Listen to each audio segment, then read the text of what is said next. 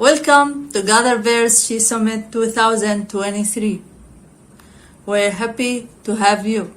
Let's prepare to explore, and may our gather be well.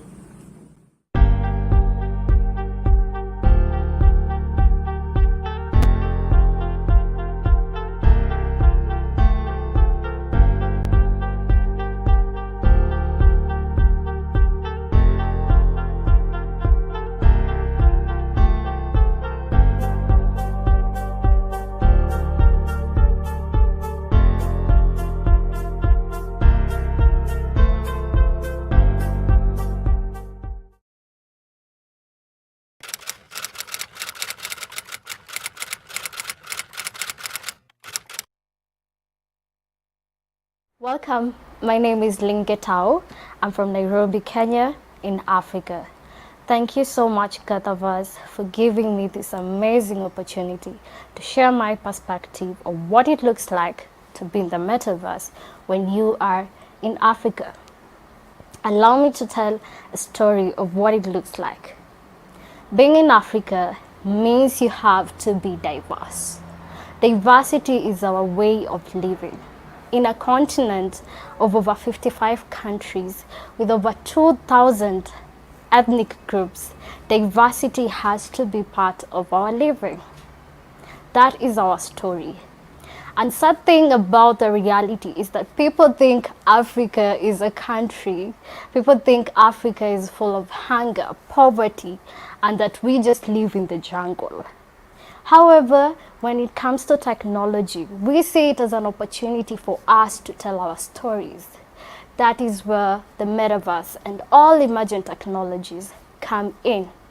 Another thing about Africa we can't ignore is its young population. We are rich when it comes to human resources, raw resources, whatever, everything in Africa, we are rich when it comes to that. But however, the biggest problem is how do we harness these young populace? How do we harness the power of technology to teach these young population how to create an income, educate themselves, and tell their stories to the world? We only have one way, technology. It's our answer. Currently, the median age for Africa is 19 to 20 years old.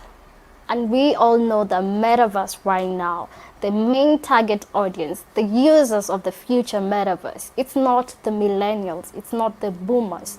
The majority users of the metaverse will be the Gen Zs. Where are the majority of Gen Zs in Africa? Then how do we bridge the gap between letting know and giving Africa the opportunity to also shape the future iteration of the metaverse? It's only through technology. What I do, I have an organization called Metaversations. I am also the founding member of the African Meta Club. What we do is we educate the African continent about the metaverse and the emerging technologies and how we can use these technologies to improve our lives. Recently, we held our first African Metaverse conference.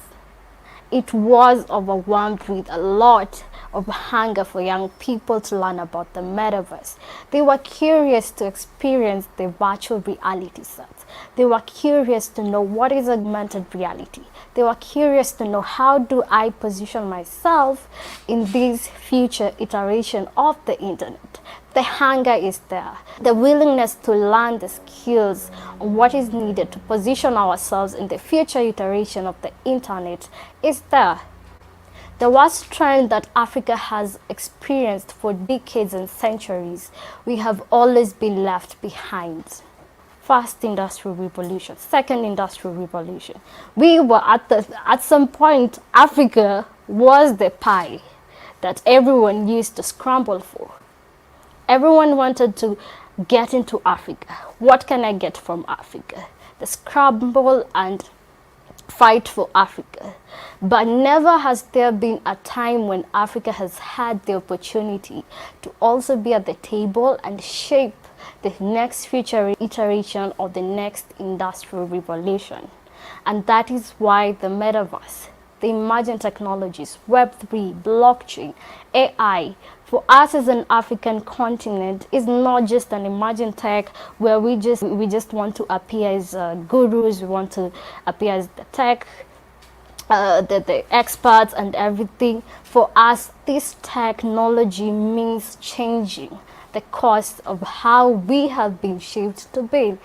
This means that we now get a chance to say or shape our own world. We have always found a world that has been shaped for us. The education system, it's borrowed from our colonizers, some of our languages. We have never had this opportunity to shape our own things, and that is what metaverse and technology is offering us. For us, it's a second chance. It's a chance to us saying, hi Africa, here we are giving you another chance. Be part of this next industrial revolution.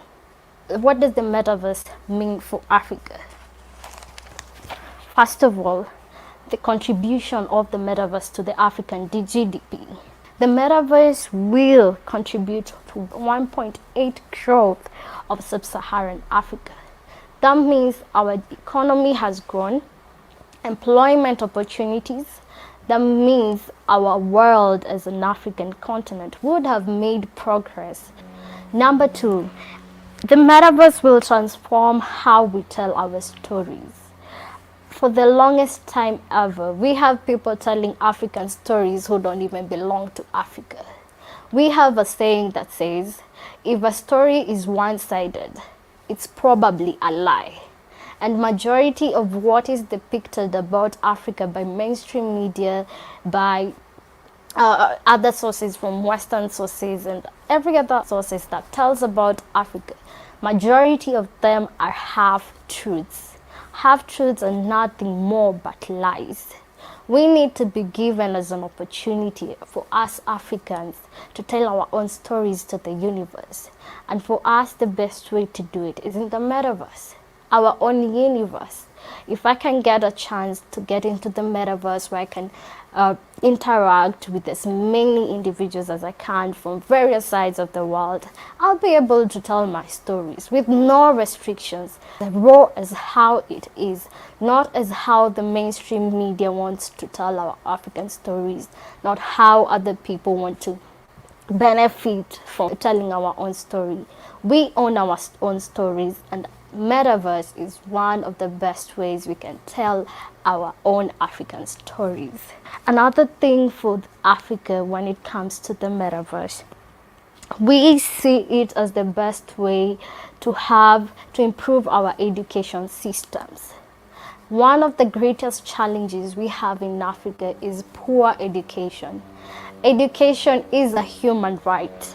But as a human right to Africa, not everyone, not every kid is accessing quality education.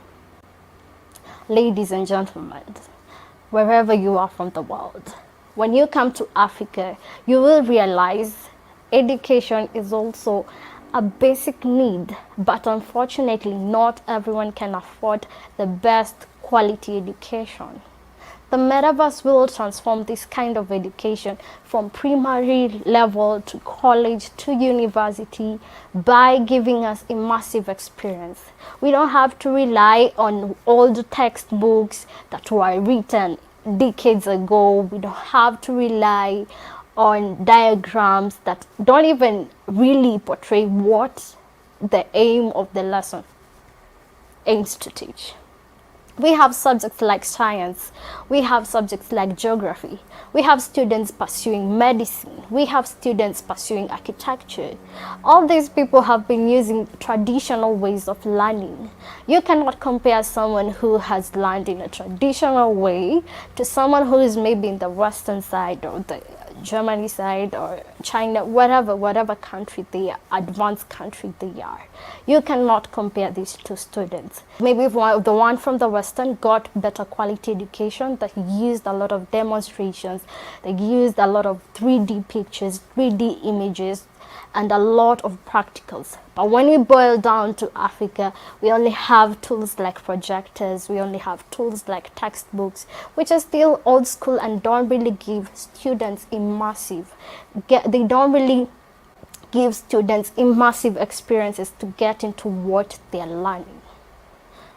Another thing about the African market on regards to the metaverse, for us the metaverse is about sharing our culture, our heritage to the world.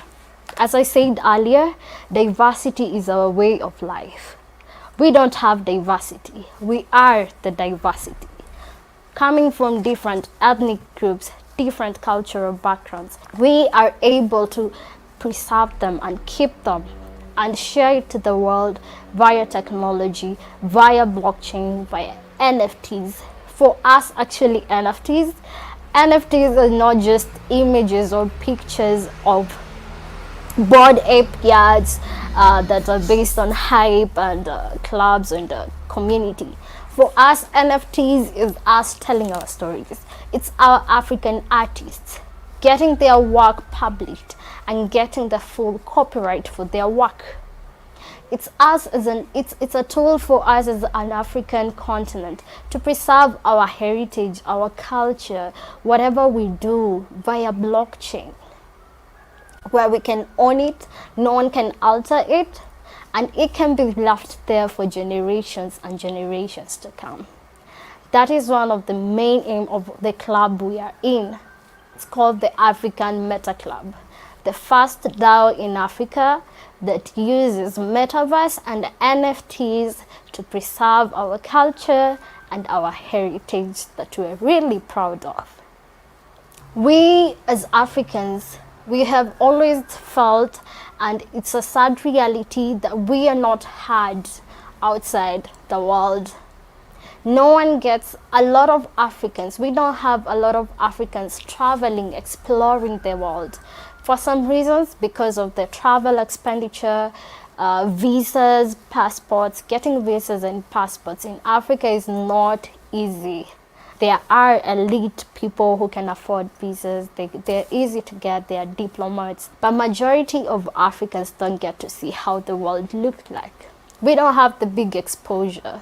We are just locked up in our own universe, which is not quite very impressive. We need to see how the world works. How do people do their things? How do the rest of the world interact? What is happening? And for us, technology in the metaverse is what will open us to the world. We have a lot of people assuming that every African is black, every African we look alike, every African wears a Maasai shuka. Such kind of perspectives that have been portrayed by mainstream medias. But for us, being expounded to the world, being able to see what is happening in the world, with just a press of a button, for us, that is more than what we can desire when it comes to exploring the world. The problem we have in Africa that only technology like the metaverse and all emerging tech can solve is the problem of manufacturing. By now, we all know Africa is the wealthiest continent when it comes to resources, when it comes to nature, when it comes to culture and heritage. We are the richest. What makes Africa poor? Despite of having all the gems, the precious gems, name them all, the diamonds from Botswana, the gold, cobalt, all these precious minerals, they are in Africa. But as an African continent, we've never felt the impact of having such wonderful resources and not knowing how to utilize them. That's because of one thing: we don't have the skill set to manufacture. We don't have the skill set to turn these raw materials into usable products. When we bring technologies, emerging techs like the metaverse, we can learn how to manufacture our own materials. We can learn how to build and construct our own roads. We can learn how to use our iron through demonstrations, through immersive experiences with AR, VR. Can you imagine how big Africa would be right now if we knew how to manufacture, if we knew how to use our cobalt, if we knew how to use our copper, our diamonds? Africa would be the Wakanda that you see in the Black Panther. Black Panther actually is just a movie that portrays what Africa would look like if we knew how to utilize our resources, had strong leadership capabilities. That is what the African dream looks like. Just to add and emphasize on the most crucial and the most important part of this, the 7 standards of the metaverse by Christopher. They summarize the need of Africa to be included in the metaverse. We don't want to be left behind. And I'll go to the first standard, humanity. For a very good metaverse, for the metaverse that we're dreaming of as humanity to come to reality, we need to include all, and I mean all, including us, people in Africa. We need to include all races, all diverse groups. If we want to shape the metaverse that we want, we need to get the opportunity as Africans to be part of it. Another thing is learning about the emerging technologies is a basic human right for now. It is. In this current century, everyone needs to get the education of what is happening in the world, what is transforming, what is the future iteration of the internet. And to foster this, we need to bring education to Africa. Tell us what is happening. Invest in African startups that are doing with emerging tech. Our work is to educate. Some are creating virtual reality experiences. We need to spread this gospel to as much as we can here in Africa. Education is very key to the growth of the metaverse. And last but not least, equality, the next standard, equality. We need to learn about the metaverse regardless of the status quo, regardless of the gender, regardless of the race. Everyone has the right to learn about the metaverse and partake of it. Africa has been making huge strides when it comes to adopting blockchain and emerging tech. And for us, when we are adopting these kind of technologies, it's not just about us looking, fitting in. For us, it's about using this technology to solve our current problems. Actually, in my opinion, the full realization of Web3 and emerging technologies will only come to pass if Africa is involved, because majority of these technologies solve problems that Africa has. Right now, blockchain and cryptocurrency is one of the biggest trends in Africa. In my country, Kenya, where I am, it is estimated that over 4 million people in my country are adapted to cryptocurrency. And the numbers are growing daily. Look at the African startups dealing with DeFi, fintech, AI, robotics. They are growing daily. Recently, in December, around December, November 2022, a Nigerian startup unveiled their first robot. The robot is feminine in nature and of color, someone who has a color like mine. Such things are happening in Africa. A lot of labs that are coming up and they're funding African startups that are dealing with Web3, blockchain, and emerging tech. I would urge you, friends, join Africa. Let's create the metaverse together. And I will say it in Kiswahili, tujenge pamoja. Thank you so much.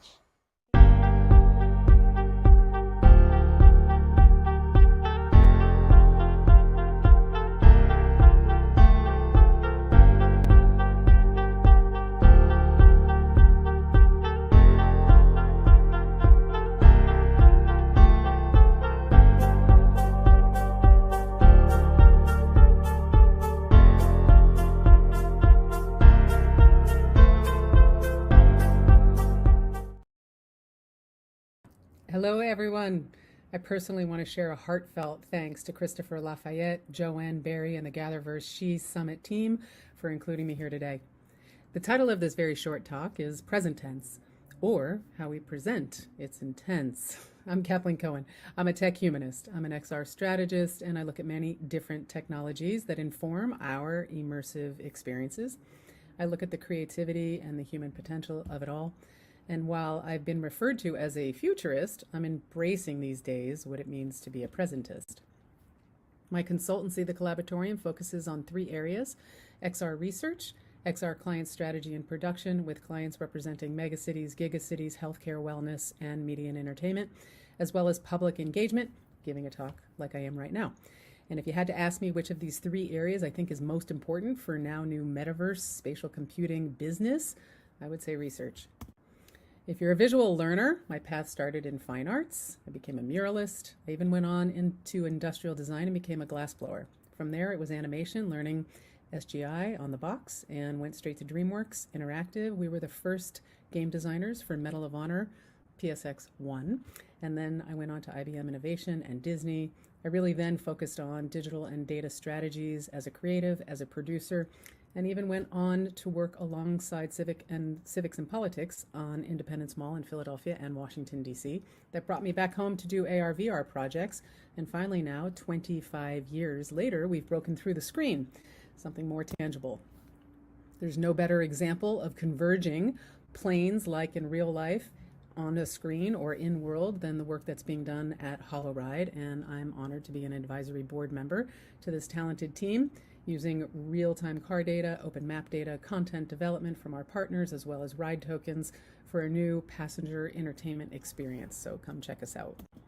Also, I'm the annual jury chair for a European AR/VR award show hosted by the second largest theme park in Europe, called Europa Park. Check that out if you haven't been. And here we bring both makers and marketers, along with a tremendous amount of thought leadership and entrepreneurs and visionaries in immersive products and services. This is a picture of me from just a month ago. It was fun from a friend in the audience. So, to better understand how much this tech space has evolved, we're going to the Wayback Machine. In 2018, I put together this deck. I was sort of an explorer mapping out spatial computing values. And AR/VR was gaining a lot more traction, but data and AI at the time needed to join the conversation too. Look at it today, it's crazy. But I wanted to farther the conversation around AR and VR, and I wanted to look at our own humanity, right? Instead of presuming that all humans would be always factored into the conversation. Wasn't necessarily the case. I wanted to spark a multi-year dialogue on immersive tech, so I started from the endpoint, space colonization. Then I moved back to the singularity. 27 years at the time into our future, I wanted to ask the questions, what our future was going to be, glasses on, glasses off, with data and AI and the human potential of it all.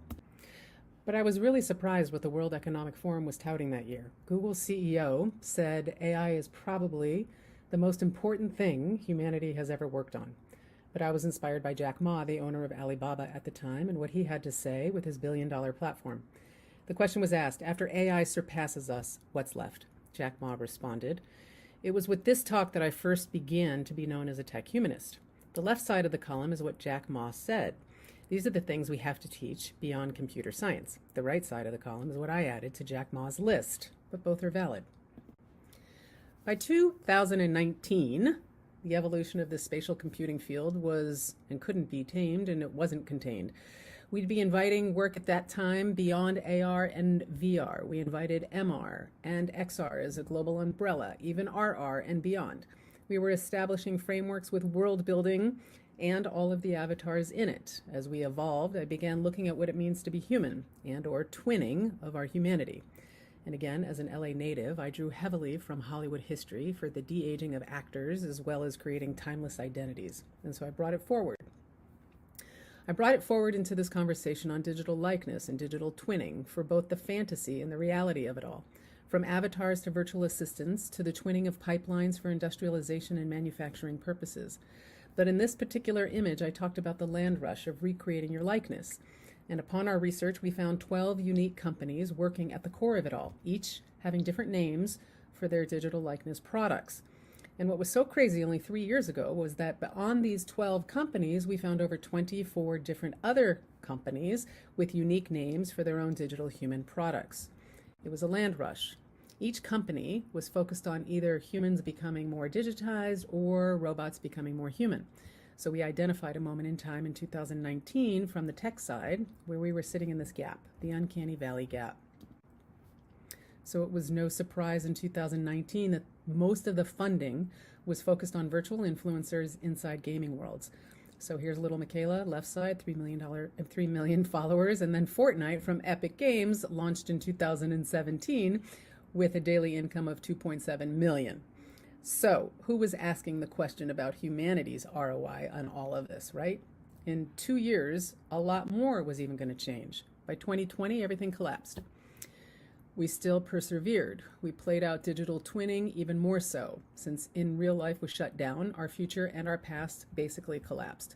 COVID was the driver. We accelerated into remote living and immersive experiences, and the world finally caught up with us, finally understanding what the word virtual actually meant, even though that really wasn't totally true. So how did we bring and how do we bring these frameworks into of real life in IRL into world building, into the metaverse? Who did we lean on? Who were we looking at? In 2020, it was about interconnectedness. We had mixed 3 different realities as opposed to creating just a mixed reality. This moment in 2020 is what I publicly coined the tribrid moment. We were all living parallel lives in real life, on a digital screen, and in world. So you might call it 1.0, 2.0, 3.0, but I see a collapse happening of all of these realities. So how did that feel 2 years ago to identify with the illusion of one's own identity? What did that mean? By 2021, I titled my talk, Being Human, Becoming Human, Beyond Human, the 3 phases. I decided that I was only going to represent myself as an avatar. I kind of like that avatar. Never once revealing my real face or identity through conferences, pitches, deliberations, award shows. And this was all clearly informed by the need to connect and what that meant. We did our XR research and homework, and the conclusion was people wanted me in real life, not because they didn't trust that avatar, but my real presence was more fun. In 2021, we as a community laid out and established the areas of spatial computing in the metaverse, including the visual layer of world building and avatars, the marketplace with blockchain, and the data and AI layer. And of course, in addition to this ecosystem and dialogue, I sought more. I invited Christopher Lafayette, our founder here, to sit with me on stage to help interrogate different modes of a humanity-first approach to building the metaverse. And as you all know, Chris's approach focuses on much more than just ROI. He and I possess the same qualities as tech humanists with social impact values. And we learned a lot together as a community last year, too. So in that discussion with Chris, I reflected my own work that represented a large portion of our much-needed learnings with an NEA-funded grant. The Indigenous peoples and First Nations peoples community, as well as the neurodiverse and autistic community. We twinned parts of these communities in a Web3 metaverse to learn more, and these learnings are germane to all XR game developers, experienced designers, makers, marketers, to all of us. This is cool. We learned a lot about Indigenous science. We learned how First Nations peoples look at a tree. A First Nations person looks at this tree and they see kayaking. They see fishing. They see a generation of families all sitting around that tree. They see an action. They don't see an object. So when you really understand Indigenous science, you talk a lot about the ings in life and not the things. Talking and sharing and convening and understanding and living. So we shouldn't just code a tree as a library asset for a game. We need to code an action. We need to infuse Indigenous science into that action. A tree is much more than an object. So we have a chance now to experience that. So what inspires me today, this idea of legacy and legacy thinking? And what are we forging for the future? And what are we leaving behind? Of the many tech humanists and thinkers that I have in my arsenal, but that have impacted my perspective, Ari Wallach is one, and he is the founder of the Long Path Labs. He's another futurist. His central question is this: how do we become great ancestors to our future descendants? But he argues that we need to rid ourselves of a lifetime bias, which is a real interesting proposition. This is the inability to look beyond a single lifetime, that we need to look at many lifetimes ahead. Look at Wales right now, the country. They have a Future Generations Commissioner, and when confronting a crossroads, she weighs in how outcomes might impact future generations. How rad is that? Japan's future design movement is directly inspired by the principle of seventh generation decision making, practiced in many Native American communities. So this is cool. Across the country, citizens can call a budget meeting. Members are chosen to act on behalf of future generations. They don these golden ceremonial robes. And the whole idea is to get them in the frame of mind to imagine 40 to 50 years into the future. And they can cast votes demonstrating empathy for a future based in the present. I love that. At COP27's climate conference this past year in Egypt, Tuvalu's foreign minister announced that the country was twinning itself in the metaverse to preserve its existence.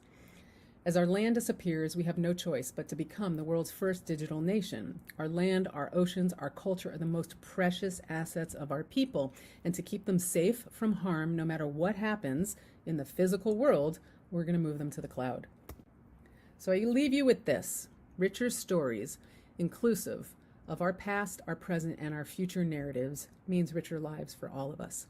But there is a values question here at stake, because ethical culture is often a predictor of our future. And so what's our current ethical culture? Do we even invest in this? Do we think beyond ourselves?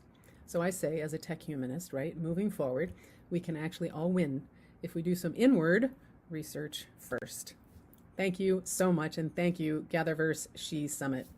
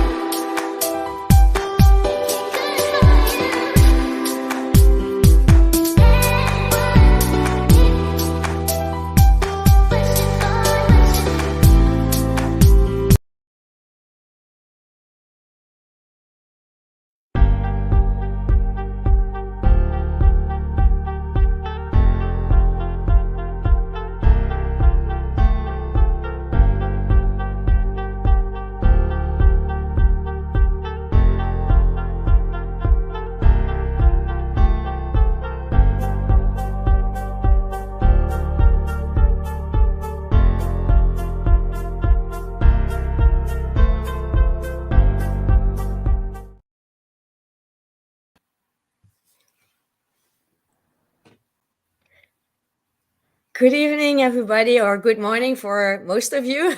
Welcome to our power panel, where I have the honor and the privilege to be surrounded by 6 beautiful super heroines. Let's call it like that. I also want to, first of all, thank Christopher to join all these women together to quick kickstart 2023. And I hope this summit, the She Summit, will be the first of many more where not just women, but all people from all races, from all over the world will be put in the spotlight that they so deserve and will be valued for what they do or achieve. So welcome all. My name is Isabel. I'm director of GatherVerse Europe. And first of all, I would like to invite my 6 amazing women over here to introduce themselves shortly before we get started in our panel. Tara, please. First of all, I'd just like to say it's absolutely a privilege to be gathered with all these amazing women from all over the world. It's just a testament to the times that we're in and the opportunities that are available to us to be able to sync together and have such a wonderful chat about being women and being empowered in this space. So my name is Tara Collingwood Williams. I am a lecturer at Goldsmiths University and also a researcher at Goldsmiths University Lab. I research in augmented reality and virtual reality, specifically looking at VR in terms of embodiment, so the feeling of owning an avatar and having a digital representation in a virtual space.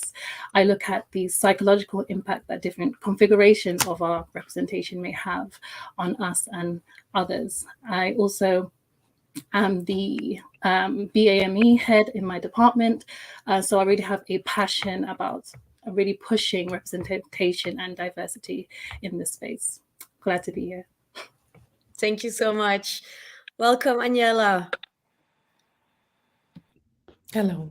Thank you for allowing me to be here, for inviting me. I echo the words of Tara. It's a privilege to be here. I lead engineering for immersive tech products at JP Morgan Chase, where we are looking at how we can improve the workplace, leveraging immersive tech solutions. Amazing. Kelsey, hi. Hi. Thank you for having me. I really appreciate it. I'm not gonna lie, the power is down in where I live, so I had to run and find a place that had Wi-Fi. So I made it. But hi everyone, my name is Kelsey Kaufman. I'm the CEO of GG Women Professionals. It's a 501c3 nonprofit where we help women and allies in the game industry raising their voices. I worked in the game industry as a game producer and designer for a few years, both in indie and in AA work for our studios. And right now I'm just here to talk about the game side of it for the metaverse and talk to the lovely ladies about changing stereotypes and technology. So thank you. Thank you. Hi, Words. Love the background, by the way. Thank you. Thank you. Yeah, so I am Ruth Diaz. I have a background in clinical psychology and organizational consulting.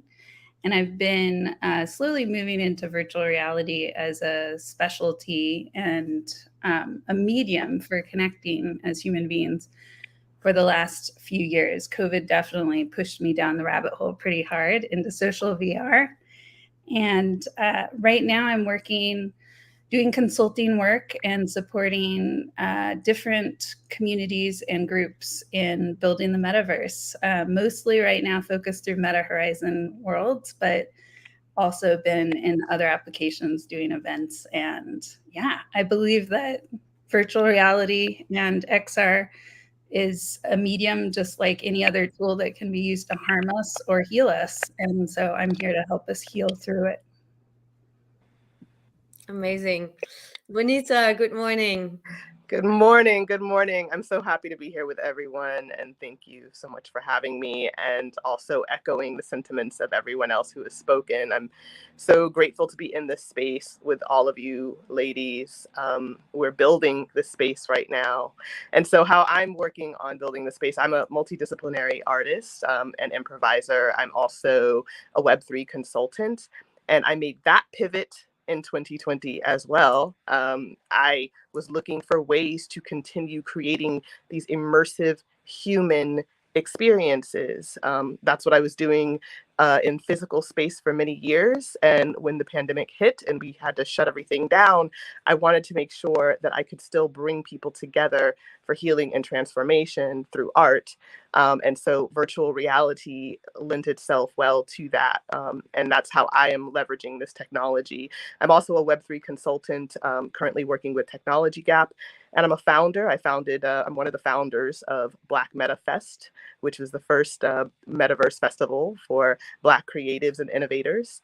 And I am also a community member of Disruptor DAO, a co-founder of Disruptor DAO, which is disrupting women, bringing women into these technological spaces, particularly Black and Afro-Latinas, into the Web3 space, educating them and showing them about the investment opportunities that are available at this time. Impressive. And thank you. And last but definitely not least, good evening, Celine. Hey, hope you can all hear me well because my headphone just went down and I'm using the little ones. So it's such a great and huge honor, and I feel like I kind of had an award, to be with all of you, meet you, and being in here with you is like winning an award. So thank you so much for having me here with you all. And yes, I'm the founder of Young Family Company and XR Eventist. My background is from theater, and I'm an actor. But with the pandemic in 2020, I kind of more focused on VR, XR, and digital games. And so I founded Leon Family Company in 2017, but with the the digital game and XR, I kind of how can I say, transferred and transformed Leon Family Company a bit more into a digital game film studio. I'm still working on it. I'm also working as a freelancer on various events. So this is why I found XR Eventist, because since I became a Euroimmersive Turkey member in 2021, which is a global federation, which Isabel is one of the founders. And so since then, I organized and made lots of social VR events, both on VR platforms and in physical spaces in Istanbul, in Turkey. So yeah, this is how I found XR Eventist. And yeah, I mean, I don't want to take your time more, but it's such a great joy to be here with you all here today. Thank you so much. Thank you all. I think we can say that we represent diversity of a lot of countries, origins, backgrounds, cultures, languages, you name it. So, what better panelists can we have to discuss the stereotypes and to be a woman in technology? So, my first question is like, what brought you, first of all, as a woman in technology, and what are the stereotypes that you're dealing with on a day-to-day basis, or that really, complicate or even improve your life? Can go both ways, of course. So tell us about your story and your experiences as such as a woman in technology. Yeah, I'll jump in. Yeah, please. So, I think it was Ruth that actually said this a little bit earlier. This technology can be used to help us or to harm us. It's all about the intention that we bring to the space. We're going to bring our humanity. We're going to bring who we are into technology. So for me, when I began engaging, like I said, I was really looking to find ways that technology could bring us more connection during the shutdown and beyond. for me, it really expanded my world.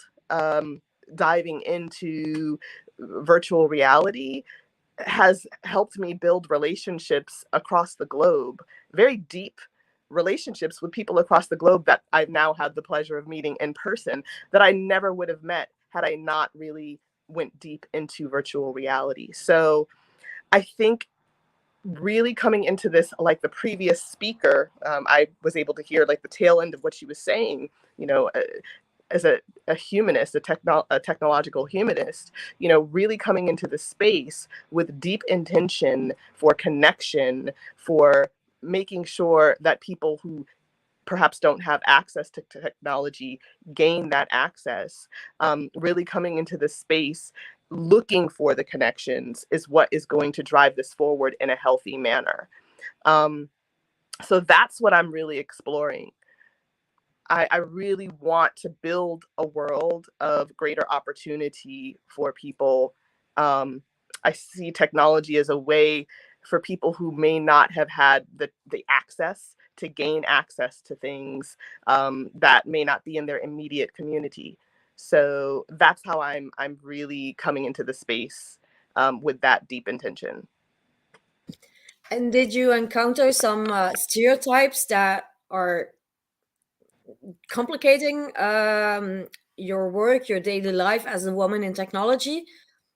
So, you know, I've only been in this space for a few years, but I have to say that I think maybe perhaps the timing of this, where I'm entering, there is actually a great deal of openness at this moment in time. People really seeing that there needs to be a change, that there needs to be more diversity. Now, some people they're talking about it. They're not necessarily about it. And that is true. But there are people that are really making an effort to shift their work culture to make sure that there is more diversity in their workplaces. And so women have a massive opportunity right now to dive in, grab those positions, and build the space that we want, making connections. All of us here on this panel, you know, we can build together. We can build community together, and that community can expand to all of our corners of the world. We can bring more women into this space. So I think, again, it's all about the intention. I have not, because I've just been so new into this space, seen too many barriers to me as a woman. I will say I felt more of the ice in terms of me being a Black woman in certain spaces. But in terms of being a woman, I do see there's a lot of opportunity right now. And I think it's really up to us to ensure that no one is left behind, that we're bringing more sisters into the space. So. Thank you. What I would like to ask from you as a community developer, I'm sorry, I'm still a bit recovering from, but as a community developer, what are your experiences and what do you perceive on a daily basis? Yeah, thank you for asking. And Bonita, thank you for your candidness with what I believe is intersectional identities. So one identity can be feeling welcome, but when we combine identities, especially in uninhibited spaces like virtual reality, early tech with no rules, wild, wild west kind of place, when intersectional identity shows up, sometimes it can be even more targeted and it go one direction or the other as the excuse. But overall, I believe as human beings, when we see different, it can excite us and we can want to be connected, or it can bring fear. And that fear can then start to marginalize in a really extreme way. And so as a community developer, I started to notice across social VR applications how the best and worst of humans was showing up. And I think for anyone holding an intersectional marginalized identity, like Black and female, there can be a higher vulnerability level. And therefore, I believe as community, a bigger need for protection, and not just protection, but also empowering and centering. And so my joy in diversity, equity, and inclusion work in physical reality has been brought into virtual reality, and actually initiating through the community events and environments we build. We initiate hard conversations about privilege and how to use the privilege of this technology to learn how to release that privilege that we maybe inherited, that we can actually redistribute our wealth through time and attention and resources that aren't just monetary, to actually center those who are most left out and pushed out. So it's a type of pain also, because I end up sometimes having the reputation of being the dragoness. Like I bring the fire, and I will be very direct, but also I stick around and I hold space for that maybe initially painful conversation to turn into a healing bridge. So I think that right now we're developing a museum in virtual reality on microaggressions and teaching people through the experience of mosquitoes what microaggressions can feel like, and therefore the importance of actually noticing when those are showing up and learning how to clean it up. And virtual reality allows us to have a more courageous space to try out new things that maybe we've never tried out in physical reality, as far as like saying hard things that we want to say better. Yeah. Impression. Seriously. Aniela, from a point of view, working at JP Morgan, which is a big business, a big company, I can imagine that in working in let's say, a certain structure, hierarchy, that you encounter more stereotypes than people that are just entering the market. I don't know what your experience is as a woman in technology. Okay. Let me start by saying that, like, what I'm saying is like an opinion of my own, doesn't represent the company itself. So when I joined the company, my first surprise is, and I am from Brazil, so Latin America tends to be a more sexist environment, and I had to fight for every role I had in my life growing up.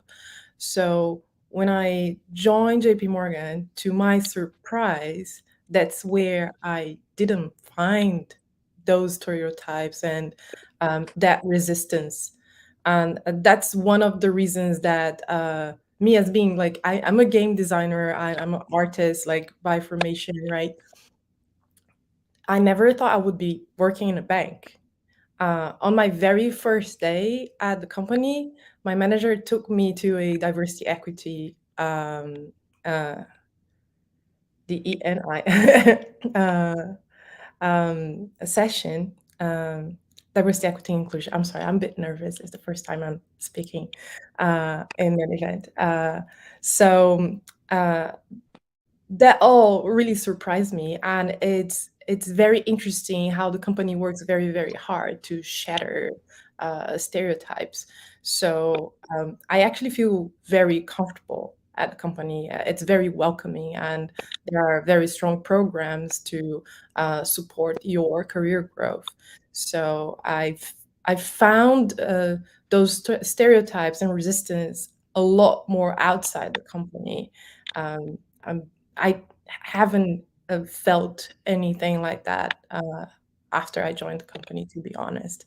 So, and that's a amazing thing for me. And I actively also participate in the ENI groups, not only for women, but for accessibility purposes. And the idea is actually to include everybody. And from a development standpoint, you want to think about that as you are starting to build things. So, and the company provides me the autonomy and the opportunity to do that. I think that's amazing to hear. It's heartfelt. Seriously, well, it's something that we tend to do, a prejudgment, that when we think big corporations, that we automatically think of like, okay, we probably will have to deal with a lot of stereotypes and so on. So I think I can only applaud that you have that experience. It's what we're all looking for, I guess. Tara, please. So I never thought that I would be going down this path, working in XR, doing research. I thought I was going to be a fashion designer or of the sort. It came as a pleasant surprise. And it was the visibility of people, that women and Black women doing these things, that made me understand that it was important and it was possible. So when I joined my PhD program, so I did a PhD, I'm finishing on my PhD program in intelligent games and games intelligence. So it was a games PhD. And my cohort, I was one of the few girls that were brought in the second round. So it was welcoming. They were glad to have us. They were like, yes, we want more women in this space. We want more women doing research in this space. So it wasn't that I faced any negativity there. It was just that it was more of an internal battle that I had to overcome. So it was the imposter syndrome of it all. It's like, now that I'm in this space, can I hold the mantle and show others that, it's possible? Can I be that kind of light to others that I've also seen? So that was a journey for me to kind of believe in myself, that where I've reached, I can actually, attain, and others can attain it as well, and be that kind of one of the many beacons that are shining a light in the space. My research, which does look at embodiment, and one of the reasons why I love looking at embodiment, because it all centers around that idea of, self-perception, and how you look even in the real world can impact, how you behave, how others perceive you. And what's interesting about the research that I do in VR is that I'm able to evaluate this space of how representation looks, and also give others the opportunity to see that from different perspectives as well. So it's quite an interesting privilege that virtual reality offers us, to kind of evaluate these social and empathic and embodied VR experiences, and see how this can affect our social interaction. So I'm glad, one, that I have so many mentors around me, because that's one of the things that helped me to overcome this kind of imposter syndrome, that I saw these powerful women doing amazing things, one of them being my own supervisor. So I think when you enter this space, it's always great to find your crowd, find those people that are rooting for you, find those people that are always trying to pour into you and help you to succeed, because they kind of give you that sense of accountability, that, you know what, Tara, you actually did great today. Because sometimes you're just like, oh no, this didn't work. Oh no, this is not going well. But then you see that, no, actually, no, you're doing okay. No, this is actually good. This is actually great.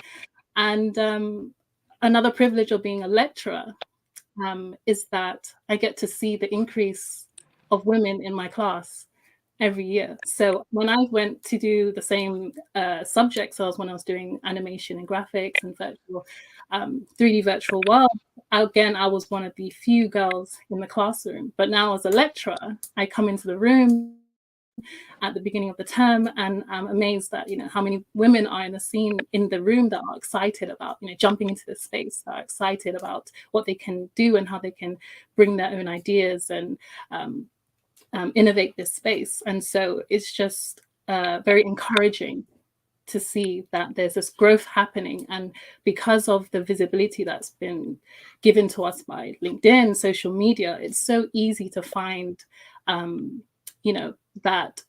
that sense of this is a space that I can enter.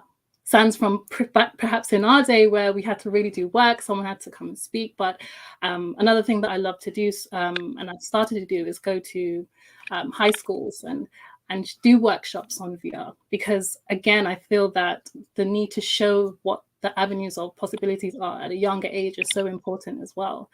To see that, oh, I can actually do this and I can start thinking about it from now. Because when I was younger, I didn't see that as an avenue, even though I was still doing things in STEM. I had a WordPress, I was doing my, my websites, I was working and building all these spaces on the internet to kind of show my passion. And I didn't directly connect that I can actually turn this passion into a career choice and be successful about it without someone coming to show me where that bridge is, So I'm happy that, we've been given this opportunity with these summits, with going to workshops, to hosting workshops virtually and in person, that there's more sense of a community about this space and what we can do. And I'm just proud that us women are finally being able to kind of embrace that. Can I just jump in? I just love what you're doing and what you said, especially about really bringing it back to other young women, welcoming them in, being that visual reference for, hey, you can do this, this is possible, so that they can see that there is a connection between their passion and what they can do as a career. And I think that's so important. If every one of us women who are now in this space can go back in some small way even and do just that, just think about how many more women we're going to onboard into the space and how that is going to shift the direction that we're all moving in. So congratulations to you for all of your successes, and thank you for doing that work. Thank all of you for being visible. I mean, you're all just being in this panel with all of you is inspiring. And I'm sure people just watching us all gather and speak about the amazing things that we're doing is going to make such an impact. So, yes. That's exactly the point, because that's what we will come up to later as well, is indeed like, what is the difference going through time, like back in the days when we started out today, and what can we do or should we do for future generations as well, to have them included and feel included, to put them out there as well. So exactly that, and I'm really happy to hear that we're already on the same page. So it's I can only applaud that. Before I will go to Celine, I would first like to ask Kelsey. The reason why I would like to wait with Celine to the last is because myself, we're from the other side of the ocean, where things are a bit different. So therefore, I would first like to have the vision and the perception from your side of the ocean before we jump to Europe and Eurasian continent. So, Kelsey, please tell us, what are your experiences so far? That's a pretty broad question. I'm not gonna lie. What is my I know. experiences? Well, experience in terms of being a woman in technology and the stereotypes that you encounter on a daily basis, good, bad, for you to fill in. Well, everyone kind of told their little journey. So I'm technically more from the game industry. I'm not purely in tech like those in Google or at Amazon. You know, Amazon, you could argue, is in games too now with their own studio. But I would say the one thing I grew up with thinking is, if he or she can do it, why can't I? And this is the one thing I think people have to recognize, is that you kind of have to be your own hero at times. You have like this, we're called Superhero Engine. That's what She Summit is for. And you kind of have to be in some of these spaces. I know for me personally, people would put me, like, they don't want to put me in the AP classes. I remember when I was a kid, I'll kind of ask them, it's like, no, put me in there. I remember I was trying to go to specific colleges and the counselors wouldn't help me. I said, well, tell me what classes I need to take. I'll learn the math. I'll learn the science. And it was hard. I'm not going to lie. It's hard when your family doesn't know calculus or certain type of science classes as well. And so when you're going into more of a STEM major, I remember it can be very difficult. But the one thing I've learned is there stereotypes? Yes, there's going to be some stereotypes in there. But thankfully, especially when I got to more undergrad and grad school, I would say people were recognizing, oh, this is a woman and a female. Like, obviously, we're all women or females here. But they started recognizing me as, I'm Kelsey. This is Kelsey. This is what Kelsey does. This is who Kelsey is. And that's why I want to be recognized. yes, I'm a woman, but I'm Kelsey at the end. So with that type of mentality, I think I've seen better results with other gender and going into the game industry.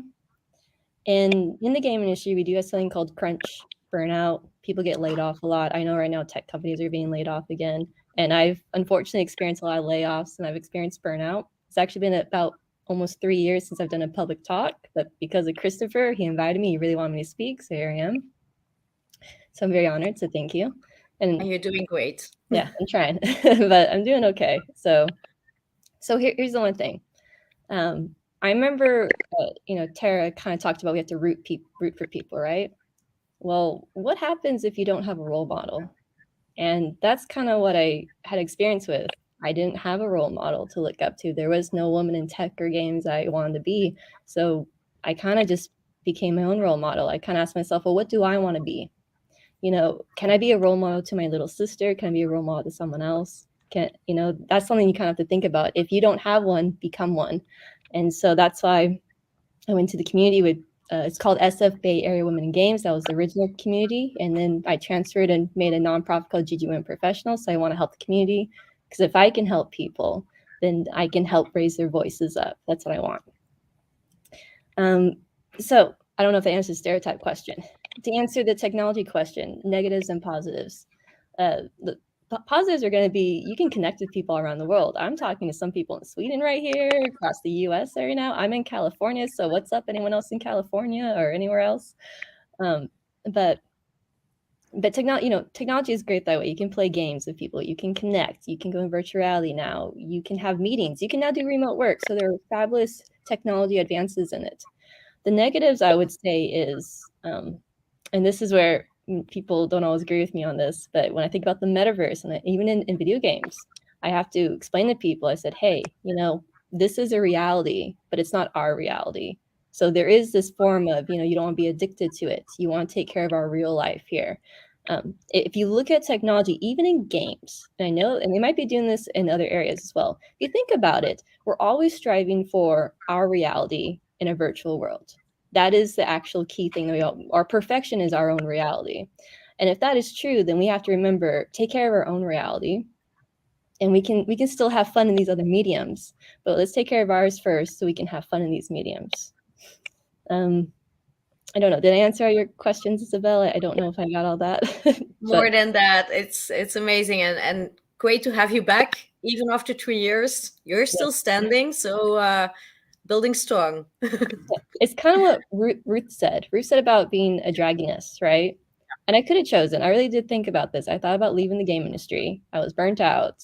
Everyone has good and bad work experiences, and the things I experienced that I didn't think was good, I really had to ask myself, do I want to come back into this industry? Am I going to experience something terrible again? And I had to ask myself the one question. So anyone listening in right now, watching us, and even the panelists, I just want you to ask this one question. No matter what your career is, you have to ask, are you still passionate about it? And then maybe before you ask that question, you have to ask, why were you passionate in the first place? If you answer that one, why was I passionate in the first place? Then you have to ask again, do I still feel that way? Did I grow that way? Do I still love it? If your answer is still yes, keep going. If the answer is no, it's okay to leave. And my answer was, oh no, I still love making video games. I want to be here. If the empathetic people, the leaders that we need now are leaving the industry, then we won't have a change industry for the better. So that includes going to the metaverse and going to, or the GatherVerse, right? Here we are leaders. We are our own leaders. We are our own superheroes, I would say. And talking to you guys early last week was amazing to hear. So let's just go out there and be superhero engines, right? Let's be the role models that people need in our mediums, because they need that more than ever. So thank you. Yeah. Totally. Thank you. Love it. Yes. Totally. Well, let's go to the other side of the ocean where it's already evening. Celine, I know in Europe it's often different in terms of culture, especially in Turkey as well. Being a woman in tech, and it's like skyrocketing. I mean, not only a woman in tech, but in general? In general, being a human being in here and is very challenging in this country because it's a small country, and it has now since the pandemic we are having the worst economic crisis ever, and it's going worse, not going any better. And I also see that great changes in economy in most of the parts of the Europe, UK, and other countries. Like the world is going in a totally in a different phase right now.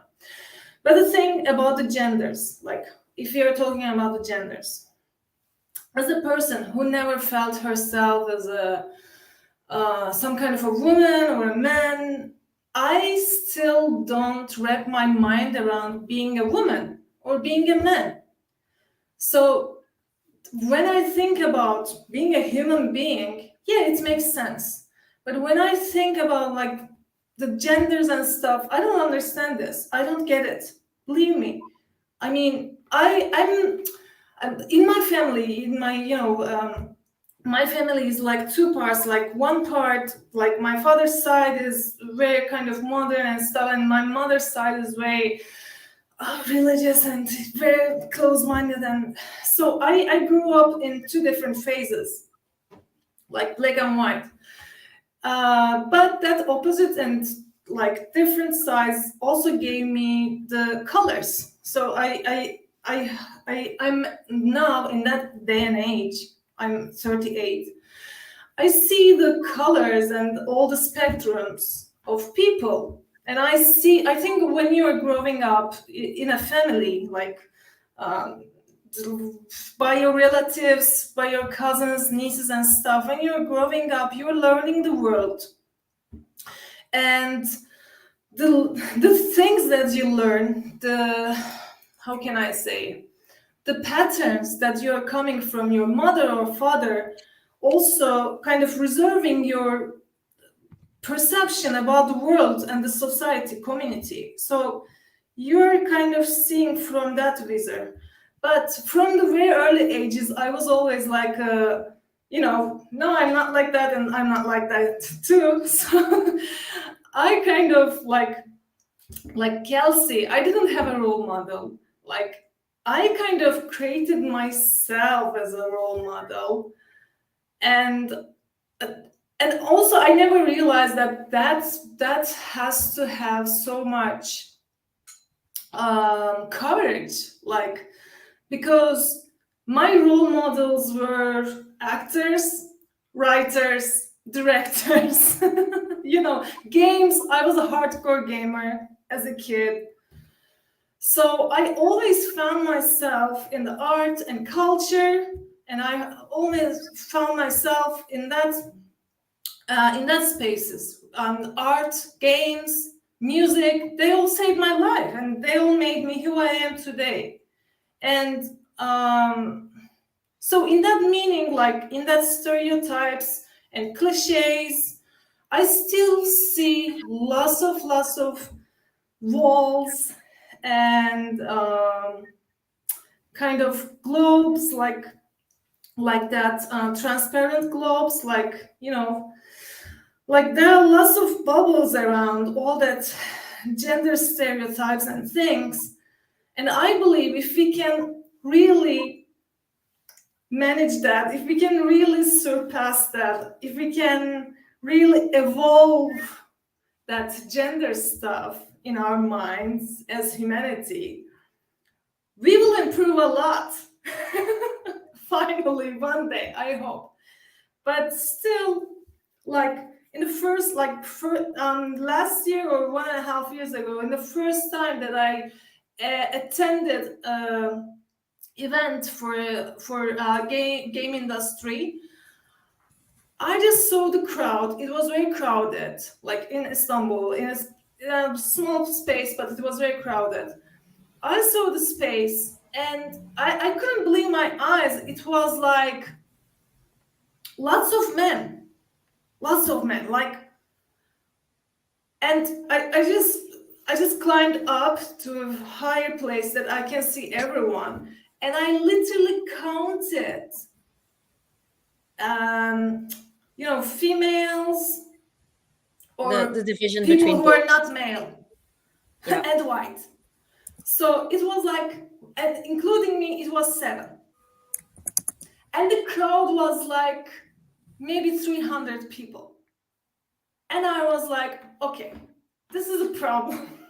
And this is not just because of me, or this is not just because of my family, but this is because of how the cultural and all that stereotypical things just rooted, and how it is developed, like with the education, with the healthcare system, with the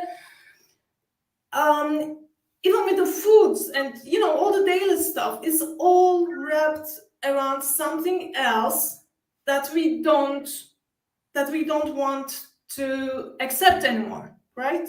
This is why we are here. But yeah, it's crazy. It's real that male dominant world system is real. It's obvious.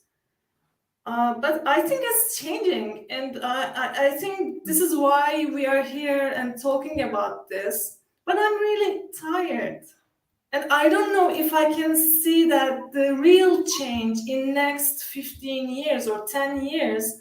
But I see a great opportunity on VR, XR, like especially on XR industry. I see great opportunities and great openness about like that gender issue is not an issue anymore. Like especially the new generation, for them, it's different. But when we see this as a geographical issue, like if we are talking about my country, I can't even say that. I mean, I can't even say I'm gay, I'm lesbian, I'm non-binary, I'm trans. I can say that.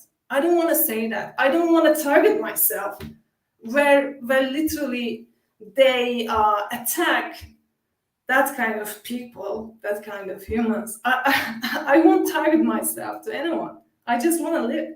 So it's not an industry problem. I mean, it's not just on tech or any other kind of industries. It's a kind of a general world problem. But I think it's kind of getting better. And I think XR industry and especially technology is helping a lot. People were talking about like why AI is so racist. Like, who's teaching AI? I mean, humans teaching AI like, oh, if this is blue hair, this is Asian. If this is pink eye, oh, this is okay, this is from Belgium. Like, we are teaching AI. So I think with the AI and XR, we are going to evolve maybe faster. And yeah, it seems like things are changing. I'm hopeful. Yeah. But I do hear it. Sorry.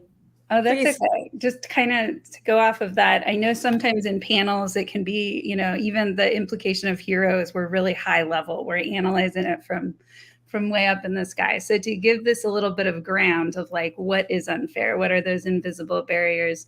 When I came into virtual reality, I experienced repeated microaggressions where I was motherized. So like idealized as this benevolent figure and then attacked if I wasn't continuing to be empathic. And I was sexualized. So actually like repeated people who said they were my friends and whatever would find me in a private moment and actually imply some kind of like sexual attraction or start to kind of role play with me in a way that made me really uncomfortable. And I thought, as a white passing woman in a white passing avatar in virtual reality, if this is happening to me, what's happening to people who have an accent or have a lisp or are intellectually disabled? And so they're not necessarily communicating at the speed or with the flexibility that the average white passing male in VR was. And so I started asking the question, how do we use the environments and the stimulus of virtual reality to actually shatter those stereotypes?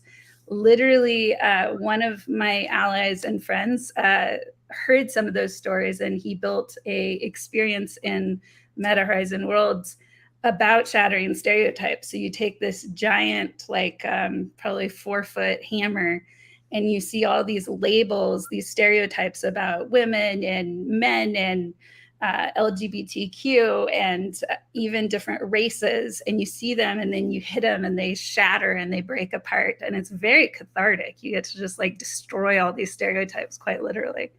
So I think that part of it is holding ground for all of us, holding ground in this space as both part of the industry and part of the community, and speaking the pain that I feel, speaking the pain that we feel.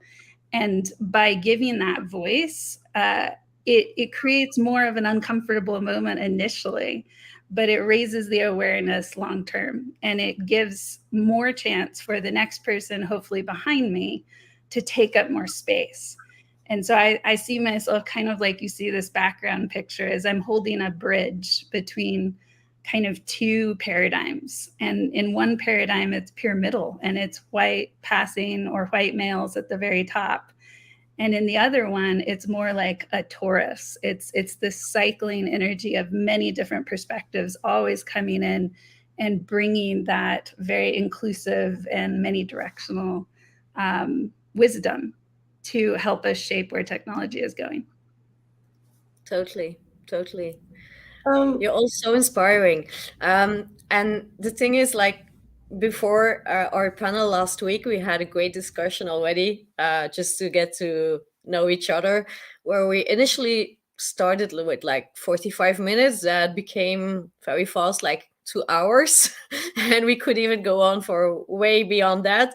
And I'm afraid that we will reach our time limits very soon as well. So, what I would like to ask each of you is that what are your recommendations for the generations to come? Where can we do better? Um, be it, as Kelsey already said, like be your own hero, be your own role model, which I thought was very powerful. But also like keeping that open mind. So from all of your perspectives and experiences, what would you recommend where we can do better for the future?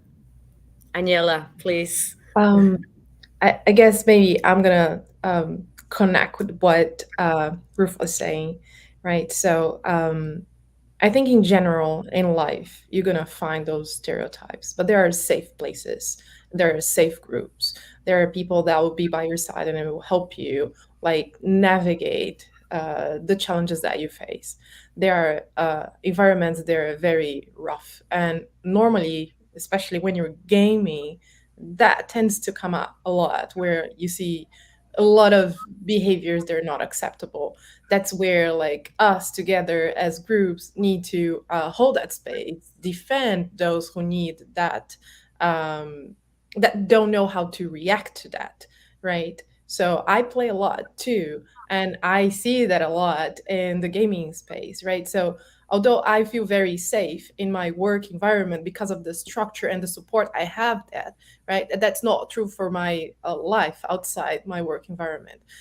So I think is look for the safe spots where you can do more and you can expand that safe net for others, right? So what we're doing right here is part of that. So as Bonita was saying, like all of us can connect and expand the network and create those safe bubbles that will start to connect to each other and like expand and become something bigger, right? The reality is humanity is um, organically defining patterns, and where there's fear there's rejection, and that generate those uh, marginal behaviors that forces us kind of out of the, I don't know, out of what's acceptable, right? So you don't want anybody mistreating anybody. But if we are silent and if we don't act when we see those things happen, that's where like we're missing a huge opportunity to expand that safety for all of us, right? So my advice is, yes, look for people that can help you navigate. Talk about it, right? So like it's not easy. And through life, you're gonna have challenges all around, and there will be people that will help you, and there will be people that will, well, I wouldn't say even microaggressions, like directly, like be aggressive with you, right? And you need to learn how to deal with that. Unfortunately, the world reality is not the ideal world we would like to have. So we need to learn how to navigate and to deal with that. And therefore, those mentors, those like sponsors, those events that we can participate in, both as attendees and as leaders, are the ways to move forward with that. And to Celine and Kelsey point, if you don't have a role model, if you haven't seen a role model, like be your own. It's like if any human being could do it, you can do it. Like there's no real difference between genders. So just believe in yourself. Brilliant. We're going to have to speed up, I'm afraid. So we'll click quickly, 30 seconds each. Tara, please, recommendations. It's hard to even add to that. That was so, that was a kind of great wrap up to what we've discussed today. But I would say that there's power in your story. Just off the back of what you were speaking about, of owning the good and the bad moments, but knowing that there's a hero in that tale. It might be someone else or it might be yourself, but finding that hero and sharing that story with others. You never know the impact you can have on those around you. So there's power in your story, and the world wants to know it, whether it be in real life or in a virtual space, because without knowing these stories, we can't grow. And without knowing these stories, we can't repeat mistakes. So brilliant. Thank you. Celine, 30 seconds for you. Wow. I mean, for new generations, they're all making their ways on themselves. So don't listen old people. Guys, don't listen old people, just go your way. Life is good and it's all okay. Everything's going to be fine. Just go. Just go. Brilliant. Thank you. Kelsey. Consistency over motivation. This is the biggest key you have to do. You're going to have days you're not motivated at all, but if you have a goal, go for it, no matter what it is. I'd also say, someone pointed out comments, open the doors for other women. And I would say also for other people, give people opportunities. And not just for young folks. I mean, yes, we want the younger generation to come up, but open the doors for others older than us or our age, because people are trying to come back in the games and tech. Let's not close them out. Let's keep those doors open for them too. And be each other's role models. Be your own role model. And if you have a role model, you can strive to be better, because if we can pave the pathway for the new generation, let's do this. Let's show that we can have ethical and safe mediums in games and tech, and hopefully the metaverse, where we're going to go with it. Thank you. Thank you. Wood, please. I'd love to give my time to Bonita. I don't think. Okay, Bonita, oh please. Oh, I wanted to give her as well. So, are you sure? Okay, well, I'll jump in. But thank you, Ruth. Bonita. That's so kind of you. Yeah. I think that we need to listen to our body. We are intuitive beings. We are creatures that have evolved from creatures that could only use their senses to make sense of their reality. And that is a much deeper discussion that I would really love to have about that. But just, your body knows what is right for you. Don't listen to the status quo. Don't listen to the endless cacophony of voices telling you what you need to do for your future. Listen to your body. And then the other thing I will say is, I invite guests to consider, guests in this reality that we're creating, in this virtual reality that we're creating, to consider their digital integrity. How do you maintain the integrity of your person, of your humanity, as we are moving into digital space? So that's what I would leave you with. I really want to thank each and every one of you for an amazing power panel. You're all my heroines, and I'm pretty sure that we will meet up again pretty soon as well for an extended conversation, and we can stream it if you like. So we'll get back to that. But for now, I'm afraid our time is up. But thank you so much for everyone. You all did great. You are great and very inspiring, not just for me, but for all of you and us. Thank you, GatherVerse S.H.E Summit. Woo! Thank you. Thank you. Thank you so much. Thank you. Thank you so Thank much. you. Thank you for having us. Yeah. Be well. Bye, all. Blessings.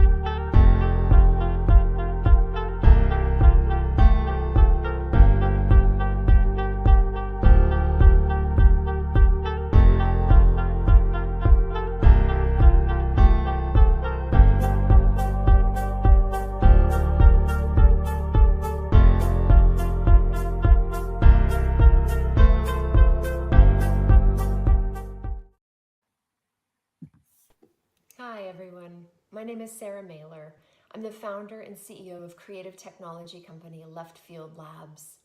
I'm so happy to share today how I see those of us in the creative space positively influencing the greater good, and in particular, how we can build environments centered around equity. I recognize that this event is full of people licensed to imagine, and as creative communicators, we shift perception and feeling, and we connect with large audiences and global communities. So as creatives and brands reaching audiences, we may be some of the best positioned people to explore the space between profitability and social progress. I think the big question and also the big opportunity here is, what can we achieve as a group of communicators if we were to harmoniously challenge ourselves and each other to drive better social outcomes? I imagine that most of us here have already been challenging the workplace status quo by putting people over a process, by making the workplace a source of joy, of equity and energy instead of inequality and drudgery. And what we've been talking about a lot at Left Field lately is the opportunity for all of us in the space to impact even greater levels of positive change together. In light of some of the more pressing challenges that exist in the world and around us, we can really maximize positive outcomes while building our bottom lines. And at Left Field, we're doubling down on this voluntary responsibility to keep the greater good as our true north. And that's in our business, and that's also for our clients. I founded Left Field 15 years ago with the intention to really expand the limits of what's possible through human-centered technology. And to this day, we're doing just that. We leverage the power of creative technology to tell impactful stories that shift perspectives and drive meaningful social outcomes and behavioral change. So today I'll be talking a little bit more about the power of engendering empathy and how this is really fundamental to so much of the work that we do across initiatives, and in particular those in diversity, equity, and inclusion.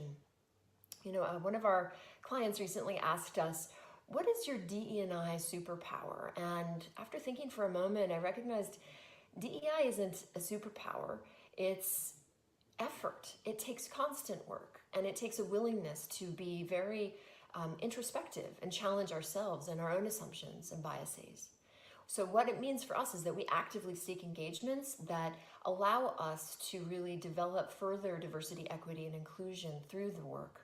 It means that we seek engagements that are centered on DE&I, and in doing so, we strive to create experiences that really bring about true change, not just compliance.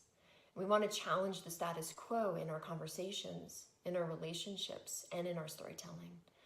I firmly believe that compliance is complacency. And to make real progress, it takes practice and ongoing effort. And it starts within our walls. So before we started to do work in the DE&I space, we recognized that in order for us to build these experiences and engage and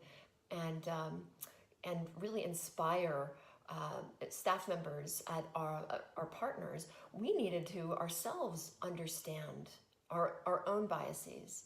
And so we cultivated a really safe environment for individuals to show up as themselves, to feel supported, to contribute in really meaningful ways, and to reflect their own unique, diverse experiences. Some of those internal initiatives include community council seminars, DE&I speaker series, affinity and ERG groups, work from anywhere policy. We're a women-owned agency. We have an annual education stipend, which supports our values of being voracious learners. We have paid family leave and gender wage equity. So how do we use storytelling to shift perspectives? At Left Field, we leverage the power of creative technology to tell these impactful stories which shift perspectives and ultimately become catalysts for positive change. This is a promise that's fulfilled by doing the work that makes change.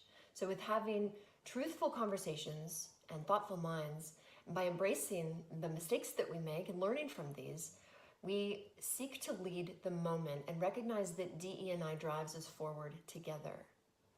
We create connected experiences that ultimately shift the way we look at the world and ourselves in relationship, and enhance those relationships with others, ultimately building trust, empathy, a sense of safety, and ultimately that sense of belonging. So I mentioned one diversity, equity, and inclusion project in particular that we developed for a client of ours in big tech, and this was a leadership training platform. And I want to talk a little bit about this because initially the challenge was how might we further the company's mission to propel its culture forward and foster a sense of belonging for all staff members. So what started as a 12-week DE&I training program to maximize participation grew quickly into a successful and ongoing conversation around this vitally important topic, all centered on the continued learning and imparting meaningful change within leadership. We partnered with the fabulous folks at Performance Paradigm, they're DE&I educators, and we designed and built the first of its kind DE&I training platform for our client.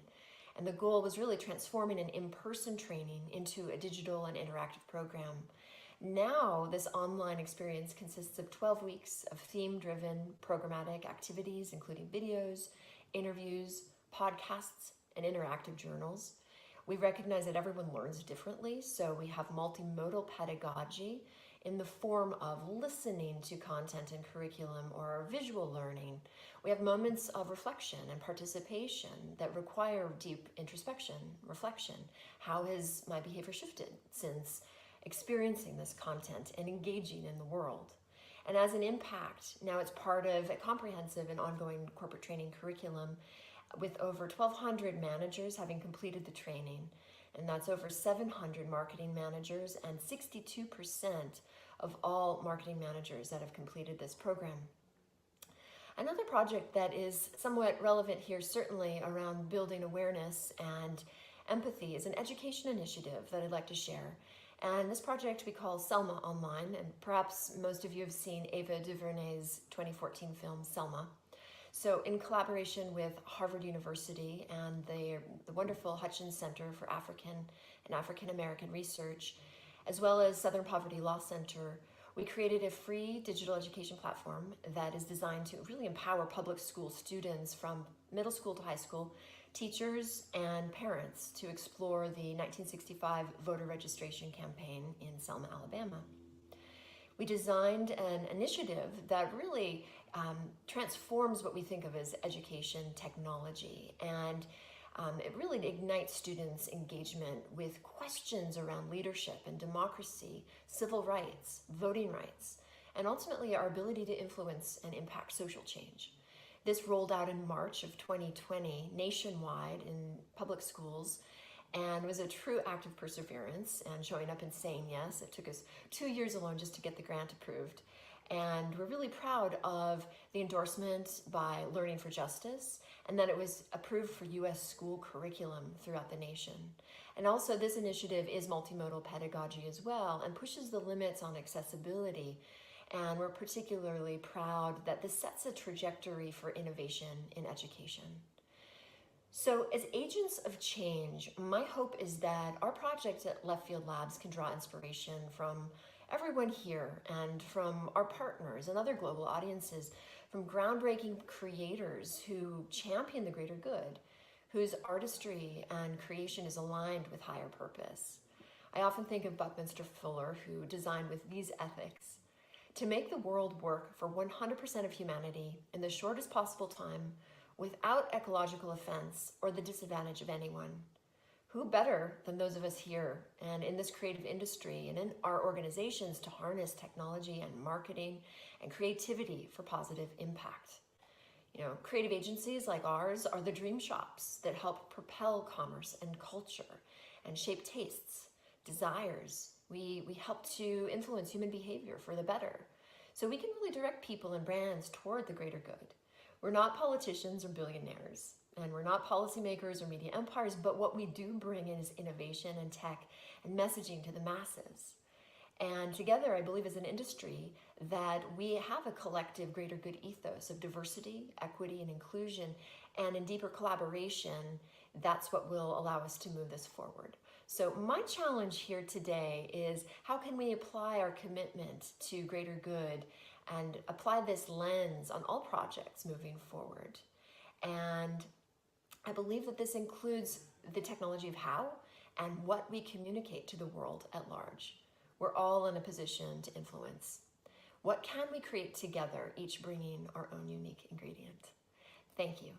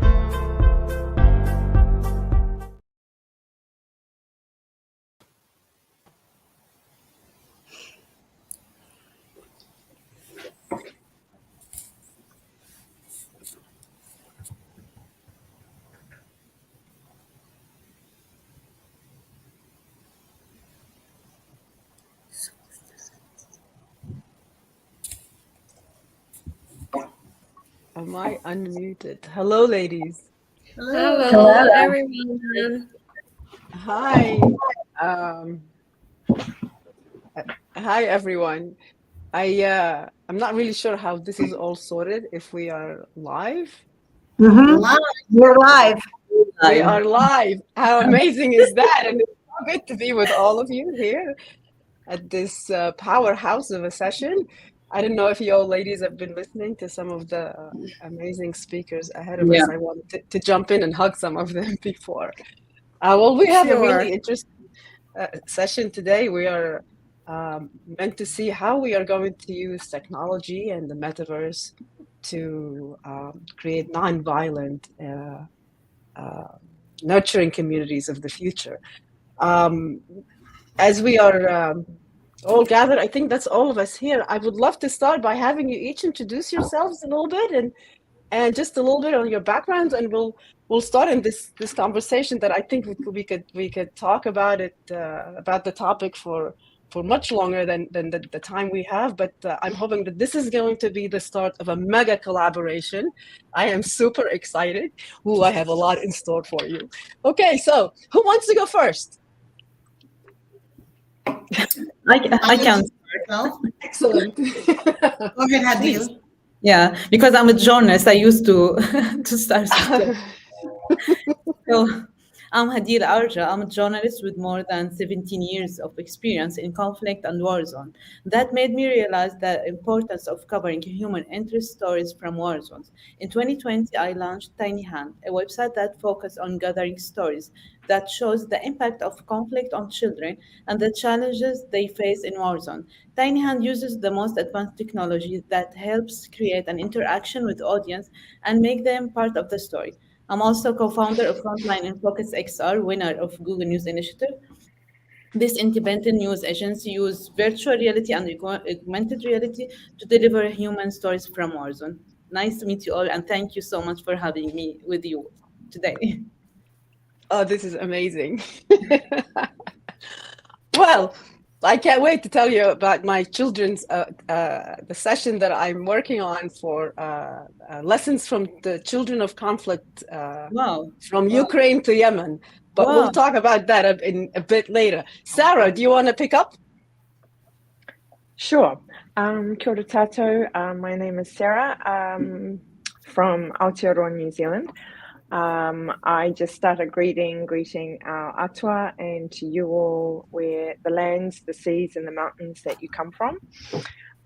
We always start our greetings in that way because it focuses us firstly on a spiritual level, but also on our environment. Where we come from. So I founded Māori Lab only a couple of years ago, first in law, and then seeing the harms and the benefits of AI. Māori Lab seeks to collaborate with organisations, businesses, especially tech providers, tech creators, to ensure that there is diversity lenses at the decision-making table from the creation of AI through to deployment. But being Māori and Indigenous person of Aotearoa, I also work with our own community, my own community, and also the focus is on the children, as they are the ones that are the native, tech natives, and are through gaming. You know, a lot of gaming is violent, as we know. It's what captures their imagination. So I'm just starting actually in February, going into schools, talking to them, creating awareness about AI, data, and employment pathways for the future. How does that relate to non-violence in the community and climate resilience? Well, those are two huge topics, can I just say? But everything that we do as Indigenous people, our values cover every single issue, if you like. Non-violence or violence is one, and obviously climate resilience, because we are so deeply connected to the planet. So that is me for now. Thank you. Oh my God, thank you, Sarah. Okay, Chen? Yes. Can everyone hear me? Yes, please. Yeah. So now I work for Girls in Tech, the Finland chapter, and we have like a lot of also speak with a lot of wonderful women in the tech field, and I specialize in the SR field because I also like cooperate with the EDVF. We have a lot of kind of speech or conference inside. And I just noticed it's so important to have like SR stuff, because you can really our member like from I'm in Finland. Here is -20, and some people in Taiwan, some people in USA, but we have wonderful interaction inside, and a lot of sharing inside. So this kind of thing make me think it's really important to have develop this kind of stuff, because we really can have a climate resilient future. Because if it's in off time, I have to fly a 10-hour, 20-hour, just go to far away, just have this kind of gathering. But if we keep developing this kind of stuff, we really can transforming a lot of community or help a lot of people, because I believe this technology really like protect yourself, everyone in the safe environment, and you don't need to go out have some, I don't know, harm because of climate or something else. So that's why I'm really into this SR. And I also work with Taiwan. We have a text the SR hub, and government also develop a lot of project on this. We call like digital transformation center. So I'm really happy to be here to see so many wonderful women here, yeah, to like talk about this topic. Thank you. Nice to meet you. Thank you. Athena? Hi, I'm Athena Demos, and I am the co-founder of Big Rock Creative. And we came into existence to bring community together.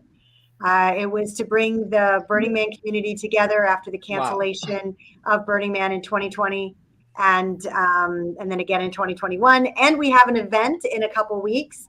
We're doing our Reburn on January 27th through the 29th. So everyone's welcome to come. It'll be on the AltSpace platform, and we create space for community to exist. And so while we're talking about transforming communities, the beginning of that is just create a space for community to exist within. And then as they create together, as they collaborate, that wonderful soup of communal effort, that they will transform as individuals, as groups, and as communities. We've since then won lots of awards, and then started working with lots of other brands and communities, bringing their cultures in, working with them to find out what their company culture is, their brand cultures, and bringing, whether it's their fan base or their employees or the organizational culture, and helping them bring them into a virtual reality space so that they can be together without the boundaries of countries and flying and the crazy carbon footprint of trying to bring everyone together. Not to mention the pandemic is still with us, that we're able to come together safely and share ideas and collaborate together in these amazing digital spaces. And moving into the future, we're meshing the physical and the digital worlds together so that we can have both of those worlds as one of what we consider to really be the metaverse, is when it's all interconnected. Wow. I have to tell you, now I know why Chris put us all together. Suzanne, please. Hi, my name is Susan Oslin, and I am working on a project right now called Concrete Oasis. I have a long history in digital media, and I am working in specifically geospatially located augmented reality. And I have a strong belief that immersive technology and all emerging technologies, the power of them really can be used to transform societies and make a positive difference, a positive impact on the world. So I'm working now on a project around water sustainability in Los Angeles, and it's designed to bring people together because it's location-based. People need to come to the location to experience it. And I really believe that there's magic in transforming a live space into a combination of a digital and real space combined. And so my belief is that this is a very powerful and engaging, intriguing medium to help people to understand, to create empathy in a way that people are motivated towards behavior change. And so I'm super excited to be here and to meet all of you women and to see the amazing ways that you're using technology for good and for us to learn from each other. Thank you. My God, this is so exciting. Keisha, last but not least, certainly, Yes, please. hi. My Our name is counselor. Keisha Brown. Oh, wonderful. My name is Keisha Brown, and I'm the founder and CEO of Justice Connection. So we are the first online platform that's dedicated to connecting you with Black lawyers here in the United States. But we do intend to expand global, right? Because Black lawyers are everywhere, Black people are everywhere. And it's really important as we are enabling technology, right? Like where we're harnessing the power of technology to further our missions, to transform communities in different ways, that we are able to meet those communities where they are. And so my lane sort of is that justice realm and looking at being able to transform my community, harnessing the power of technology with a justice lens. And, I'm very excited to be here because I believe that, my background is in equal employment, as well as police brutality and protecting folks with their civil rights as a civil rights lawyer. And so there's so much intersection, right? When you talk about Native people and you talk about the future and you talk about young women and girls and how we are looking at all of these things for that nonviolent and climate resilient future that we all intend and how we all fit together. So I'm excited to have this conversation. Again, thank you. So I will introduce myself a bit more. I'm Lubna Dajani. I am a systems architect and creator of Alternate. I'm working on a project called Kind Human, building living labs. I think we need to disrupt so many of the existing sectors. I think all systems have come to a point of failure if they've ever been actually fit for purpose. I can't tell you how much I love everything that you all have said. The idea here is what I'm driving for is to bring STEAM innovations together with design thinking, game theory, and change theories to apply to solving the world's problems, most pressing environmental and socioeconomic problems as specified by the communities. I think aid doesn't work as it stands, but if we, as it tries to, it's more like kind of like taking over rather than listening. We're telling, and we need to do the knowledge transfer. We need to bring the technology. We need global rallying the global innovations to support a local hyper local solutions that bring out the indigenous wisdom, the culture of a community, and be able to share it. So when I got very excited about what you were saying about the children, because I think by listening to the children and bringing children together, we can to learn from each other. Maybe we can start unraveling this deeply rooted biases that we have and discrimination that we have implemented, and then by bringing these labs to local communities, it disrupts lab and marketing. So we're talking about creating what we call build-a-thons, where innovators can bring their technologies to solve for the problems that were specified by that community, to heal it, to create really environmental healing and restore human dignity. Of course, that requires a significant mindset shift and having I loved what you said, Athena, about the metaverse. I don't want to see us all with a thing on our faces and wasting our lives, which is very precious and short in the big scheme of things. To imagine what would be, but rather as a portal to bring us together closer, to experience each other's well-being and existence, and to get to know about each other. So with that, I don't even know where to begin or who to ask, but please tell me, how do you think we can actually begin to apply these technologies? What can we do today in the immediate future to break down these barriers? Do we start with? Let me start with you, Hadia.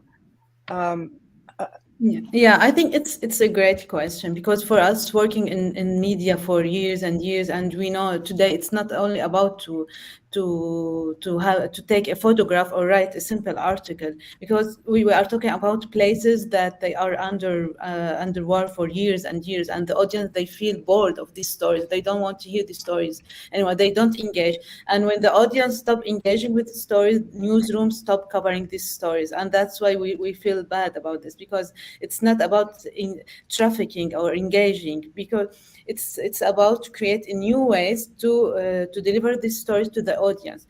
We have this amazing technology. We have to use this technology. AR and VR are amazing. And the other important thing that we should, when we want to talk with audience, we should use their tools, because the new generation, they have their own ways. They are familiar with VR and AR, and for us, the newsroom, especially in my region, they are stuck to the classical way of writing, of covering stories. But that's why you don't get that traffic and engagement that you want from your coverage.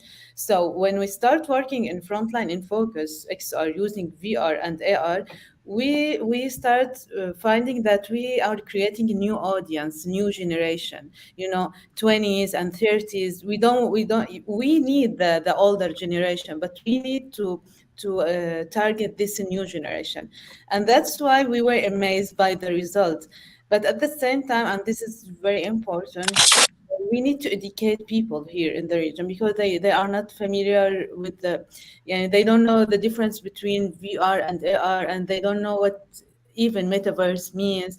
Every time we post a story, we need to post with it, for example, 10 steps, how to interact with the story, how to scan this QR code. And when you scan this QR code, you should point your mobile to some empty space, and you will suddenly find some refugee man who will tell you his story. He will tell you. It's amazing technology, but how can we reach the audience and tell them how to use this technology? It's also a challenge. And the other challenge that we were working on, to train local reporters. You need to train them how to do the scanning 3D, how to use the 360 cameras. But it was a very nice challenging, because the result was amazing. And we have today, I'm so happy to meet you all, because we have a lot of companies that for us as a media and journalists, always there is this shortcut. If you want to do an AR story, you don't need this server, or you can go to some company and you have this deal, and you will get an amazing result. So yeah, it's a challenging, but it's very important. And another thing about climate change, it's not something different. It's an important issue, and it's when we talk about front lines, it's part of the daily life of refugees. It's part of their challenges. They don't know that, but I'm gonna give you this example for a refugee who started planting small plants next to his tent. He said, "These plants make me feel good because it's cooling the air," and this is kind of climate change,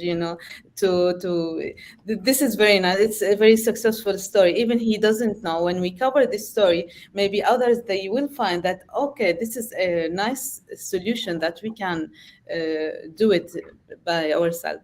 So I think Neil, please.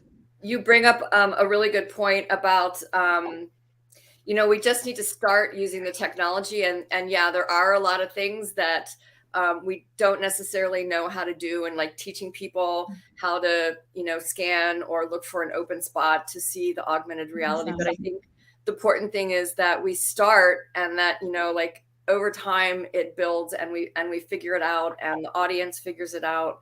And the important thing I think sometimes is just to start and not worry about having all of those details figured out, that we all will learn along the way. Totally agree. That's I did have a question, actually, Hadil, and that is when you were talking about the issues you're facing, I was wondering, why is it that you cover stories? Like, what is it that you want to achieve in covering your story from the audience, and also for the person whose story you are sharing? Thank you so much, Sarah, for this question.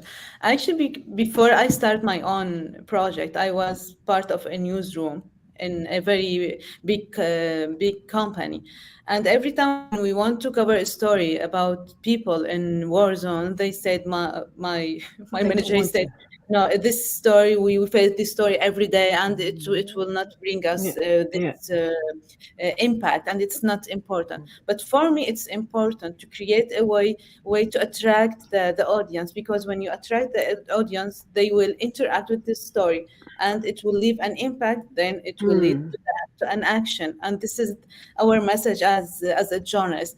And we have great technology. We can't separate ourselves. We should use these technologies, because VR and AR, it's not only about gaming or educating or health sector.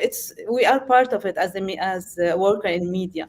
And when I start working in this, I was amazed by the result, and I believe that it's time to move to this next level. We can it can be ethical, and we have our guidelines, and we can do all of this and use this technology. Community. From our community. Sarah, I don't know if you can. I think your connection is freezing a bit. I wanted to, while we get Sarah's connection sorted. Oh, we lost her. Yes, I figured it was. I'm sure she'll be back shortly. But one question I wanted to ask you, ladies, as I think about, as I listen to you and talk about how we're educating people, I always think that it's important. How do we ensure that we get even digital access to this technology? I mean, there's some of the people, and whether it's in conflict zones or zones that are most areas that are most impacted by climate or by conflict, their access to the technology is limited. How do we design? How do we think? What kind of in terms of laws that we can put together? What can we do, or what are we doing to ensure that equitable access? Well, the biggest problem we have with equitable access is the internet. We have all these technologies, but they're useless without the internet. So if we can't connect with people, then we could put all the hardware in the world in their hands. But if they don't have internet access, which is provided by their governments, or at least the access to it is, then there's nothing we can do. I do quite a bit of traveling. I live nomadically, and the internet speeds, or the fact that they're not available, or that cellular is not available in so many areas, that, you know, it doesn't matter whether they have a VR headset or a tablet or even a phone, because they can't connect.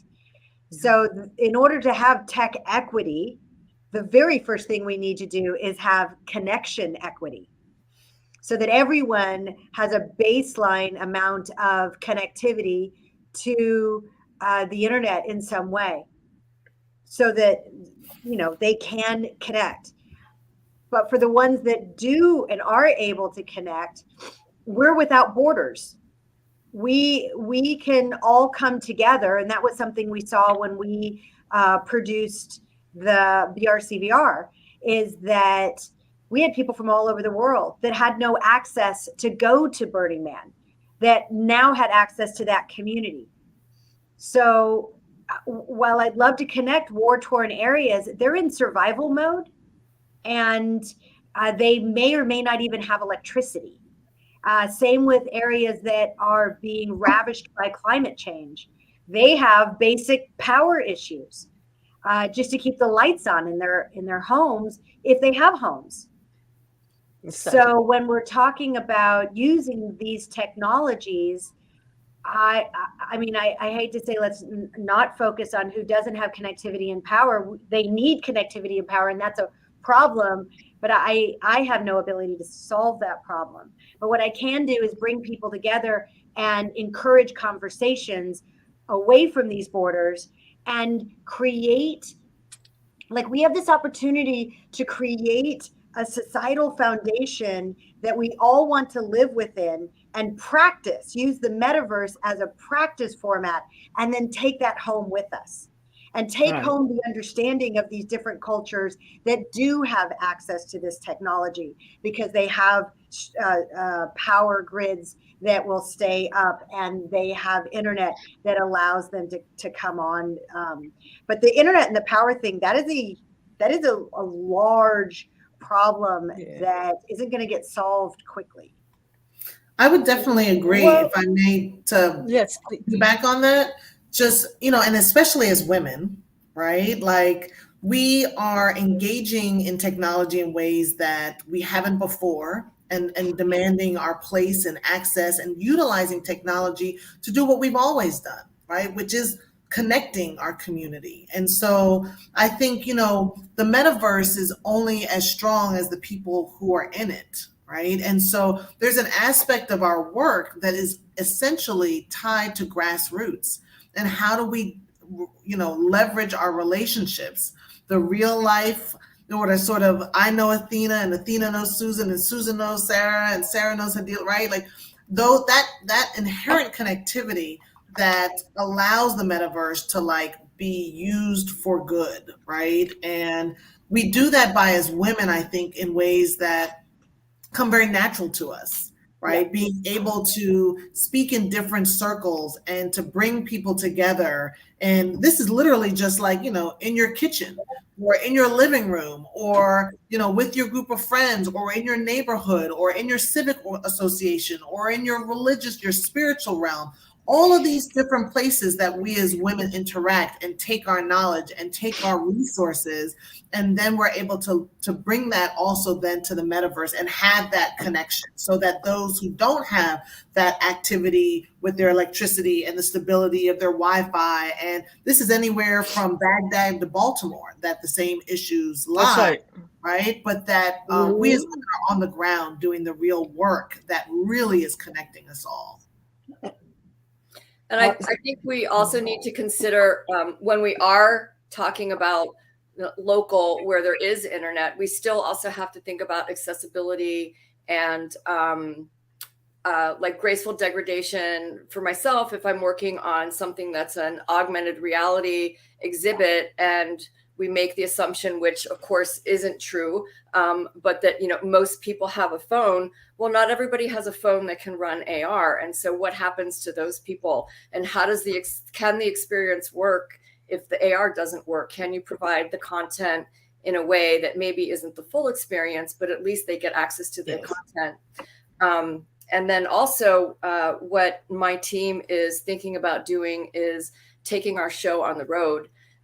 In building an environment in a trailer and bringing that to communities that wouldn't otherwise have access to, getting to downtown Los Angeles, and taking it to communities like the indigenous communities that are deeply impacted by the waterway systems in Los Angeles, and helping to heal and bridge and tell their stories in a way that's honest and impactful and help to repair some of the damage that's been done, not just in terms of the physicality of the water, but have them know that they're being heard and their needs are being considered.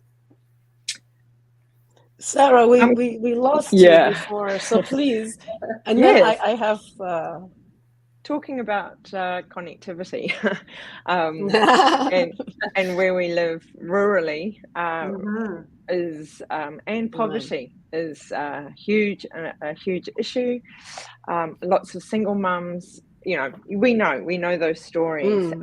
So I'm so pleased that was raised in my absence, that the basics of infrastructure, but also what I was actually saying, the reason why I had my question of the why is the most important for us, because there's deep distrust in our communities of white knights and saviors coming in, telling us, what can we do for you, rather than say, well, and also because we've got our own solutions.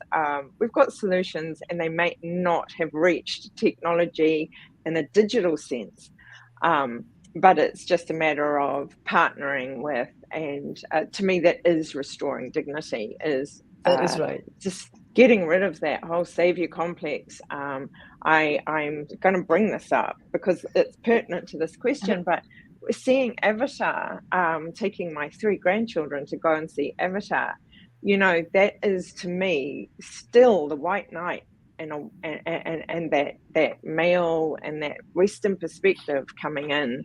And interestingly enough, it was about climate resilience, if you like, with a whole lot of violence. And I just,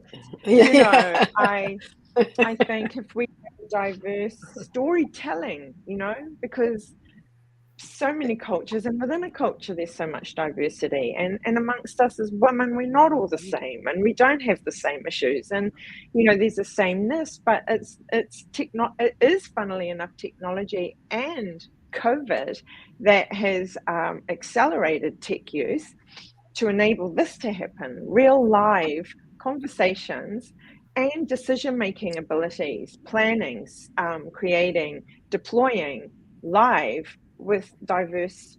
We're all diverse in different countries, different parts of the world, but we're bringing. It's the expansion of the kitchen, Keisha, that you're just talking about, and that is my big sort of bottom line. Having studied law, realizing law to me is like an analog version of algorithmic bias. Is whoever is creating it, that's the who that creates the product, it's their values and worldviews that are reflected back. So in the law and the tech, we have to ask, is tech the best solution in this circumstance? Not just jump on it because it's a new toy. And so this trust or mistrust, I have to go back to the community all the time and say, why AR, why VR, what on earth is the metaverse? How is that going to be good for me? Borderless scares a community. Borderless? How will they know our protocols? So that's what I do. I sort of do feel like I do 2 things, like being bilingual. At the same time, I'm going to corporates, techs, to say why they need to come into a community and sit a while. And I'm having to say to the community, let them in, and see how we can partner. And I just read yesterday that one of the tribes further down in Aotearoa, they are partnering with a tech company in San Francisco for water. The words escape me. Because they live on the Whanganui River. The river was given personhood status a few years ago, so the river is treated like we would be treated. Right. So it's systemic change that's going to create. So it is a mindset shift that we need. Technology, I have to say, I am a technologist, and I have been, I've been a woman in bleeding edge tech innovations for 30 plus years. So you can imagine the battle and the scars. I had much more hair before. But technology is a tool. It is not a solution. And we need first and foremost, that is the most important thing.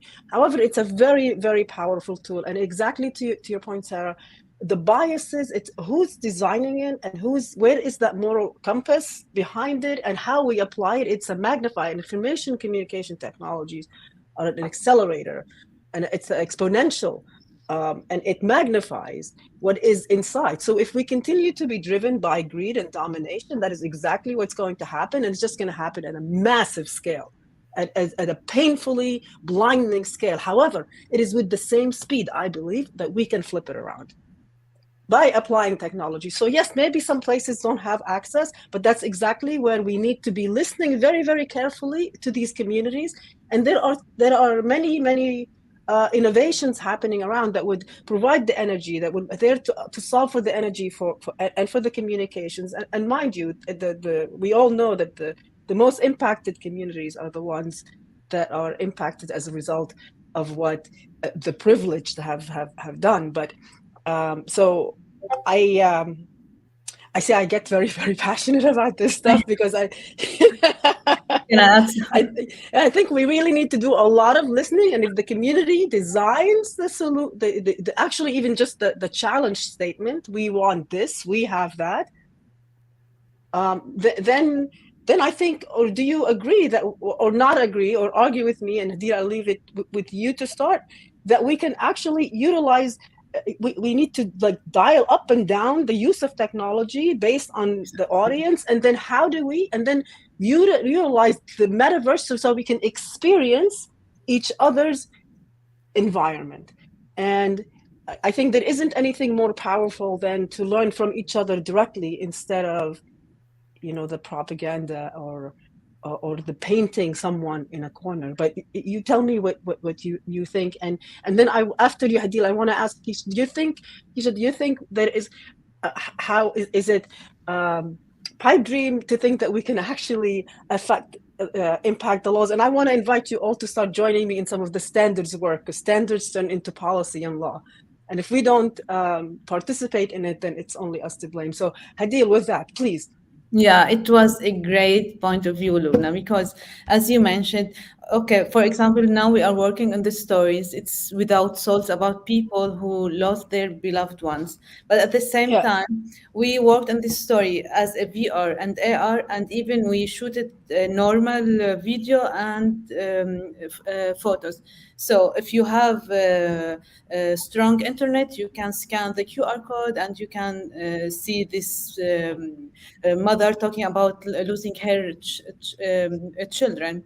Or if you don't have a strong connection, you can, if you have a strong connection, you can wear your headset, VR headset, and you can feel yourself that you are there. But at the same time, we wrote this story and we have normal videos. So I totally agree with you. We can't jump into the VR and AR and ignoring that people, they don't have internet or they don't have electricity, because we will lose an important audience. We are developing with this kind of technology, but we can delete the old-fashioned way of coverage in media. So I totally agree with you. So I wanted to hear from you, Keisha, on the policy and law, as so much of it is can accelerate or leave us running amok here. Yeah, in one of my former lives, I was the legislative director for the Maryland Attorney General. And in that opportunity, I was in Annapolis, which is our state capital in Maryland. And at one point, we were looking to do a new piece of legislation around making sure that children were better protected as far as their information, because kids are on there and they're like, sign me up. You want what? My social security? You want our address? Right? They're willing to give all their data. And so we were working on a law that would limit companies from even being able to ask those questions and to extract it if it was a child. And you'd think this is the type of legislation, right, that everybody'd be like, yes, we must protect the children. Everybody gather around. But no. Out of nowhere, right, it was stopped. And it was stopped from really a Hollywood studio, right? So Big Motion Picture in California found out about this bill and was like, we got to put an end to this. Lobby. Right? Because there are all these implications for how they're gathering information and how they're connecting with us, and ways that we're not even always intentionally giving our information, right, that they're able to exchange it. And it was such an example of how big industry is always very alert at what the laws are, what the laws are not, and how to navigate accordingly, right? And so oftentimes we are looking for either the law to protect us in ways that we can say, okay, we can point to the law, and then other ways we're looking for the law to sort of enact, right? To do something, take action, to step up where there is a void. And we have to really tap into that power we have as a constituent force, right, who are users of systems that need to demand that the system act accordingly, because big industry is doing that regardless, right? And they're doing it on our behalf oftentimes, unbeknownst to us. On our behalf, for their benefit, you mean? That's right. That's right. Right. Totally. Right. And I will say this, that was always quite striking when working with legislators. And oftentimes we take for granted because we feel like we have to have money to get access and be influential to get access, or even to have a petition of thousands of people in order to get access. And the reality is that oftentimes elected officials don't hear from anyone. They hear from like 20 people. Right. Yeah. Remember that they're representing like Seriously? thousands of us. They're hearing from 20 people who are like, my light outside of my house is still not working. Right. Oh, I made that phone call just the other day. Yeah. I swear to God, it took 5 years though. Yeah. You might be one of those true. Right. No, they don't hear from. So when they hear from, legislators will tell me, when I hear from 3 people who are in my district on something, it becomes something that I pay attention to. The threshold is so low because we're not engaging them. We're doing the work. We're women. We do the work, right? We're hitting the ground running. We're creating these communities. We identify problems and we look for solutions. And these people work for us, right, to develop laws and policies, and we often don't hold them accountable. So between our AI capabilities, our metaverse and community building capacity, with our real life water and other hands-on activities, we, the women and we, the people in general, but it's going to take I think that feminine energy to get us moving beyond this domination-based society. Yeah. And to get our really, I say we elect, electing your official is like, it's self-exoneration, so that we can defer the responsibility to somebody else, shove our heads far up our back ends and say, oh my God, I'm a victim. We really need to step up and open up our mouth and start acting. And I think amongst us here, I think we can have a phenomenal collaboration, honestly, because people have to, with education and awareness, we can begin to and that's where I think the metaverse can play a phenomenal role here. Yeah. We can begin to understand in a safe environment the issues, and we can bring into each other's worlds, each other's in an engaging, actually, and fun way. Yes, ma'am. If I may, I also want to say, just before, because I know you're about to switch out of this, but I want to just really quick make a plug for us to be able to stand in our expertise, right? Yes. Everyone here has a real serious, deep expertise, and our lawmakers are very ignorant overall, especially in this realm, right? Especially when it comes to the metaverse and artificial intelligence. They're looking at you with starry eyes like, what are you talking about? And so if we really show up as the experts that we are, we not only begin to command attention and be recognized as authority, but also we're able to then convey these key components that we as women bring to the table that are often left off the table because we're not present, right? We're not standing in our own expertise and showing up to say, oh, this is the work that I do. No one else is doing this. Or even if they are, I bring a unique perspective that must be a part of this conversation. I agree, Keisha. I absolutely agree, and have also found it hard to navigate that.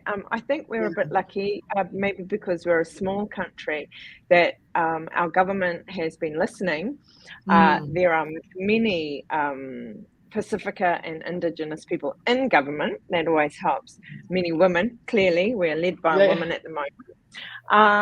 That we have demanded many things actually to do with the well-being of everybody, including the planet. So on many levels, but it's still difficult to, as you just said, to say my perspective, what I've done, what I've learned, what I've researched, what I've just spent years gathering the data for is important. I think, yes, I still struggle with that firm, convicted speech that is, sort of self reflecting. I find that still quite the difficult thing to say, but am of an age where I'm way less sort of not polite, but I'm way less worried about who I might offend when I can see that the bigger picture is I want our children to be safe. I want our single mums to be lifted out of poverty and violent households. I want our men to stand as men. I want the dignity. I want, as you said, Lubna, I think it's not just a human dignity. I think the planet needs some dignity restored. That's right. Not that the planet needs us to do that. No, before it shakes us off again. But I, having that my legal background, I too saw the law was the instrument, and now it's data / algorithms and AI. That is what I want to focus on to start ensure. So there's many layers of action that needs seeing to, from the law, policy, right through to face-to-face education, awareness, listening, more information gathering. So it's a huge job, but I think that we can. I love your enthusiasm, Lubna. We can do it, and technology is actually going to help us. Yeah, we can do it. And there's some great studies about building empathy by utilizing VR. Yes, absolutely. The Virtual Human Interaction Lab, they're doing incredible studies about ways in which we can utilize VR to build empathy around the environment and our planet, and it works. And now they're doing studies about people fully realizing themselves by being able to build their avatar. We're born this way, and we're a little bit limited on what we can do with our physical body unless we really get into surgery. And that's expensive. But you can make your avatar whatever you want and become what you want, and radically express yourself and feel more comfortable in your virtual skin. And all these things help us be more comfortable on the planet that we're on.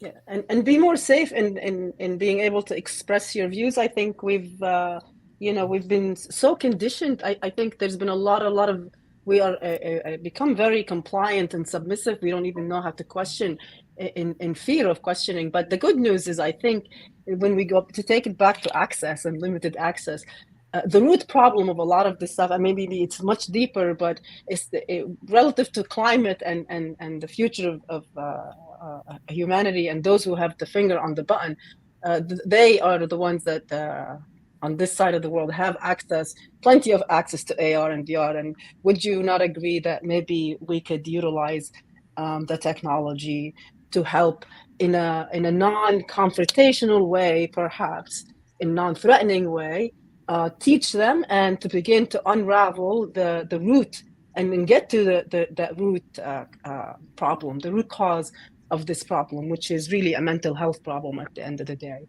because nothing that has a drop of intelligence would do what we're doing to each other, would you say? Could I just quickly share a story? Please. I did a panel with some South Pacific tech people, and there was a man from a little island called Tuvalu, and they are under threat of sinking. In 100 years' time, their island could possibly be underwater.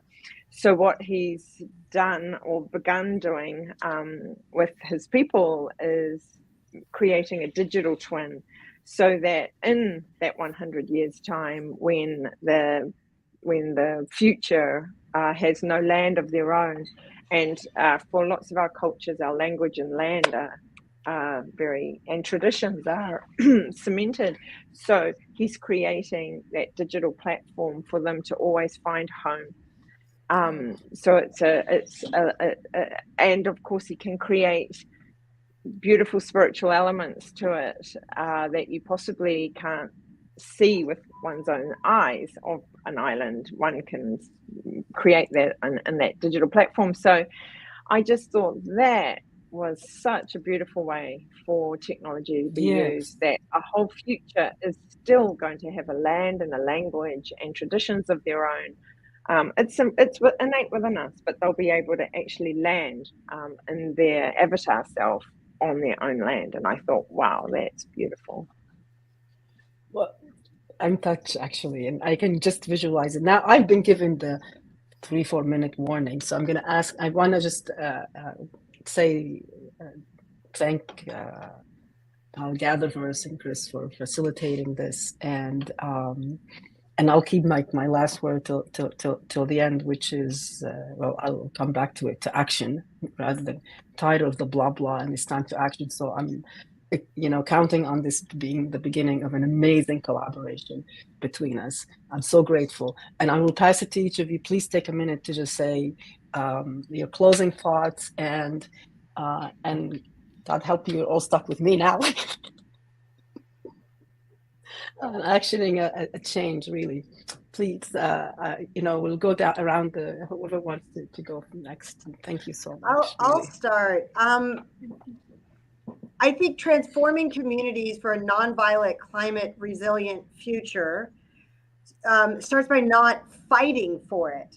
Like lots of times we use this language where we're fighting for something or we're battling something, or but that type of resistance against something isn't how we're going to do it. It's going to come from nurturing and collaboration. It's our great communal effort.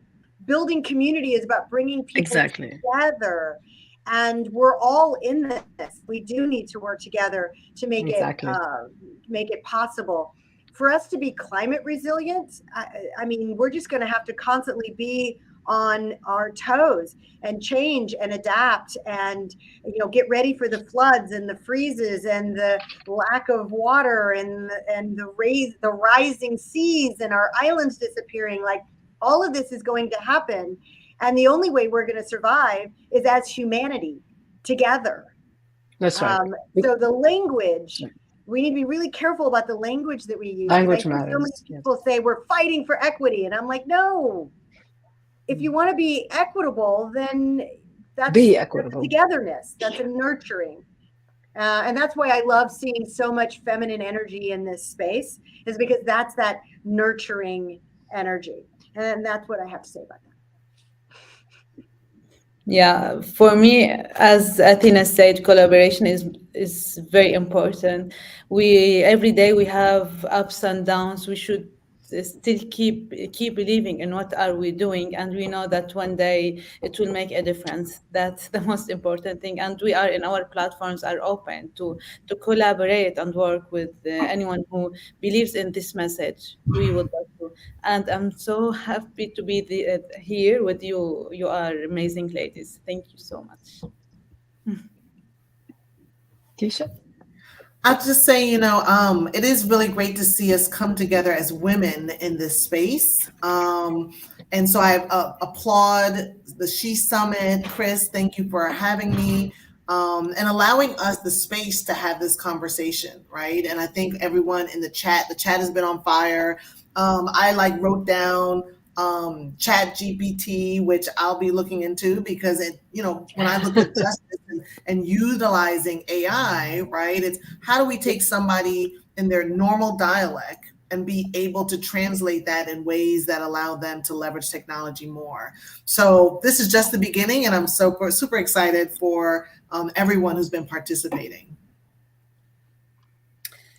Yeah, I really feel like we just need to keep doing what we're doing, and that over time there will become a critical mass, and that I think change can happen from the bottom up, right? So as more and more people in our communities get on board with the things that we're trying to make change, for myself, that's water conservation, as more and more people understand in an empathetic way what the problem is, then they're motivated to make change. And little by little, as more and more people get on board, that trickles up, right? And we start to expect and demand of our employers, of our family members, of our representatives to do the right thing. And I'd just say it's really an encouragement to go step outside one's own community. And if you are a tech developer, or you're in the law, or go start standing in other people's community, see what service you can be, start learning, feel uncomfortable. This is the time for it. This is what I feel. Being uncomfortable and the trialing and the testing of things. Coming on this made me feel very nervous. I did not sleep very well. So I put myself in the way of discomfort, because that's where change and innovation occurs. So I'm really grateful to have met you all, and I do hope that this is just the beginning of collaboration. Sarah, thank you and it is in the middle of the night. Again, many thanks and gratitude to Chris and to GatherVerse for this amazing opportunity. And yeah, remember, the technology gives us a voice and a platform to make the change. So let's all get our heads out of where it is and step up to the plate. You can even have an avatar; nobody has to know it's you. And the best way to change, indeed, like Athena said, a system isn't to fight it, but rather to make it obsolete. So let's build the one that we want. I bless you all. I am so grateful to be in your company. I am very humbled and grateful. Thank you so much. Thank you. Thank you. Thank you. Thank you.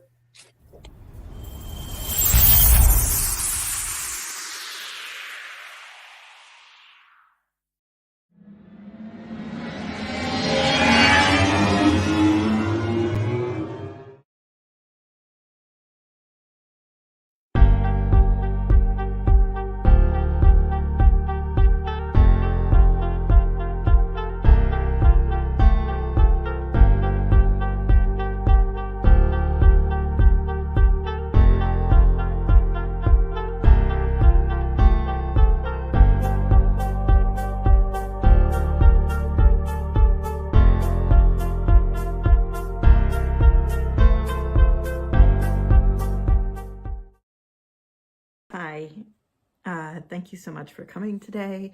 I'm here to tell you a little bit about the metaverse and metaverse, the book that I wrote that's coming out next month. So, first of all, I'm Samantha Wolf. I am a professor at NYU, teaching a few different classes that I put together on the business of the metaverse, avatars and virtual beings, marketing of emerging tech. I also have my consultancy Pitch Forward, where we work with emerging tech companies to help them market and position their products and services.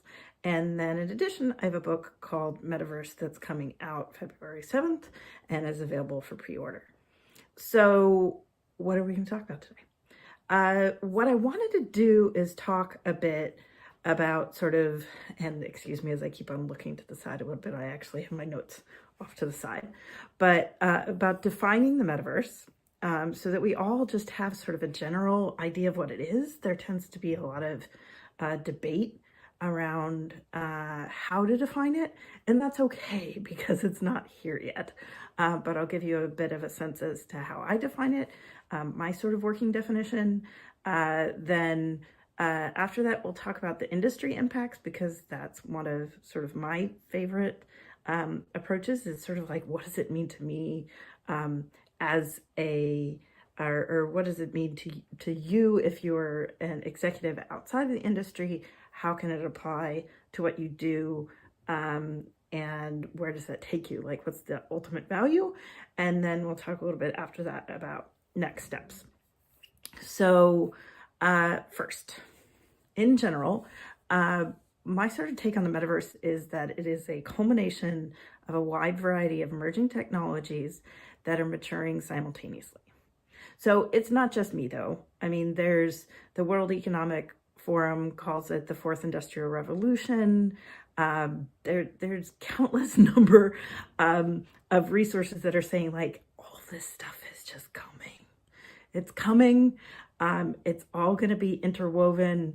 There's sort of a bad example that I give of like, if you put a bunch of technologists in the room and say like, what could we do with all these new technologies, that ultimately they'll come out and it will equal the metaverse.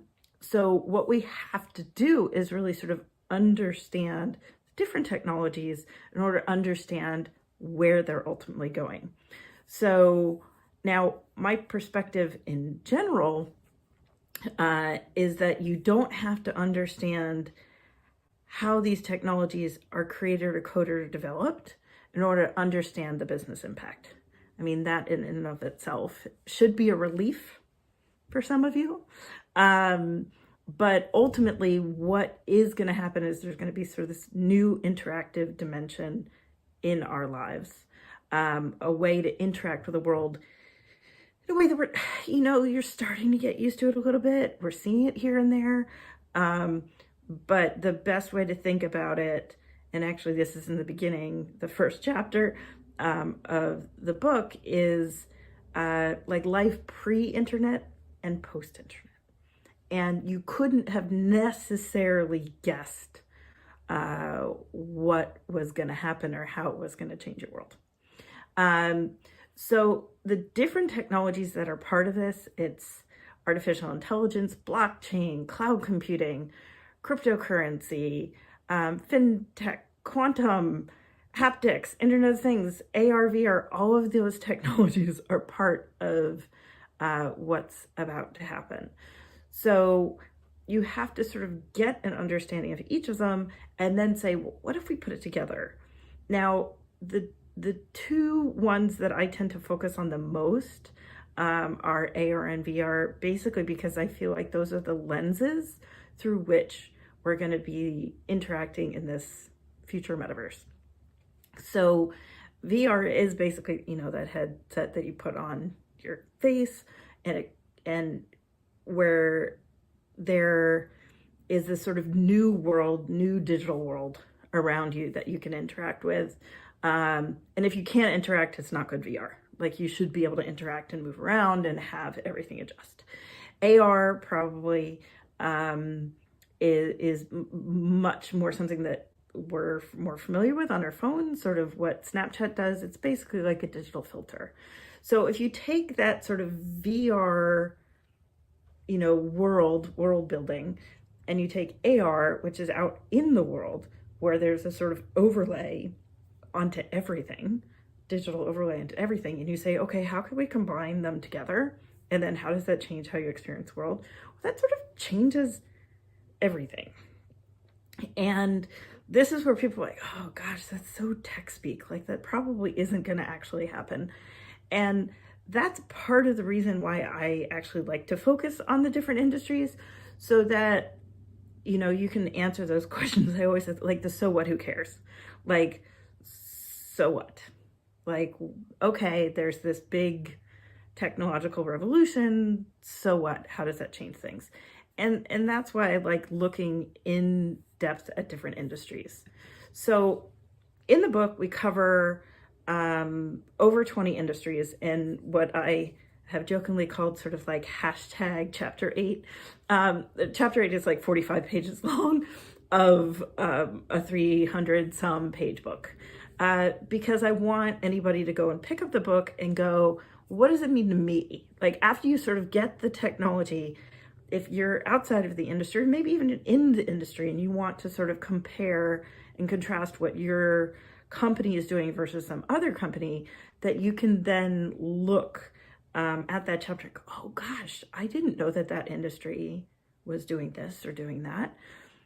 Because sometimes innovation doesn't necessarily only come from, somebody developing a code for some kind of new kind of program.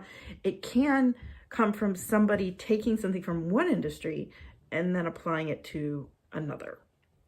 So cover, I'm like looking at my list: art and performance, advertising, PR, marketing, retail, gaming, entertainment, sports and fitness, automotive, aviation, aerospace, military, healthcare, hospitality, tourism. I'm losing fingers, right? I don't have any more fingers left. Architecture, real estate, manufacturing, training, education. It was basically as many as I can sort of like shove, that we could shove into it, and not just, oh, this is what's already happened, but we also tried to go in and look and say, well, what is next? But for now, I'll just talk about a couple of examples, just so you can get a sense of, oh my gosh, this is a game changer. And that really, if you understand that it's going to change everything, then, you know, sort of being motivated to learn is great. But then, I mean, that's what I really do like to help people sort of understand it, so that they can go off and do their jobs and succeed and become more successful. So art and performance, I always like starting with artists. I really do. So let's see, beyond just the creativity, which maybe you've seen some of the you know, the AI, generative AI art that's out there, or AR art. Like one of the examples I have is this artist and Professor Carla Gannis, who has her Carla Gann avatar that is the match of who she is. Like, there's just so much creativity in the world that now there's just like this sort of new interactive layer and interactive dimension that can be played with all these tools happening together. And I like looking at artists as sort of an entry point to what's possible.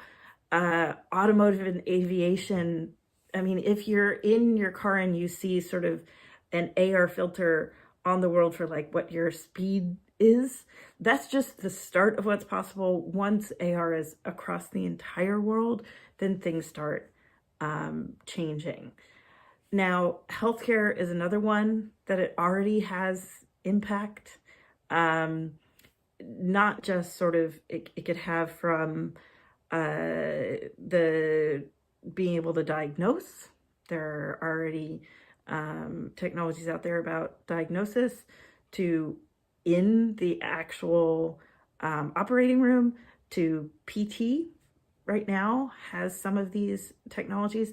It really is starting to be integrated in all different places. Even architecture and real estate, just the designing and creating images of what is possible, what could be out there. It is changing everything. It is an entirely sort of new world there. So how do you get ready? What do you do?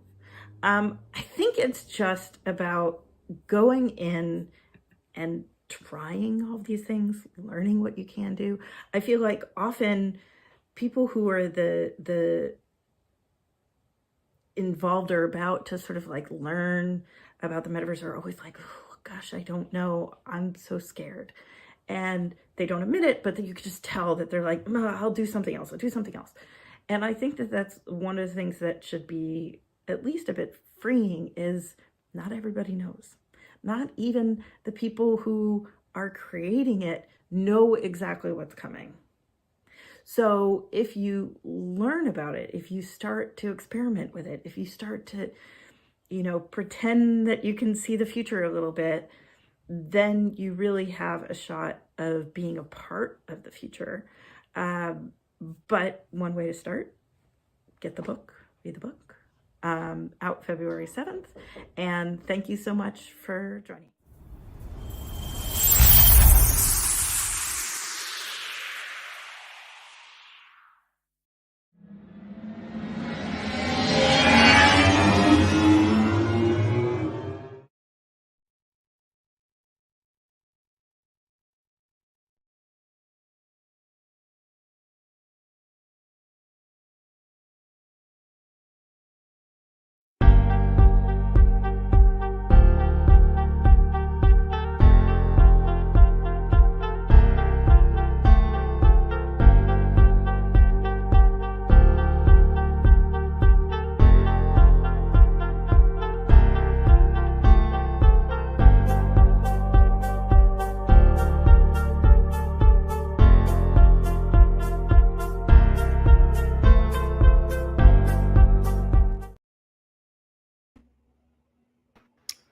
love you, Masina. Thanks. All right. Welcome, everyone. Welcome to the She Power Summit. I hope that you're enjoying the summit thus far. This is the intersection of education, training, and humanity, creating a power, sustainable, and compassionate future. My name is Husaina Blake, and I will be serving as your moderator today for this panel. And before I introduce our panelists of thought leaders, I do want to introduce myself. I am the Education and Workforce Strategist at the Patrick J. McGovern Foundation, where we seek to invest globally in the development of diverse curricula, scalable delivery models, and equitable tech pathways needed to build a digitally literate society ready to benefit from and ethically shape an AI-centric and data-driven world. I have spent a little over 14 years really building educational opportunities and workforce development pathways for youth globally. In my experience working for the for-profit sector, nonprofit sector, government, and academia. I am also an adjunct professor at the Middlebury Institute of International Studies, where I teach a course called Global EdTech for the Future. Now, here are our dynamic panelists. I'm so excited to really dig in to what we have today. And I will go alphabetically. Our first panelist is Amani El-Khayat, and she is the co-founder and CEO of Language Cities. She's also an adjunct faculty at New York Institute of Technology, and she is a doctoral candidate at Columbia University Teachers College, where she's getting her PhD in Instructional Technology and Media Program. Next, we have Laura Brown, who leads the training and education for Oracle's local government global business unit. She also serves as co-chair for the Extended Reality Safety Initiative's Child Safety Research Work.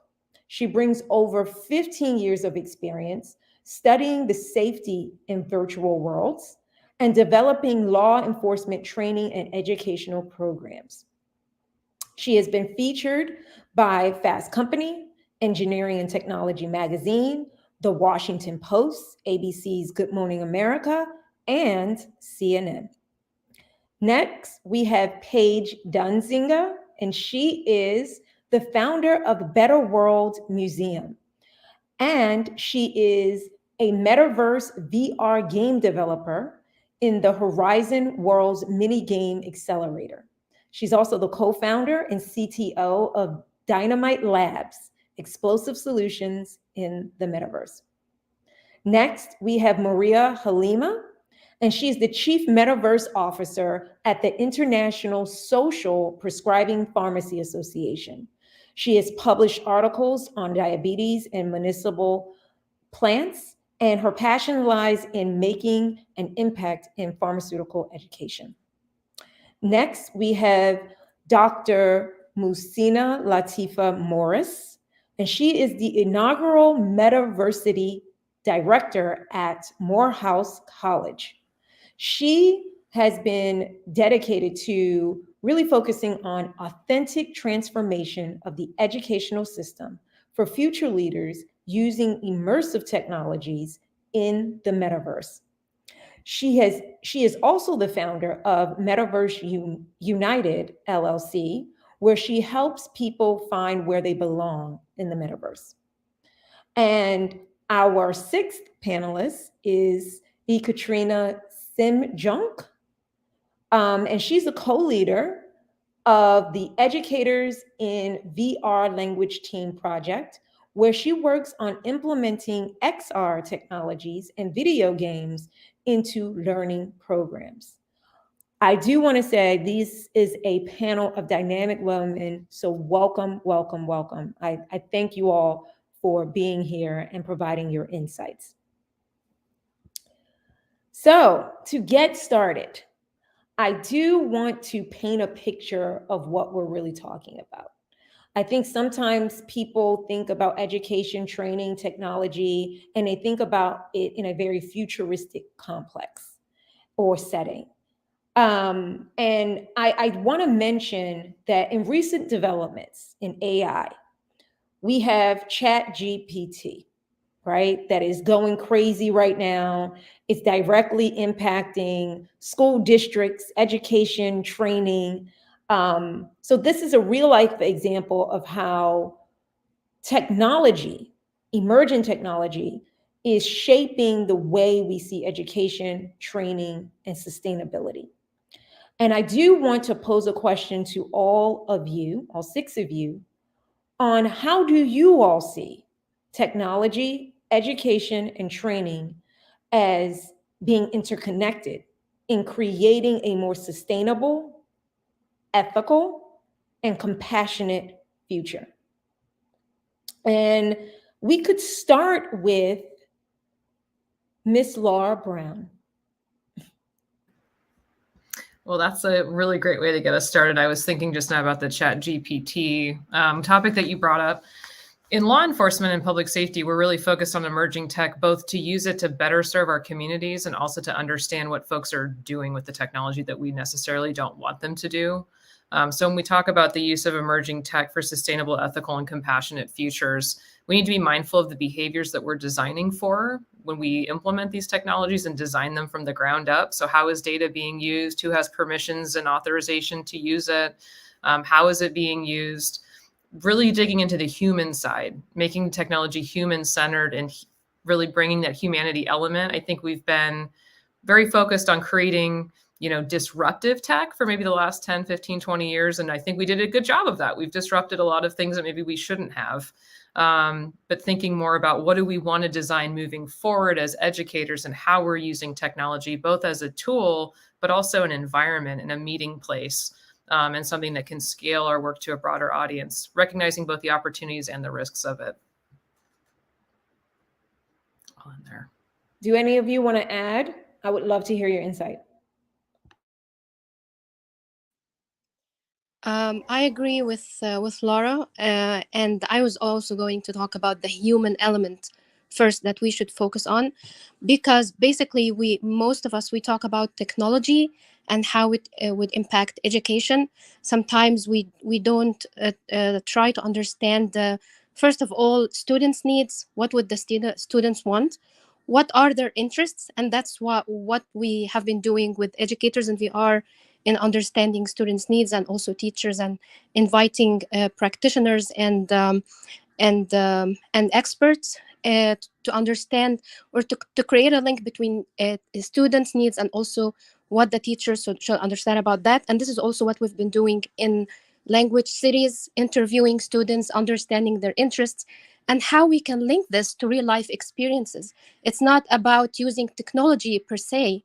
It's how we integrate technology in the classroom so that the students, when they graduate, or they do something that they love. Because I've been seeing my kids and also students, their classmates, they are into technology, very much into technology. And when during the pandemic, actually many teachers were arguing that students are not tech savvy. And I've been arguing, no, they are very, very tech savvy, but they are not ed-tech savvy, this is the point where teachers understand the pedagogy and the technology and how to integrate it in the classroom.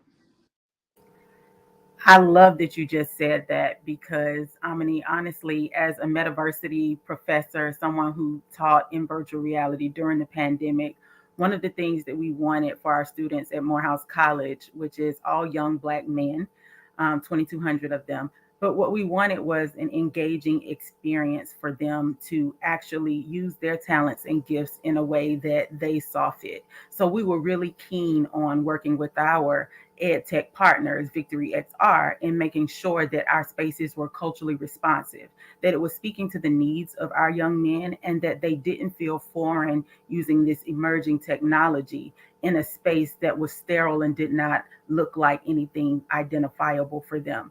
So our students are really digital natives. They are very tech savvy, but we also have missed the mark somewhat in education in meeting them where they are, because they are already in this world of virtual reality, augmented reality, in a lot of ways more than even we are. It's a challenge for professors and subject matter experts to step outside of the stage on the stage box and say, I'm going to learn and facilitate learning because I'm an expert in understanding how knowledge unfolds. And I'm going to allow you to take the wheel and show me some things about how to use this technology. And that's the power in really taking on a different type of persona as a professor that our students need to see. They need to see us in our scholarship, failing forward and moving the needle in education.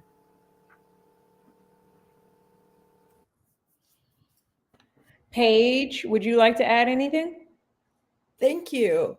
I'm so inspired by so far our panel members have offered safety and human-centeredness and meeting people really where they are. And all of those are such important elements in creating truly a metaverse of, by, for all. At Better World Museum, Horizon Art Museum, and at Women in Horizon, we use skill buildings like true metaverse building to amplify voices. We created this program where we teach a root script that empowers people by putting their voice recording into a fundamental script. At Horizon Art Museum, we teach just building a button that you can push, and their voice fills the museum with their experiences. And through pairing fundraising and donations to organizations that they feel connected to, we raise this whole sense that what we're building is empowering our voices, but also empowering our neighborhoods. So we kind of push through this skill building is amplifying not only like our own powerful voices, but it emanates throughout our communities as well. By some of the members have turned into like educators and having television voiceovers and other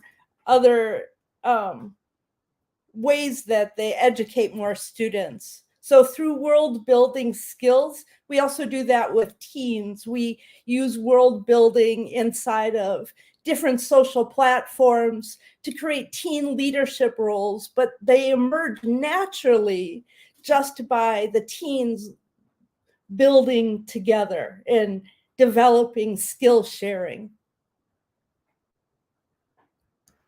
Thank you. So building the metaverse together with your students empowers people to not only share their voices, but have the tools that they're going to create a metaverse that includes their voices, that they're creating these worlds and experiences that put their voices at a higher playing field every time. There's more women, more diverse voices throughout the metaverse, right? We're creating a world that we deserve and that we can do better in. That's right. We call that building the table, Paige. We've got to build the table that we want to sit at. And that is exactly what you described. Dr. Morris, I do want to circle back to you, especially since you are the Metaversity Director at Morehouse College. Could you talk a little bit more about your work and what is metaversive learning and how does it serve neurodivergent communities? Sure. So I am not just a professor, but I'm a biomolecular chemist by training. I started teaching in immersive virtual reality using the MetaQuest 2 in the spring of 2021 training my chemists. So advanced inorganic chemistry, so upper level, senior level chemistry was taught totally in virtual reality in our chemistry lab. But we also brought in 2 other courses in biology, men's health, and in world history. And so one of the things that I like to talk about in terms of what we do in our headsets, our very nice swagged out Morehouse College virtual reality headsets, is that we don't gamify their education. What we are actually doing is teaching the true student learning outcomes that they need to be proficient in their disciplines. So I don't just go grabbing subjects that I think, oh, this might be fun and something for us to do. If it can't meet the student learning outcomes of the discipline, we do not do it. We will go back and start over. So I do have a lot of interest from professors now who want to be a part, but until we can tie back all of the student learning outcomes to the experience that is necessary and see the levels of achievement that are needed, then we don't just do it. So we have implemented our virtual reality courses in 15 classes across disciplines. So multimedia and storytelling, world history, English, business. We've had students pitch to VCs. We have experiences now. So our Metaversity comprises of not just academic courses, but experiences like mindfulness practices. We do Meditation Mondays in the Metaverse. We also do our Candle in the Dark Gala we're preparing for for Founders Day in the Metaverse. And that allows us to include more than just our Morehouse students, but our community as well. Now, in terms of the neurodivergent learners, so I'm a mom to 5 boys, and I have 2 sons that have been diagnosed with autism spectrum disorder. My son, Seth, who is 15 now. Oh my God, he just turned 15. He's 15 now, but he and I wrote a book called Seth Can Do All Things, and it's on Amazon. So I plug that because I want people to understand that as a neurodivergent person myself, as a mother to neurodivergent children, that we have to see them and we have to see them in these spaces, and it has to be a safe space. So I moved from chemistry to education to do my Metaversity work, but moving also allowed me to train pre-service teachers on how to integrate virtual reality and differentiate instruction using these tools in XR. And so that's what I did last semester. I taught a course called Exceptional Learners, where I had an opportunity to train our pre-service teachers on how to use this technology to meet the needs of different learners. We're talking about gifted students as well as students who may not cognitively meet the mark, students who have physical and cognitive disabilities, people who are twice exceptional learners. So you will have that gifted child that also has something like dyslexia or some other learning challenge that is coupled with it. But we talked about different teaching strategies using this technology and what happens when you can't, because that is also a very important part. But what I am hoping that this technology, the metaverse and immersive technologies like virtual reality allow me as a mother and a parent to do is, one, take care of our caregivers who are burnt out, who are tired, who need an outlet, and it provides a safe space for them in their homes for them to access content that is meditative, that shuts out the outside world, that allows them to recenter themselves. The second thing that I wanted to do for our neurodivergent young people is develop social emotional learning skills and the capacity to also do executive functioning. So it's kind of difficult to train my 15-year-old on a busy street how to cross the street. But in virtual reality, I could safely do that without worrying about him actually being harmed. Even in social settings, training him on how to be in social settings when it becomes too overwhelming and when the sensory input starts to cause him to stim a lot or to check out. How can I train him to build skills and just build up that tolerance muscle? And so those are the things that I'm hoping that this technology continues to do. And I'm really keen on looking for partnerships and collaborations with people who are also looking to do the same, because I want something that restored joy in education for me to give life to everyone else in a way that I think it should. But before we do all of that, we still must address connectivity. Connectivity is accessibility. The internet connection for some is so different. And so I have partnered with various telecommunications companies to really work on that, even within our historically Black colleges and universities where we have broadband deserts, where our students now come to college with 5 and 6 devices and can't connect. So how do we now introduce another device into this ecosystem without proper connection? That's the next thing that I think needs to be addressed in education above all things. Thank you, Dr. Morris.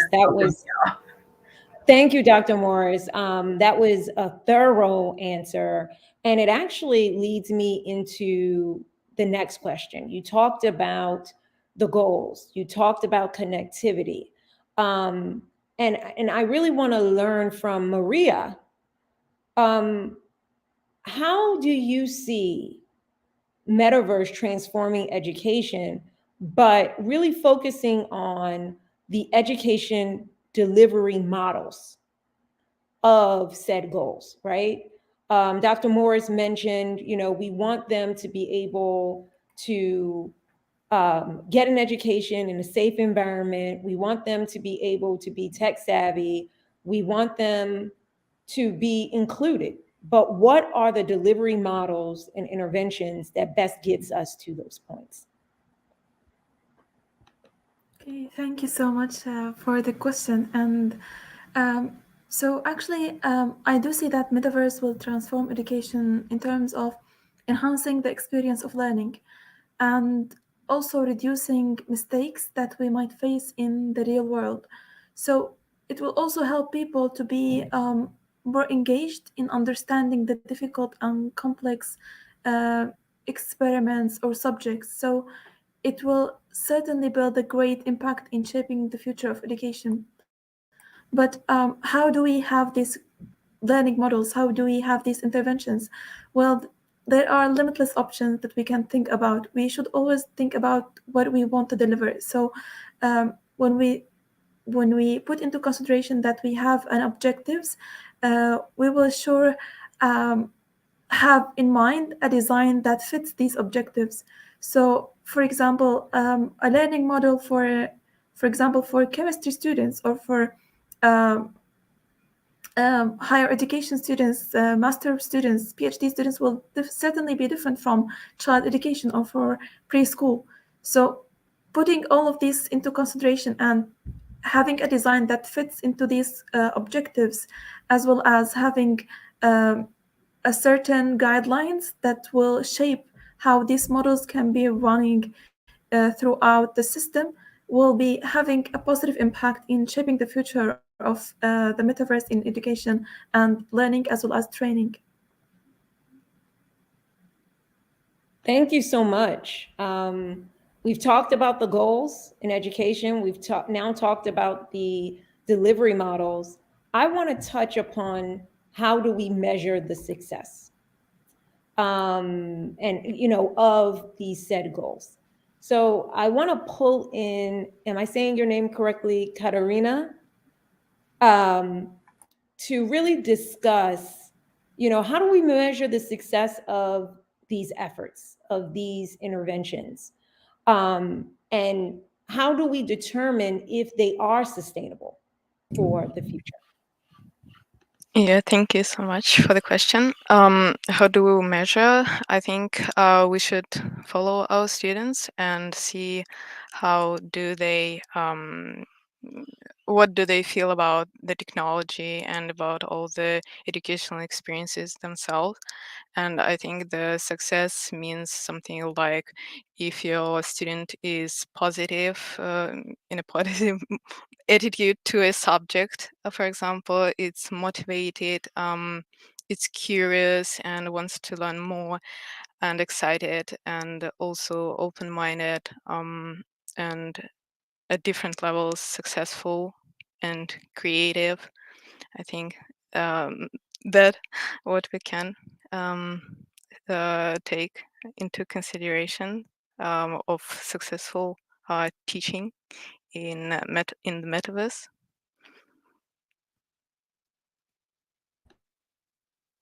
Yep. Okay. Does anyone want to add to that? Sure. So I've had the opportunity to actually do some assessment and some data collection on our students, and we did see achievement increase across the board for our students in their subjects. So by introducing virtual reality as the classroom, so when I say as the classroom, I mean not as a tool, not as an accessory, but it's to bring your headset to class. You're locked in, bring your avatar to class, that kind of presence where we're in the headset for the full hour. That kind of learning changed the game for our students. We saw attendance increase by 10 percentage points. That means students were coming to class more. We saw an 11.9% increase of student grades overall, which means that students also, because they were present, were able to grasp more information, and student engagement was higher. So we saw their essay grades and the way that they wrote thoughtfully about subject matter increase by that same fold. And what it told us is that brick and mortar and 2D remote learning, it works, but on average. When we added this spatial learning environment, this metaversive learning environment, what I call opportunistic reality just soared for our students. The opportunity to actually exist in a space that now they actually understood, where they could engage both kinesthetically, auditorily, visually, all of these senses, and without distractions, allowed them to be more focused, more targeted on understanding how to meet the mark. And then think about with chemistry, they cannot view the molecular world. We can't view the molecular world. Imagine if you could, if you could see the unseen. And that's what virtual reality allowed for our students. That's what the metaverse allowed for them to be able to do. And I had students who were like, oh my gosh, if I had this as a freshman, how much of a better scientist or chemist would I be? And think about all of the young, brilliant minds that need to be collectively thinking about the molecular world now as we enter into these pandemic phases, into climate change and sustainability, and all of these hard human issues, because these are human centered issues that need to be solved.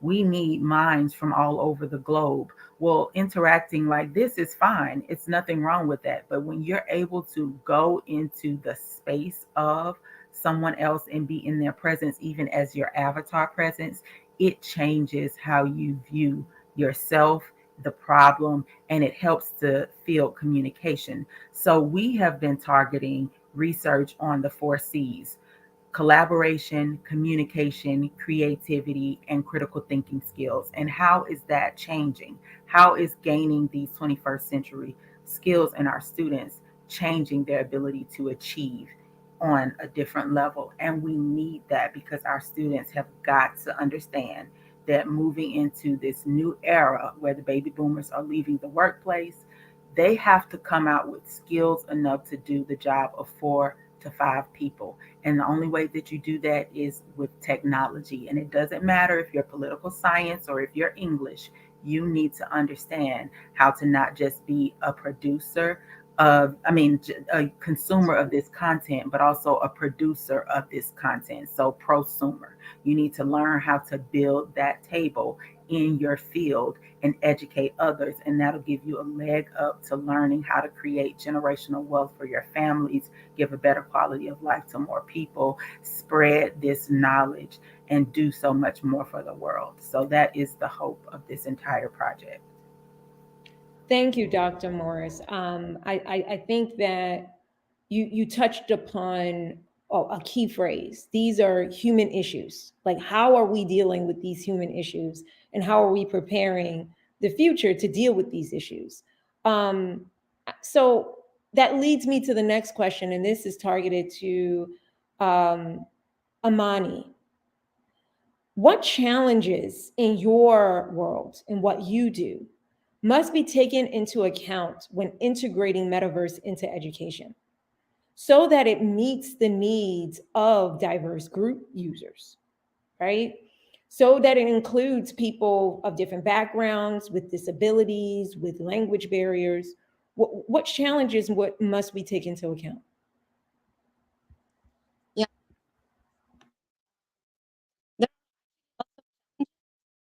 So we also talk about metaverse and how we are enthusiastic. I'm sorry, you're breaking up just a bit. Oh, and we lost her. While she's working to rejoin us, does anyone want to tackle that question? Because it is a complex question and it's different depending on who you are, where you are, and what community you live in. And this is just challenges that we have to take into account, that we have to consider when we're trying to integrate some of these solutions, these interventions into education. Mm-hmm. I know that Dr. Morris talked about accessibility to Wi-Fi. That's always a huge one. What are some of the others? I can throw some stuff in. Sure. Go ahead. So I developed training programs for law enforcement that are very much focused on solving some of the complex challenges that we are involved in communities. And I think getting our head around the stakeholders that are involved and redefining these paradigms of thought is very important before we even go into the design phase. Because if we're building on past, bias structures and past everything that we've kind of been building on for generations, this isn't going to be innovation. This is going to be duplication in a new medium, and we don't want to do that. So we need to talk about who are we getting in the room, who has voices at the table. To Dr. Morris's point, we're building the table from scratch. We're growing the trees that are going to turn into the table.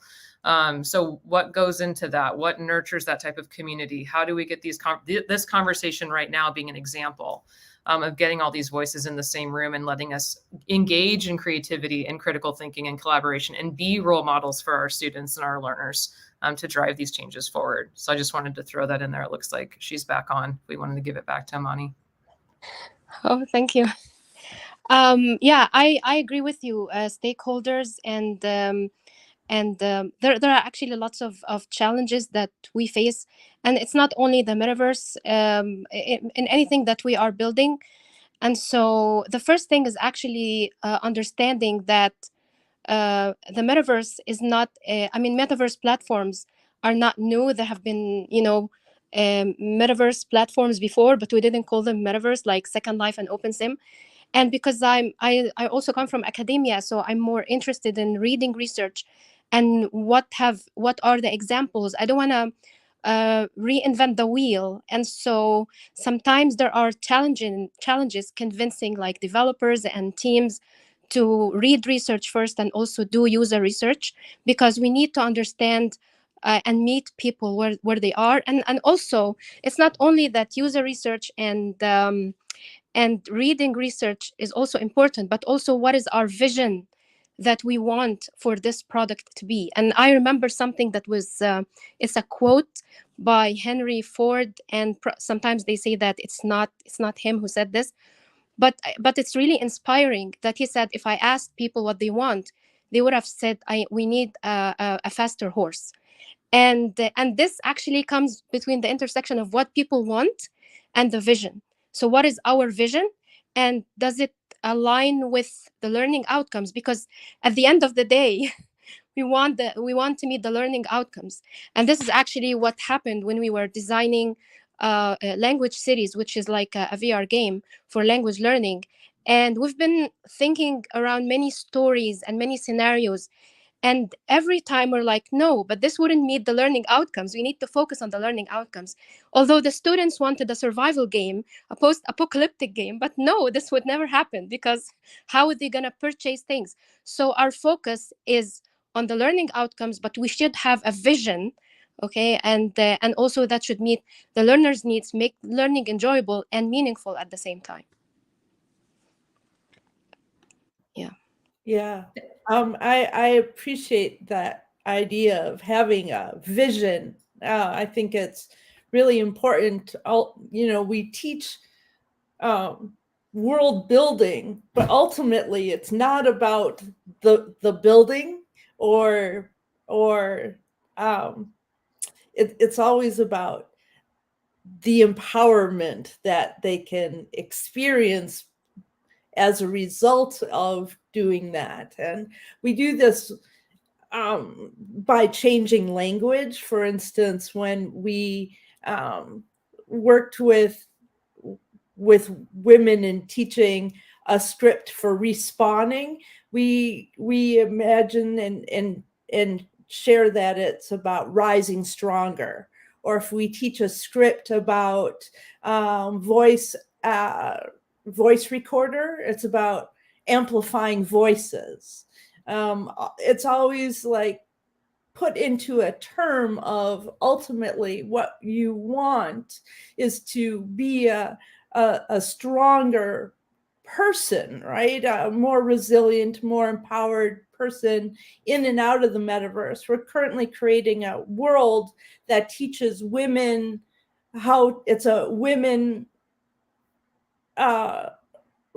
first person role-playing experience where you share, save, and spend your way to financial empowerment, and learning these skills to power up your financial. And you go through the storyline where you're driven to quit your job and you choose to grow vegetables and to sell them at a market, right? But ultimately you're saving to buy a bicycle, right? And if you're able to share, save, and spend smartly, you are able to ride off into like this moment of, clouds turning into daisies and wings spouting, right? And so this feeling of not only can I build a world, but play a world or activate, and then also speaking. So when those same people who may have just built only their very first world are then invited to speak about it at a summit, right? Then again, they're using their voices more, and you don't have to be an expert at what you do in order to have the stage and the focus and be a leader, right?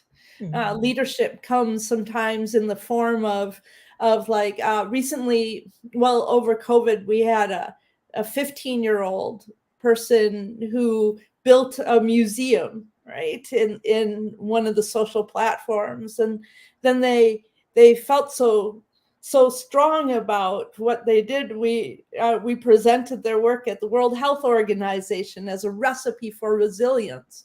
And now that 15-year-old, COVID's been in a couple of years, so now they're enrolled in university in 3D world building, right? So you can feel when they started, they felt like their family didn't care about them, or their mom didn't feel connected. But after like these achievements, they feel on top of the world and have this eye connection. And now his parents are always like, oh, what are you making? What are you doing? There's like this thing that they share.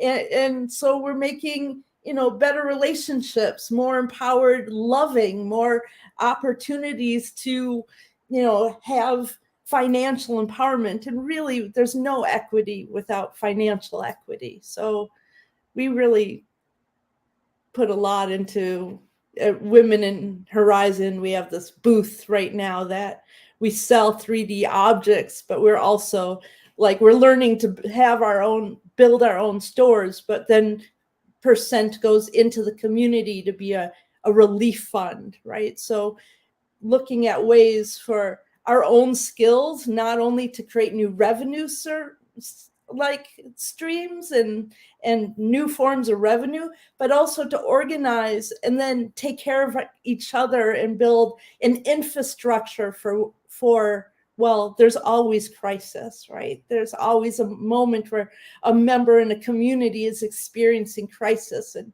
to be able to leverage like the tools of what we've learned together, what we're building, to sustain our community members in times where we need extra support is like something that's important in the teaching. It's not just we're teaching you to build something. We're teaching you to build like this. An Right. emotional connection. Thanks so much, Paige. And I think that you really segued into, an aspect of education that we know that is important, and that we are now just starting to incorporate into education, which is like the social emotional feeling behind education, right? The importance of that. And keeping in your same vein, I want to ask Laura about when we're talking about metaverse opportunities in technology, education, and training, how can we best utilize some of these solutions to address environmental challenges? The reason why I'm asking this is because the segment of the population that are school-age students, who are young adults learning, are really, really concerned about the environment and how that impacts their future, right? So how are we educating them, and how are we using these tools to educate them to face some of the challenges that they are concerned about? Yeah, I'll just reference the media that they're already using. So the way that the social media is currently designed to kind of fan flames of anger and feelings of kind of hopelessness and inaction. Like, social media is not forming tribes that go out and solve problems. Some of them are, a lot of them aren't. So I think really finding what kids need to be empowered to make an impact on a kid level, and to develop those 4C skills that Dr. Morris mentioned earlier is really critical. I think we've been talking about this a little bit, empowering the student to kind of grow into the person that they're meant to become versus defining what they will become and kind of, tracking them almost into this learning curriculum to be like, you will kind of carry out my stead. Too much power as the educator. So I think that's the first thing we need to think about is, how are we growing these people into human beings that are contributing to their communities? What are the skills that they need? What are the tools that they need to do that?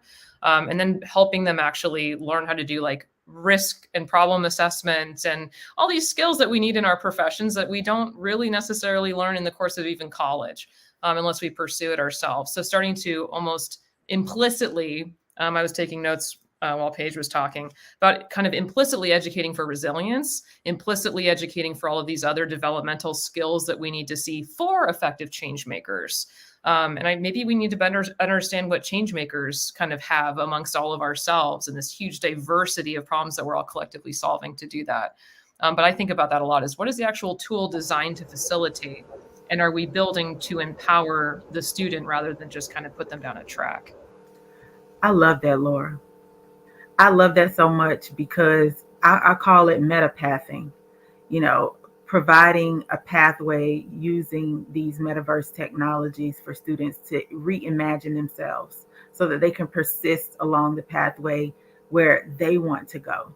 So they don't even know what we're doing now is almost future proofing their path for them, because we don't know what jobs will be of the future, but we want to make sure that you have the basic, fundamental, foundational skills that are necessary to be a part of the future. And so thinking about, how do we overcome generations and generations of oppression, generations of lack of education, generations of poverty or war-torn, stricken areas. Like, how do we overcome these atrocities and these trauma-filled ways that we have gone on living? Because what social media did was, I don't think that it necessarily just plugged hate groups or people to just be violent. Or what we got to see was the veil of humanity taken off.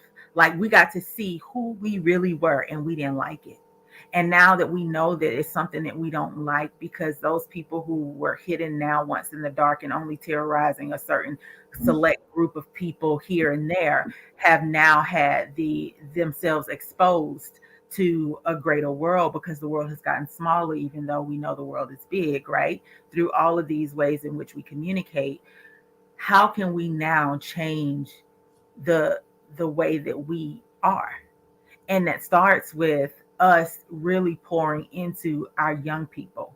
I think about in education, there's stories like the story of LeBron James starting the promise schools, and you see the young kids who live in abject poverty, but you also see the amount of trauma that they've had to deal with in their 7-year-old selves and how they're just not able to process all of what has happened to them. Now, you put them in the same realm of a person that has a 2-parent home, that lives in upper middle class America, that has all of their needs met, and you try to say, you know, they're getting equitable educational or access, and it's not the same, because this child can't take this home.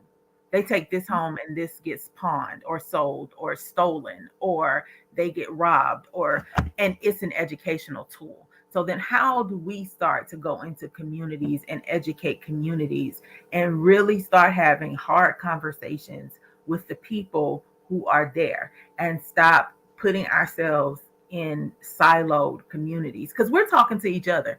We already are believers. We need this conversation to happen in the inner cities, in the rural towns, where they're in the mountain area. They don't have access to television hardly. We need these conversations to happen in developing countries where you have a young child that has promise but has no access because they have to stay at home with their 6 siblings and feed them and take care of them. We need that kind of thing. And when they talk about why women aren't in STEAM, I'm a mother of 5 boys and a wife, and I can tell you why. Support. Young girls do double. And I hate to say it, and I know, but we're in in this superhero engine thing, and the superhero, I'm taking my cape off in 2023.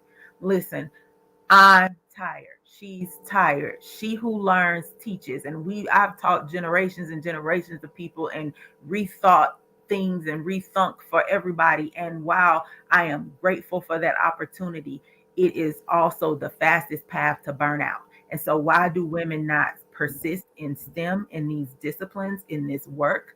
Is because collectively we have not found the communities to hold us up and to support us. I have to come home and cook dinner and do dishes and do bath time and then sing a song and dance to my baby because he won't sleep, and then come back and work again, and then now go entertain my husband who has his own set of needs and didn't realize that I just worked the same shift he worked plus some. And it's just so many things that are involving women that we need to start to unpack and bring all of our gifts and talents to the table as women and collectively solve these problems. But it's the mothers who are yearning for their children to have a better future, who are putting their lives at risk every day in domestic violent relationships because they're trying to maintain a right life above the poverty line. Those are the things that we need to start thinking about when we start thinking about, oh, we have these new shiny toys and what it can do. What can it really do to ignite change? That is the 20 billion trillion dollar question that is on my mind when I think about at nighttime what keeps me up. How can we bring back what family, community, what love means, what truly being there and standing in the gap for one another means? Because after we close our eyes on this side of the world, people have to go on with their life. So we have to care enough about the next generation to know that they're going to always need our wisdom, and we have to impart it. And there is no better way to do this. And that's why my platform is helping people find where they belong from the womb to the tomb. We will educate you. We will help you figure out what your niche is so that you're not left behind. Unite the Metaverse is not by chance my website address. It's because I feel like we need to be one solid united force to change the narrative of where humanity is going. So that is Thank you so much. Thank you so much, Dr. Morris. And I think that you captured some of the frustration that we as women have, right? Some of the challenges, the worries that we have when we're navigating not just technology, not just the metaverse, not just education, but just everyday life. I know that we are running low on time, but I do want to close our panel out with a question to all of you. We are on a panel full of women. We are at a summit that is really focused on the perspective of women in tech and the metaverse and creating change in it. I do want to hear from all of you. What advice would you give to others? What suggestions, what recommendations, or what do you want to highlight that you don't think people are really paying attention to when it comes to creating a world and educating youth and older adults, everyone, about opportunities for women that really leads to a more sustainable and compassionate future? And I want to throw that out to Maria first.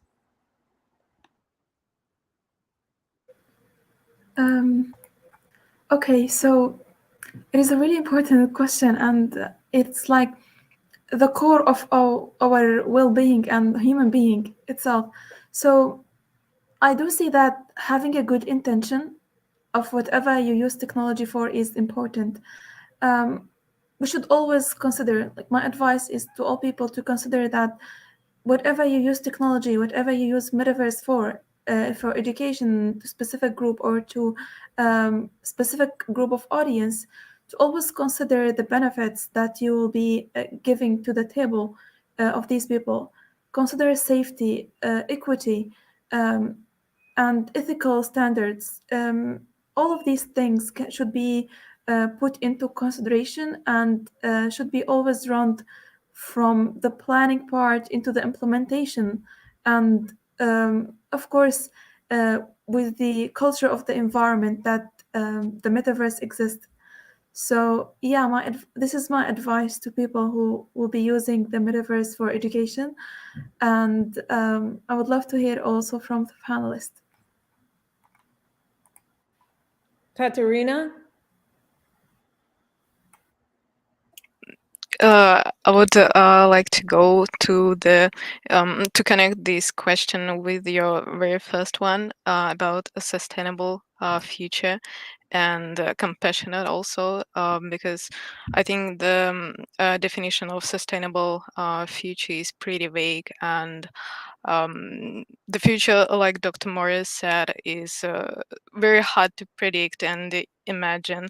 But as I see it, I think that inclusive, compassionate, supporting society, both in real life and in the metaverse, will help us to raise educated in various ways, and also empathetic generations that might bring the world to some sorts of sustainability. And my advice to all the women in technology is pretty simple, maybe banal, but you're not alone, and let's stay together, find your allies, find the community, find people who support you, who inspire you, and all together we can do something even greater, like the whole She Summit says, telling each other about our experiences, our stories, and supporting each other and inspiring. That's all. Yes, we can do it. We can make this world better and more inclusive. Thank you so much. I am being told that we have run out of time, but I want to thank you all for joining us and providing your insights, your perspectives, and your words of wisdom to our GatherVerse community. So thank you and enjoy the rest of the summit.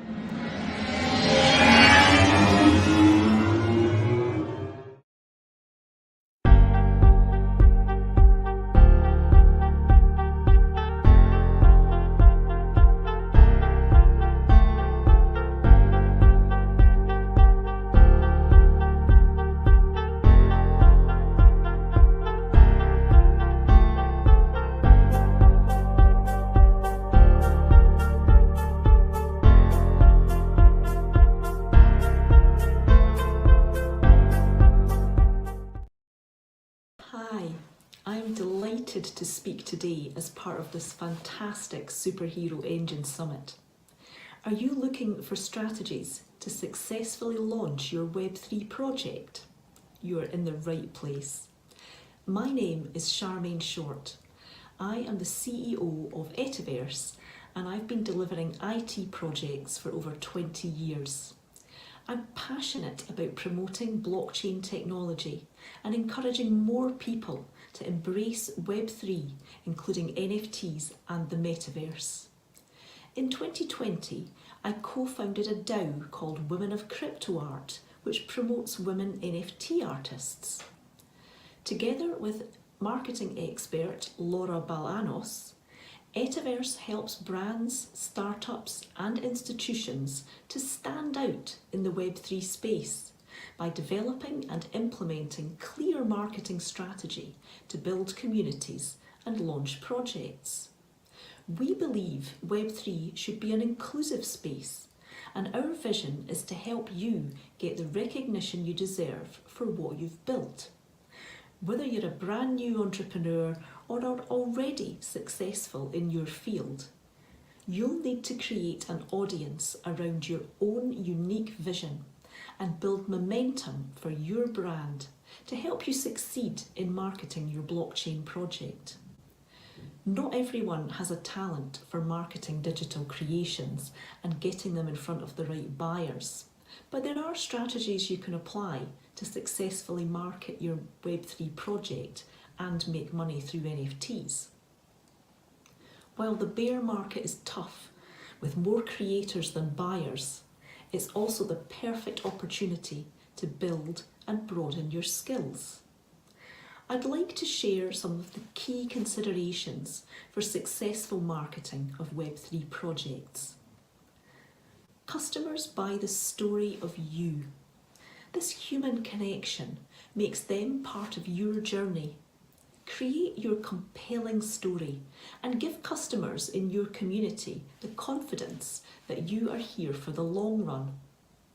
Does your marketplace allow you to tell your story in a compelling way and give opportunity to get to know you as well as your product? Does it provide full description and backstory for your offerings? Does it allow you to organise your work in ways that complement that story into projects or series? And does the presentation of your work enhance the story or undermine it? If your work is 3D, animated or video, is it well presented without delays in loading? Create good organic content.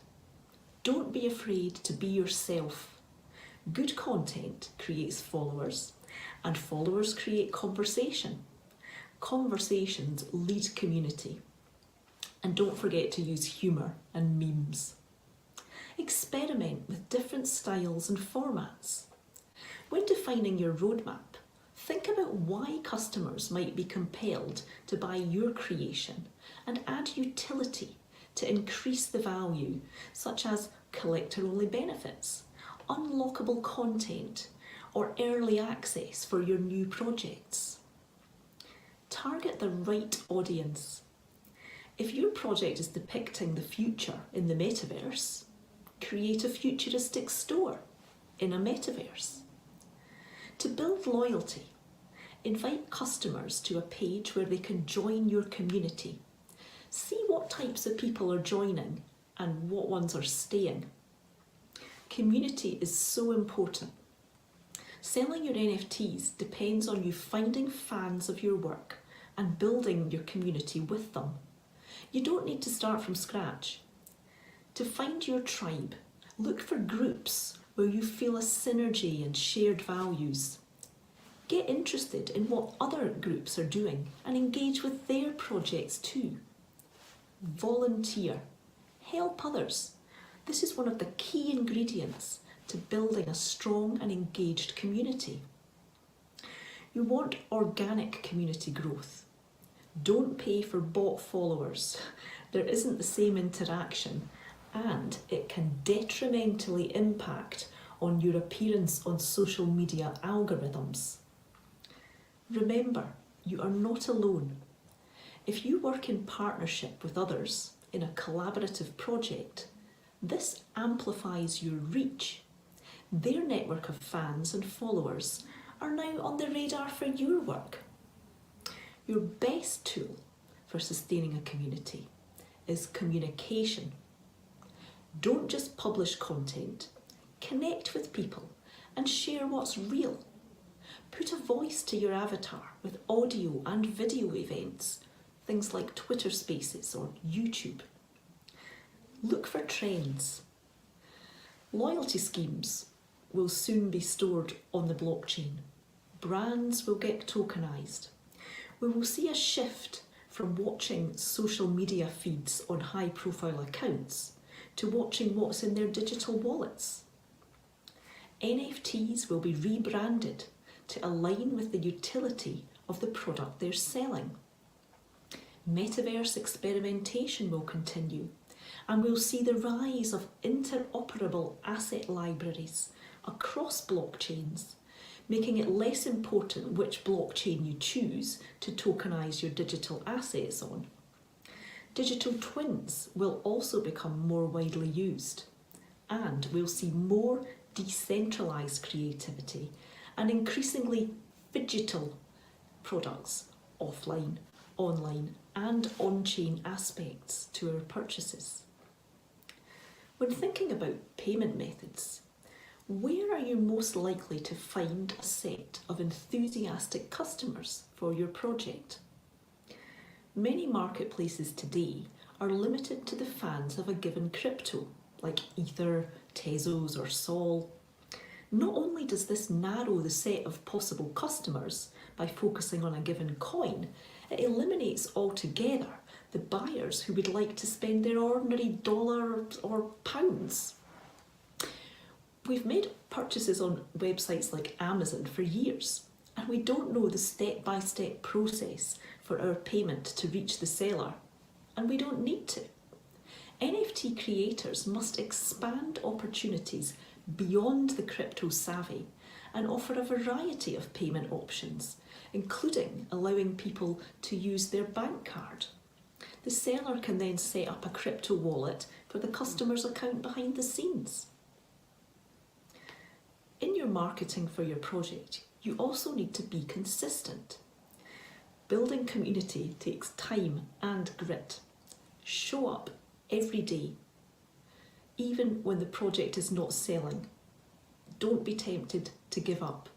Consistency in marketing your brand is important. Keep showing up and your dedication will be recognised in the end. The success of your project is determined by the marketing strategy and team backing it up. Engaging experienced marketing professionals is crucial for any Web3 project to reach its market potential. Use a mix of marketing tactics to differentiate you from the other Web3 projects and ensure your success. Focus on your goals. Essentially, it's your brand's game plan to drive traffic, leads, engagement, sales, and other business outcomes through your content. Your marketing strategy is a clear path of action and a system you can replicate later as many times as you want. Communicate your value on social media and get consumers excited to act. Use influencers, community building events, publicity.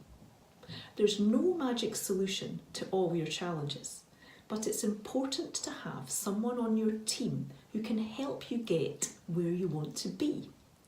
We can provide coaching to help you reach your business goals. These are just a few of the habits you can adopt to give you the edge. GatherVerse also have a training masterclass for NFT creators to help find a community of customers, plus a Web3 marketing playbook, which will soon be launching as an NFT. I'd like to leave you with this thought. Today's shopping experiences are not what they were 5 years ago. Blockchain technology has the potential to transform the digital world into a new, improved internet, where people can own virtual and digital assets. We've seen broader institutional and corporate adoption of NFTs recently, but for Web3 to thrive and gain mass adoption, it is imperative that we make purchasing digital assets seamless and accessible, and create fun and make it an inclusive experience for everyone, including people who are new to crypto. So let's break down the barriers to entry and make the benefits of blockchain technology available for all.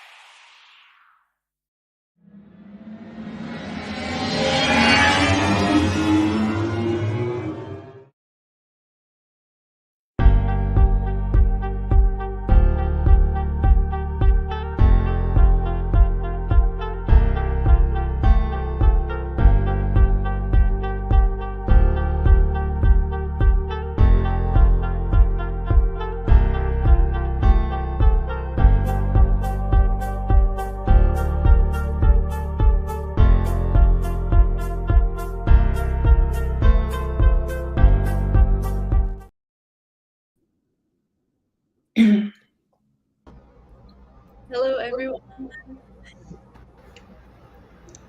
So excited to see you all here. Welcome to the panel of Future of Innovation and Leadership. My name is Andrea Camargo.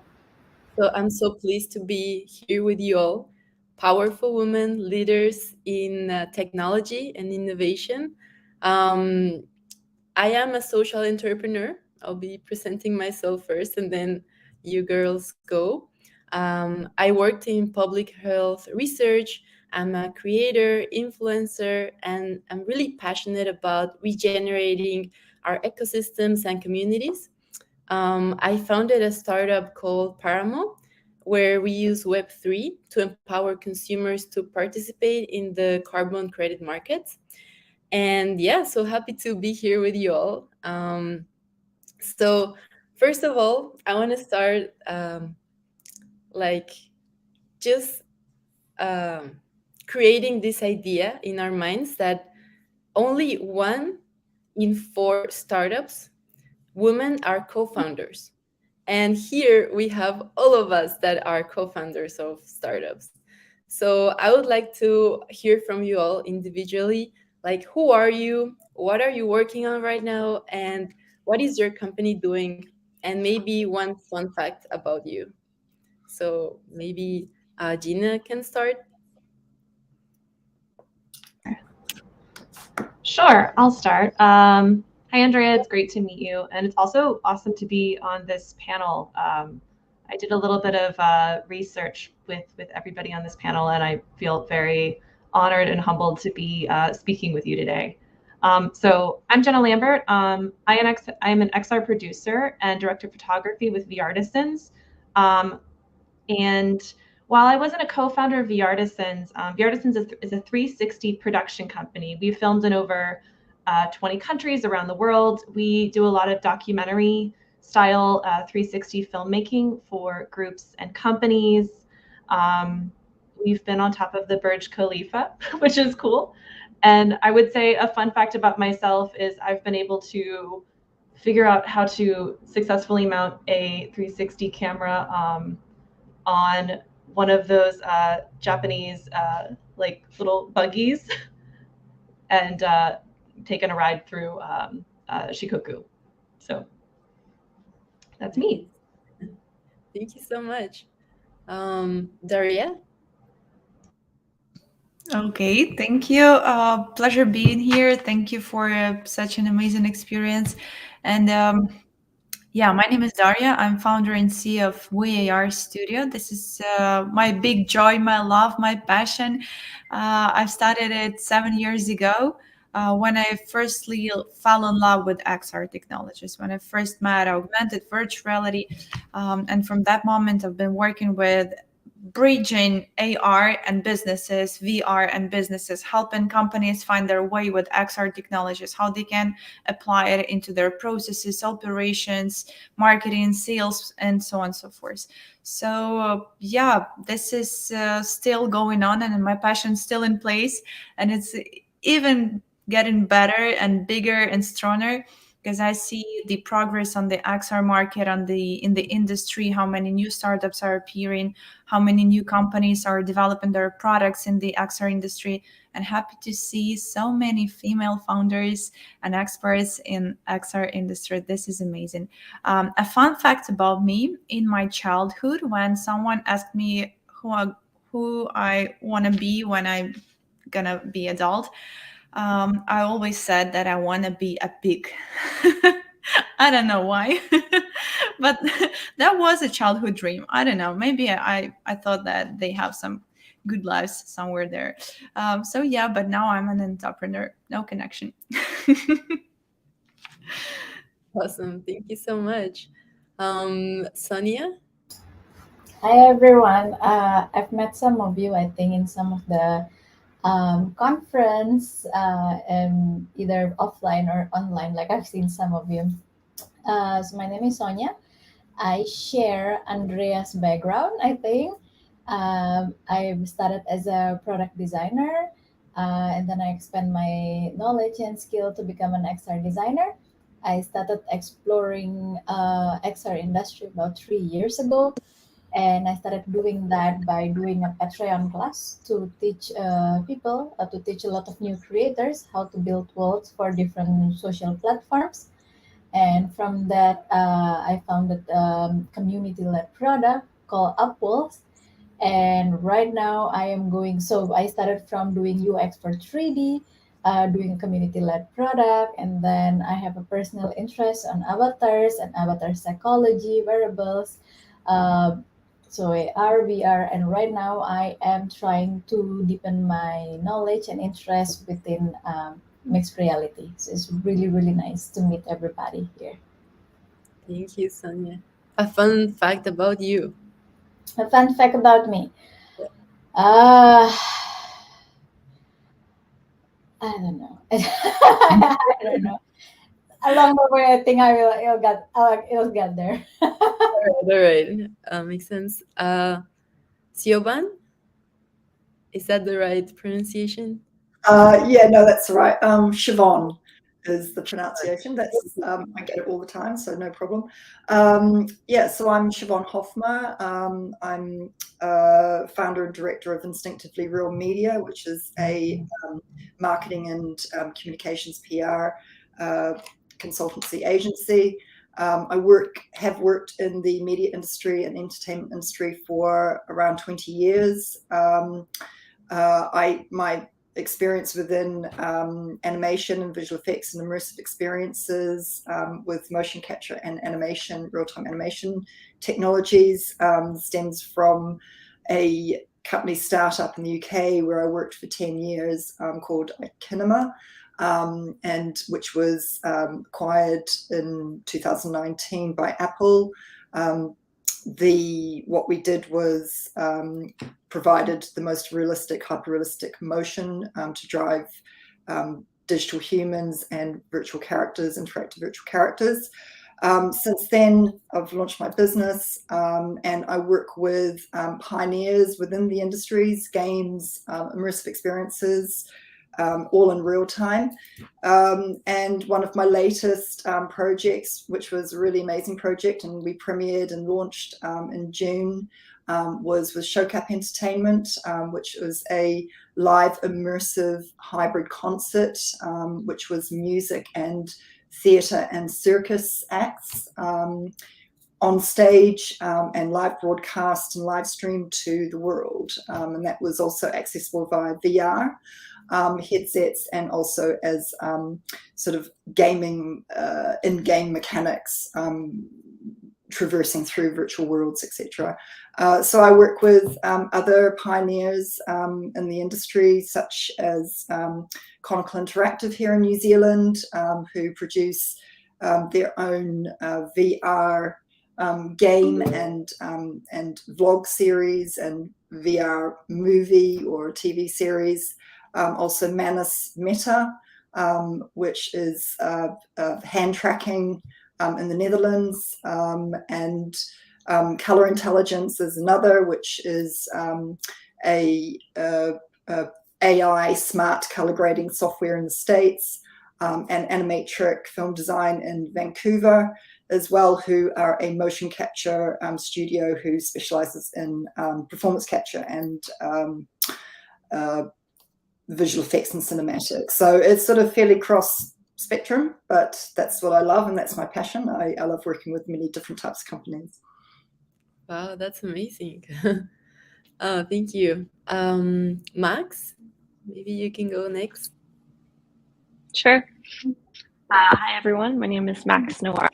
I've been in the AR, VR immersive scene for about 6 years now. I started it all off in China 6 years ago, where I did social media management, community building for a VR production studio. Since then, I've moved around a lot, but I've worked in China, the US. I did some project management for a VR application based in Haiti. And then most recently, I moved to Uganda. I'm in the US now, but I lived in Uganda for about 1.5 years, where I've been working on trying to work with the local XR community there, which is very, very small, and trying to find creative solutions to create XR jobs and make that ecosystem a little bit larger. So I'm still working on that, but I'm working on that state side now. And at the moment, I'm building a digital marketing consultancy agency as well, specifically directed at the AR, VR industry. So yeah, that's what I do on the day-to-day, but my passion is definitely technological accessibility, and the agency is kind of like stage one of creating some of those jobs in Uganda that we're trying to get created. Fun fact about me is like so hard to like I have no idea what to say really. But I guess I'm kind of like a serial traveler. So yeah, I've traveled to about 30 countries, and I hope to make it to all of them if I can. So yeah, it's great to be here. That's awesome. Thank you so much. And Sada?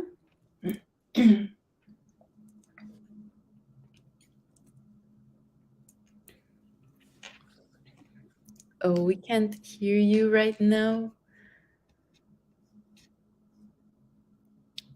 Okay. Let's see if she comes back in a minute or two. But yeah, it's a pleasure to be with you all today. I hope we learn a lot from each other. And so, you know, this metaverse theme has been very like big this couple years. I know most of you have been working on for several years, and I just wanted to ask, anyone can start answering, like, what is leadership for you, and what tools do you use to lead and empower your teams as a woman in the metaverse or, you know, VR XR world?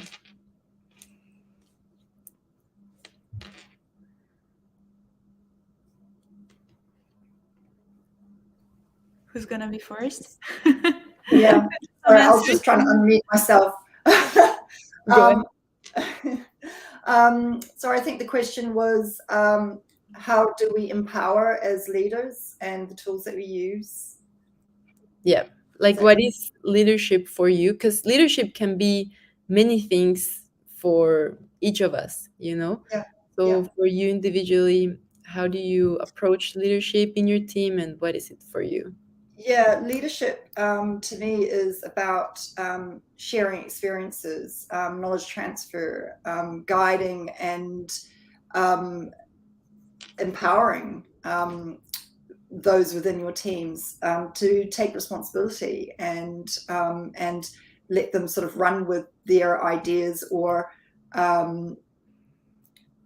basically, yeah, it's the tools that they use is, you know, we sort of use things like Slack and Asana as far as the actual online networking communication tools. And also, you know, things like Google Meet is pretty prevalent in is the toolkit. As far as allowing the team members to have a voice, I think is really important as well, and expressing exactly what it is that they're prepared to action, but also letting them, like say, take responsibility and running with those ideas. And I think a lot of it is sort of thinking outside the box, and applying that efficiently as well once they've actually done the problem solve. Awesome. Yeah, I agree. I can add here. Yeah, go like ahead. from my perspective, I've been building the service business in XR industry. It's quite challenging because service business is not the most stable one in any industry, and specifically in XR, we have our ups and downs all the time. And I'm trying to stabilize everything, but it doesn't work sometimes. It works sometimes. Like it's always different, and you know, like these ups and downs, you can always see the reflection in your team. How do they feel about that? How they reflect your attitude and your level of energy and motivation. And from my perspective and my experience, the tool, not the obvious one like Asana or something, you know, but my personal tool for leadership and for being and for having resource and energy to keep my team motivated and keep my team working is my personal therapy. And keeping afloat myself, that's the first thing that I have to do to keep my energy in place, to stay strong, and understanding where the problem spaces and how can I solve them. And then I saw the results of that. I saw how my team reflects the power, the confidence, the attitude, the motivation, energy to go and do something and change something or build or create, or you know, like all of those things. And the same I saw when I was in lack of energy, the same I saw in my team, because they were reflecting a lot of things. And also a few instruments, like from my experience, I give a lot of freedom to my team. Like at the first level, I pick just very talented and expertise people into the team, and then I give them freedom.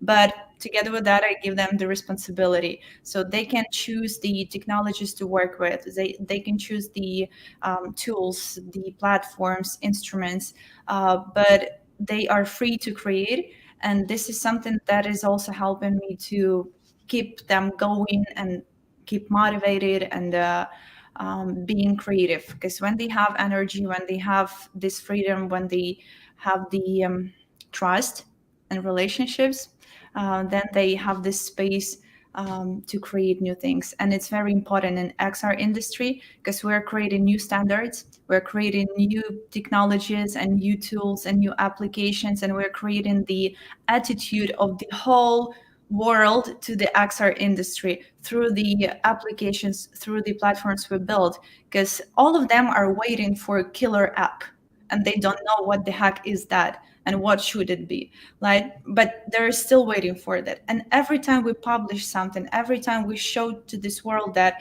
this is augmented reality, this is virtual reality, this is how mixed reality works, this is how we can use it for training, education, for marketing, sales, and so on and so forth, every time we set a new standard, and every time we set a new attitude to our industry, to our technologies. And this is something that like burns in my heart very much, because I heard so many words like, oh, we tried this augmented reality, it doesn't work. Like, oh no, it works, you just tried it, like you should try more. So yeah, I guess that people who have passion and who have enough freedom and space to be creative, they are the most effective in my team. That's beautiful. So on the one hand, we have kind of like the communication with the team and the tools needed to do that. And on the other hand, it's like the inner peace and inner like empowerment you transmit to your team so that they go forward, and you kind of let go and let them also do their work. That's beautiful. Gina, you can go. Or sorry, I think Max was gonna talk. Okay, whichever. Yeah, I would say I think it's safe to assume that everyone on this panel has probably at some point felt not listened to along, our personal journeys, especially in the workplace.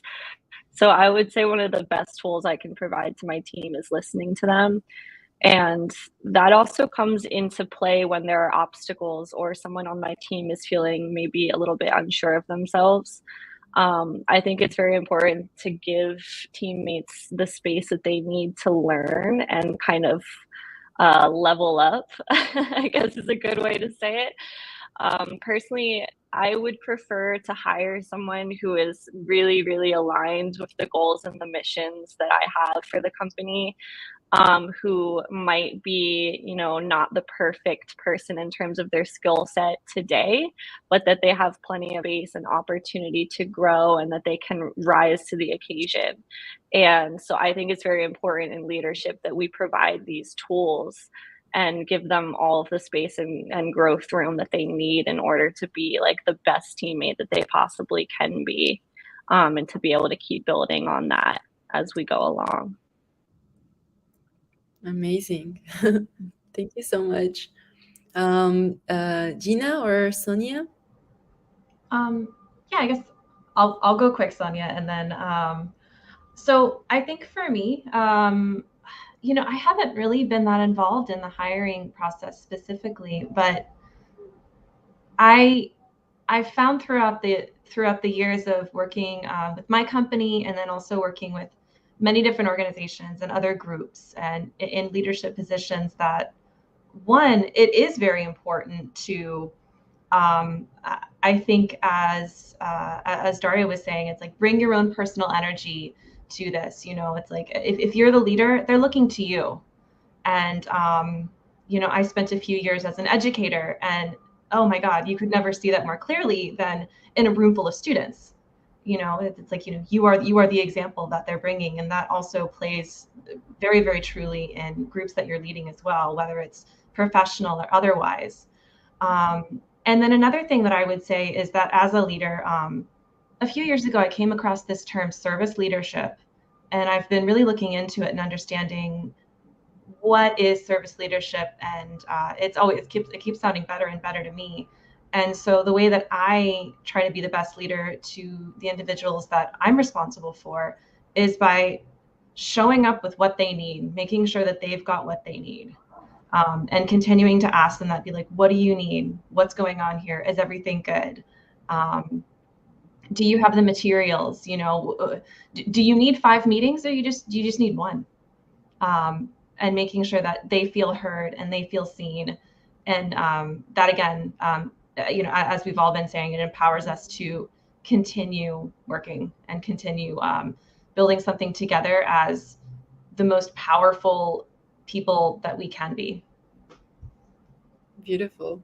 So we have like listening and also kind of like personalized mentorship. That's very beautiful mix. And Sonia? Well, I guess for me, like I would echo Shoban. I hope I pronounced that right. Like for me, leadership would be about like inspiring others, whether you're in an organization, whether you are running a like a social cause. And of course, I'm speaking from a creator's perspective. I think when I say leadership is also about like we talk about bringing our own energy to a room, to a social cause, like to use your voice. When knowing when to use your voice is actually like a part of a leadership as well, for me. And I think at the end of the day, it's about sharing, about like how can one be creative, how can one like grow something so small into something so big. So it's about like sharing your thought process that eventually that other people would pick up, and then they would get better by like watching you do it. So I think for me, that's what leadership is. Awesome. Very, very amazing answers. Thank you so much. So, following up with the leadership part, how do you envision women playing a leadership role in the development of the metaverse? So, maybe same order, Siobhan? Yeah, leadership roles to develop and grow the metaverse. Oh my gosh. Is that the feedback there? Definitely support from the top in any company, which cascades down through the different levels within the company and the employees. So I think leadership roles is seriously important. As far as growth, women who are learning these skills now, package the skills that you're learning in the real world, the today world, and port that to the metaverse. So I don't really see a lot of that changing. I think skills will develop over time as we see the metaverse grow, and what it will be in 5 years' time. But it's about using the skills that we have today and bringing that into the metaverse, because in my mind, what happens in the real world will actually take place as a digital twin in the metaverse. You know, we can bring the life and skills that we've and expertise that we're already learning, and stay adaptable, keep learning, eyes wide open, stay curious, but also have fun. I think it's really important to, I think in any role, in any job, in anything that you do, you still got to love what you do, and the metaverse is no exception. We have to love it now, and what we do now, and then love that in the metaverse, because that's going to be sort of like, I'm not going to say that that's going to take over our lives in any way, but it's going to be a new platform, a new extension to what we're doing today. Yeah, again, I totally agree with you, Shimon. It's just, you know, like I cannot see the difference of the women leadership in metaverse, the difference from any other industries where we can see the women leadership. And I'm sure that a lot of new professions and a lot of new departments and let's say parts of metaverse will bring new women leaders into the industry. And because we're just building that at the moment, right? We still don't know what type of possibilities will it bring to like any human being in this world. And we will see a lot of new professions, a lot of new possibilities, collaborations and connectivities and integrations with the more obvious software pieces or any other industries. So yeah, for example, I could never even imagine that I will work with maritime industry and I will work with the digital twin of the vessel. Like I would never even think about it, you know. But right now we're building this 3D digital twin of the real vessel for the real maritime industry full of men. And it's interesting how it moves, how it transforms. Because I've been pitching this idea to the whole conference hall with full of men, like mostly full of men. But right now I can see that on this project, the main roles are women leaders. at those roles, you know, and it's great to see that. So like, I'm sure we're gonna see a lot of changes, but at the moment, I guess it's the same as in all the other industries. Like, you can take this possibility or not, you can create or not, you can take the opportunity or not, and that's it. That's from my perspective. I don't know. Yeah, very interesting. I agree. Maybe was it Max next? Yeah. You know, honestly, I don't really have much to add on this one. I'm gonna pass. All right. Gina? Sure, I can add in a short bit.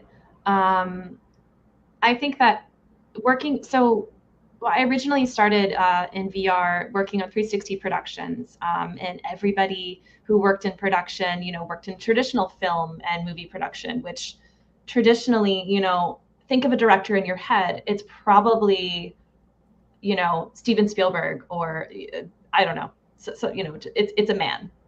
A lot of these people that we know in these industries that are so established already and that have schools and classes and places that you go, like it's been men, back to the early 1900s or even earlier. So what I think is exciting about XR is that it's a new field. When you're like, oh, think about who is the leader of who is the metaverse social media manager, or who's the creator of the next, I think again I heard it, who's the creator of like the next IT program. We don't know who that looks like because it's so new. It's almost like it's a template where we get to say, yeah, it's us, or it's also us, because again, we're trying to make this a more inclusive space as in any way possible. So I think one of the great things about this industry is that it is new, and people don't fight me on it, or don't at me at it, because obviously this has been around for a while too, but it's picking up steam now. So yeah, I just see a huge opportunity for when you think of X role or Y role. I already see women coming up a lot, and a lot more than normal, a lot more than maybe what I'm used to or I'm familiar with. Yeah, definitely. It's been empowering women all over the world, including all of us. So, Sonia, go ahead. Well, I would say that I would agree with the thought that it's not any different than any other industry right now. And I think it's quite important to also notice that there is no single right way, like to contribute to the metaverse at the moment. But I think for me personally, like the idea is for women to have the same opportunity of with like how the man would have it within this like male dominated industry. Like when you talk about tech, like it's so male dominated, you could go to a conference and you see like sea of male like everywhere. And so I think the idea is kind of like having the same opportunity for women, whether that's like leading the development, whether like it's understanding the technology, building and managing the virtual community, advocating the policies, or like serving as a role model in different fields like design, whether it's engineering, whether it's business. I think that's the most important part. Thank you, Sonia. Actually, Yeah, can I add something? yeah, sure. Thank you, I appreciate it. Yeah, I was just thinking about how in the past, in terms of media and specifically entertainment, Gina was talking about the film industry. In the past, everything has been 2D. So while, like, for example, a movie can kind of promote ideas in our minds, I would say that old mediums had less responsibility, perhaps, because now we're thinking about immersive media. So when we think about storytelling, it has so much power and such hefty effect on our neurons. Actually, it has the power to change how we think and change how we perceive things. So this industry is new-ish, but it has, I would say there's more pressure than there ever has been in history to make sure that the voices are inclusive as ever. Yeah, just given how much power these mediums now hold. So it's very important to pay as much attention and take action as possible. Wonderful. Yeah, I definitely agree. And we have a Sarah that just arrived. Some internet misconnection, I think. Oh, I was on the moon. Don't worry. I had to take a quick trip. We're all good. I'm back now. Awesome. It would be great if you can talk a little bit about yourself, what you do, what's your company about, and a fun fact about you. Yeah, I would like to just add to this question, and then I'll just flow right into answering your question, if that's okay. I would say that we should look at this from a holistic perspective and think about the systems that are in place in terms of mindset that kind of control and dominate the way women are viewed in technology in this space. I've been in this space now 25 plus years and think I'm grateful to be a super ager. Yes, and I think that's empowering as well, especially since there's been a host of challenges throughout this journey. But when I talk about the gatekeepers, I'm speaking about men and male and female. Women are just not seen as executive technology leaders by design, right? So when you're speaking to a hiring manager or a technology, big tech firm or a large organization, most of the time their heads are spinning while you're speaking technology because they haven't seen you. And representation matters, right? And so I'll flow right into your question, Andrea. And I'm so grateful for the GatherVerse community. This is an amazing space and this is an amazing panel. And I love the work that you guys are doing. I am Zeta Beasley. I'm founder and CEO of Zeta Data. And I know that when I was given the vision to launch Zeta Data back in 1997, my instructors thought I was straight up nutty. They were like, "You're going to design what? Life like what? The Jetsons, and we're going to have trust relationships with human and machines, and it's going to be inclusive." I said, "Yes." And it's in our now future. And so the future is now with Zeta Data. As I just kind of think about, the course of my career, I think about the work that I did, just as simple as, thinking about what it's like being lost in the Amazon jungle and not knowing your location and doing calculations for the commercial side of GPS at a time when it was considered impossible to do. And yes, being surrounded by, all of my colleagues who were men and not having any fear about what I was doing and how I was delivering, right? And knowing that we could do this, and then bringing them in, building the consensus and bringing them into the story so they could see themselves and look at where the world is now as a result of this work in the early days. I would say also as we continue to move forward, in this space, Zeta Data has an amazing opportunity, as we all do, to really open up the channels of design, human-centered design, in the world of so much uncertainty, but to do it in a way with sheer confidence. I have been in situations where I was the only woman and the only minority in the only space, or the only one that spoke English. I can remember being in South Korea working with a client, and for a whole week they smoked in the conference room because they didn't understand that I was the design engineer. I have been in situations where I'm working on application designs for semiconductor tests, and my entire team, instead of speaking English here in America, are speaking another language. I have been in situations where I'm the lead design engineer and I'm being asked to go run and get coffee instead of presenting. I have been in situations where I'm literally ignored, and yet I'm the lead, I'm the executive, I'm the owner, I'm the right. And so, how do we handle that? And it takes a whole level of emotional intelligence in this space. And when I listen to you guys, and when I listen to this platform, and I listen to many of the presenters today, I am reminded this story has not changed in 25 years. This has been the same story, and many of my champions and I have had this conversation, but where we need something more, right?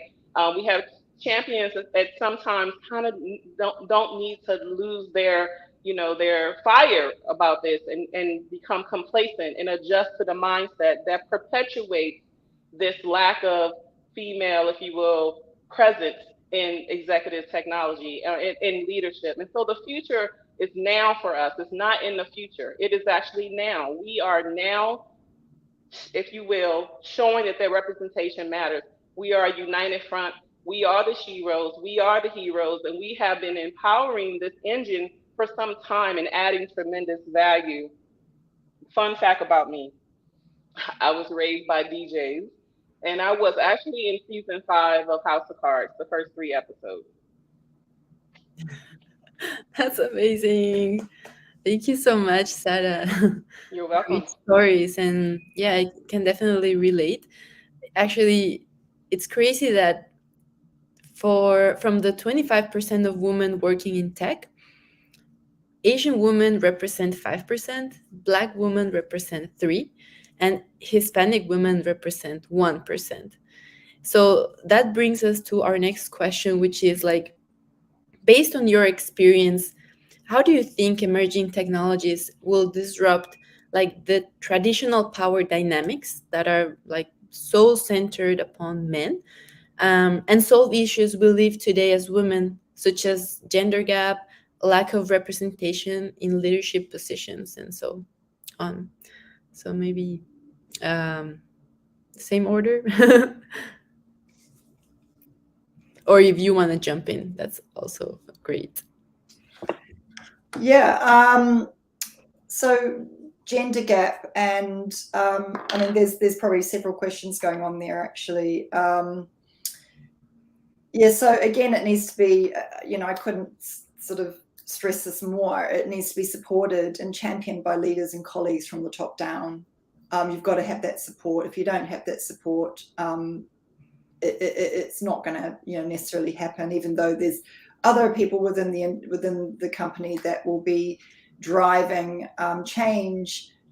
You've got to have those leaders from boardroom level to C-suite level and further down that are listening and taking that on board and want to action that change. And I think that's really important, because I've worked with those types of, that level of board members and C-suite, where they're not interested in the change. It's sort of more about what's happening to themselves and how they benefit, and that's really worrying, because it suppresses growth. So as far as the pay gap as well, or the gender gap, I've been in a company, a startup, where I was one of the founding members, and you wear many hats, and I probably did the role of 3 people, in fact. And that's gone from creative designer, marketeer, PR person, policy maker, advisor, was lent on. And unless you have those further up the line listening and acknowledging, and it's not going to, they're not going to make that positive impact. So there's got to be change in mindset, for sure. Yeah, definitely. I think one of the important things here is, how can we as women leverage our formal and informal networks so that we start doing like that change of mindset in people, not only in men but in women as well, right? Daria? Sure. Yeah, I don't have so many things to add in here. I was thinking about education, like specifically in Ukraine. I cannot see a lot of women entrepreneurs in technology industry, and I think it's a lack of education for young ladies in schools, in colleges, and universities. And there is a trend that if it is mathematics or physics or any type of technology, it's a man thing. And you cannot see a lot of young ladies in college on the mathematics class or physics or security or technologies and so on. And even if to compare with, for example, with Netherlands, I have a lot of female friends and acquaintances who do their studies in technologies and very complex technologies, and do the physics and mathematics. And I think it also has the local flavor, like, because it's different from country to country, from continent to continent. And I think that the education from the very early age, and that just to hear that it's possible, that it's also an option for you as a woman, to go into that direction as well. Not only, like, I don't know, like languages or something, or marketing, like some some very standard things for Ukraine, for example, because I cannot say for other countries, but it's a very often thing in here.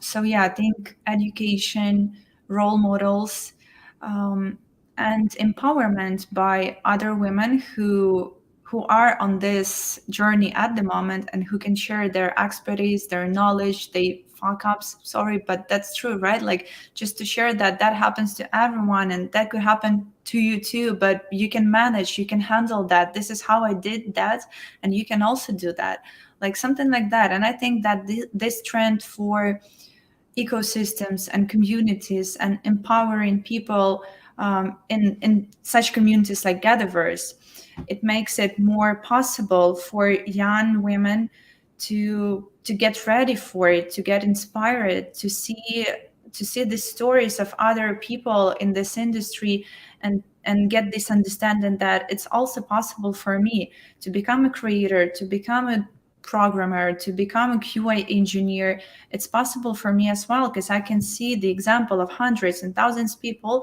in this community or in that community. And I also love the trend that like, it's not always 100% positive, but still big companies, they are building the ecosystems, like the ecosystem for developers, for creators, for storytellers. And you can find your inspiration in there as well, because you can meet like-minded people, and you can meet a lot of women in there who are growing in there, who are sharing their experience in Facebook groups, in WhatsApp chats. And these ecosystems, they also push this change in the industry for women.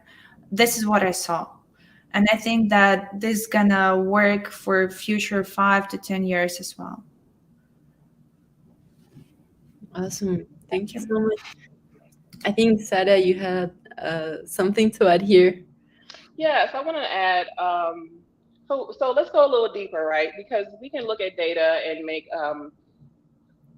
create the story and say, hey, they're on it. They're just on a lot of women. They're just not showing up. They're just not, analytical. They don't use both sides of their brains, and that is completely false. Well, let's talk about how we can actually provide a solution. Einstein said, the solution to any problem is never found at the same level as the problem. So we got to go a little deeper, right? Or higher. I choose to take a 360-degree approach. And let's look at the behavior, the human behavior that is discouraging women from technology, and how that's not being addressed.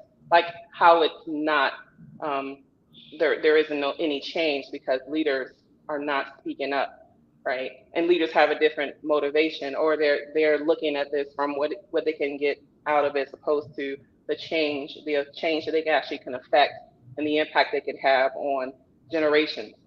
So when we talk about what the solutions are going forward, we're talking about how AI literally is making the decisions that many leaders, they're using the data from AI. And let me just make this very clear point. I've been an AI pioneer, again, 25 plus years. And when we talk about what the machine is learning. We're talking about the content that the machine is grabbing and parsing, and then the output is the artificial intelligence. Going forward, in order to change the mindset, then we need to, if you will, encourage others, give them something to do, give our support system and our champions something to do. Hey, can you engage with us by, sharing a post, by adding a comment, by sharing a newsletter, by creating some media, right? And then encouraging one another to not only tell our stories in a way that is clear and concise, but to also create media around it so it's protected, right? Because we don't need folks just kind of grabbing our stories and creating their entire world around other folks' experiences. And that is what's happening. So when we talk about really affecting change, we really got to get into the psychology of what is driving this behavior. I have many of my female, powerful women colleagues who have left this industry because of the harshness. And this is not me being negative at all. This is me being 100, right? Where we really have to look deeper into, as leaders affecting change, how we can do that and what does that really look like. Definitely. Yeah, it's like a problem that has several layers, I think.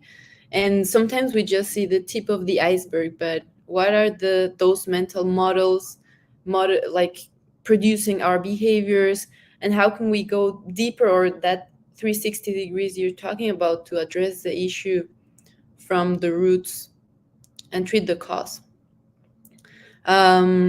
Sonia, you can comment on this, maybe. I guess like if we're talking about, you mentioned about the number, like about the 5%, about the 3%, about the 1%. I mean, sadly to say, I mean, I'm living this every day too. In like this is still something super common in Asia. um, I had this experience where within the company that we are working with right now, we have a we call them a 360-degree experience at the end of the cycle. And so at about like I think 2 years ago, when I reached into certain level, and then like as a woman, like you need to sit there within like so many other men, and then so you need to be like more assertive than other people.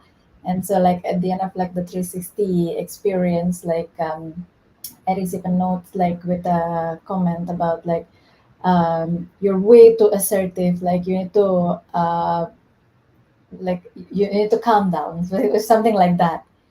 So I went around like my friend to actually ask that, did you get this? Did you get that? Especially people who are also having the same leadership style like mine. And most of the female, most of the females said like, yes, we do get it. And most of the male actually said, no, we don't.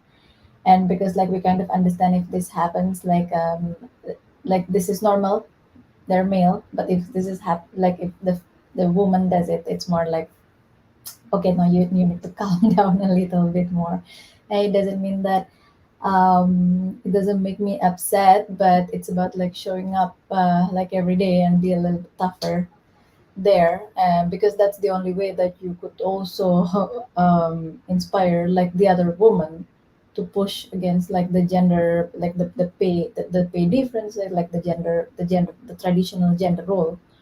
But I guess like especially in the metaverse, like I have I have like my very own best friend who wanted to be an influencer for a very long time, and she couldn't do it because she always feels that she doesn't have enough knowledge to do it, or she may be more cautious but probably about how she looks, which is super normal. Like we go through this mood every now and then. But I think the whole metaverse things, like with the avatars, like it allows her, and I'm sure a lot of people, to actually explore like different identities. And I've seen how she becomes like more like confidence in stating how she in stating how what she feels, how she thinks about certain stuff when she's in avatar. So I guess it's great to know that we can do that actually in the metaverse. Yeah, that's awesome. Like, be whatever you want to be, and just go ahead and, you know, bring all this power you have and empower others. I have one last question for you all. Maybe you can do a short answer so that we all talk about it. What is your advice to young women leaders who want to innovate and have an impact in the metaverse? Whoever wants to start, go ahead. Okay, if we're going the same pattern as before, my advice to young women young leaders is to lead with confidence, lead with a vision. As I say, package everything you've learned in this real world and port that to the metaverse, because that's what's going to grow the metaverse. It's not going to happen on its own. Also, importantly, not only build your company brand, but also build your personal brand today in the real world, because that will matter even more so in the metaverse. Because you have to stay authentic, and because of the fact that the metaverse, there is sort of a veil of reality and digital, it's important that we still stay authentic and present in that space. And to cut through the noise, just bring your uniqueness to the forefront and give it a voice. And of course, in any situation, stay brave. I think they're the main things for me. Beautiful. This is an amazing advice. I loved it so much. And about the uniqueness of yourself and being authentic. This is something that worked for me all the time. And I guess that this is something I would also love to give an advice to young leaders and young females who are looking for the new developments and innovation in this industry. I would also recommend to keep that in mind, that you have to have some fun with that, not to take it too seriously. You wouldn't die if you're gonna lose that, or you wouldn't live entire life in a 100% success if you succeed with this idea or with this development. Like, life is a big sandbox. Just go and have some fun in there. If you have to innovate, go and innovate. Create a pitch deck and go talk to people about that. It's just, like a lot of people, they think about their idea too much and too long, and they pressure themselves so much that they don't have any energy to go out and to speak about that. And then they feel frustrated because of that. And it's just, it's too sad, because we could do so many more innovative and great things and create benefit for the better future and the better world if we have fun during that process, and if we stay unique as we are.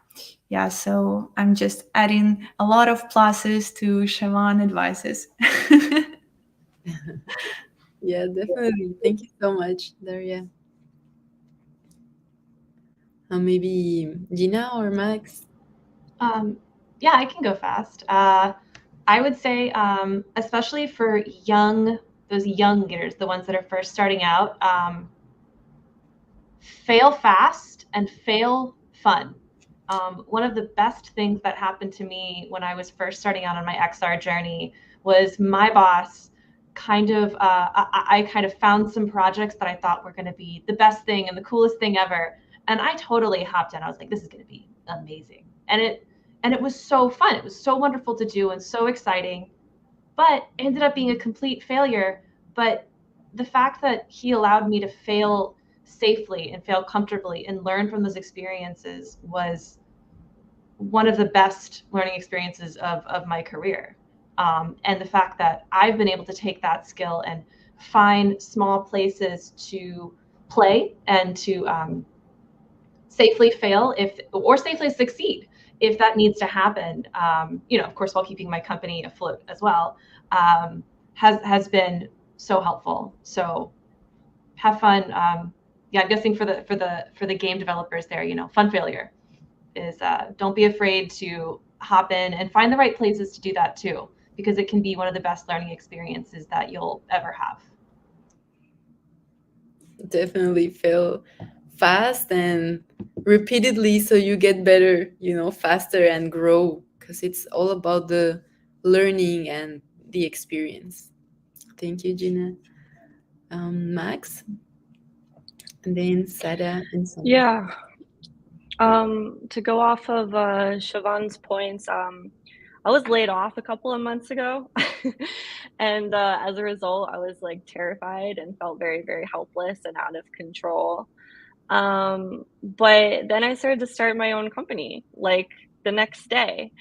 And that wasn't as hard as it probably could have been if I hadn't been simultaneously working on building up my personal brand in the industry since I started. So yeah, I would say like bandwidth is definitely a thing, and not everyone has the energy to like be working on side businesses and personal brand building while working full-time, and sometimes more than full-time.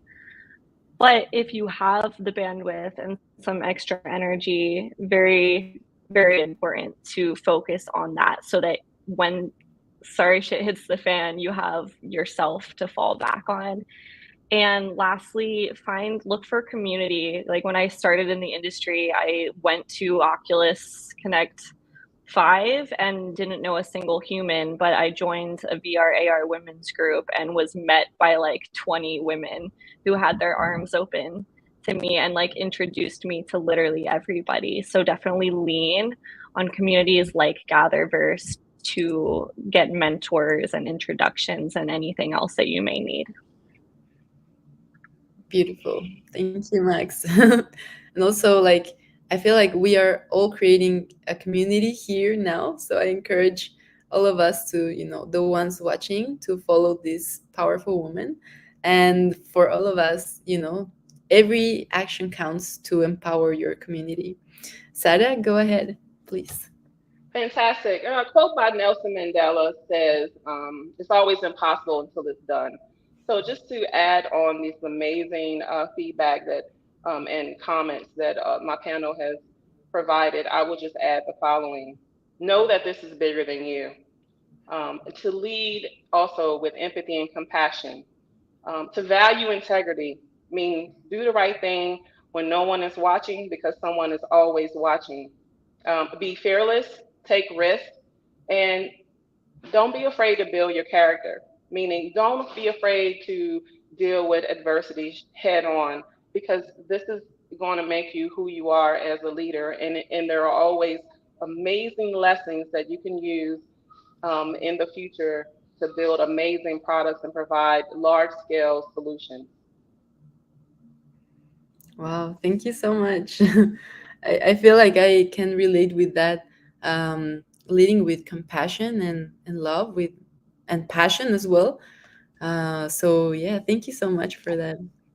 Andrea, can I just say a quick shout out to one special mentor in my life, actually lifelong,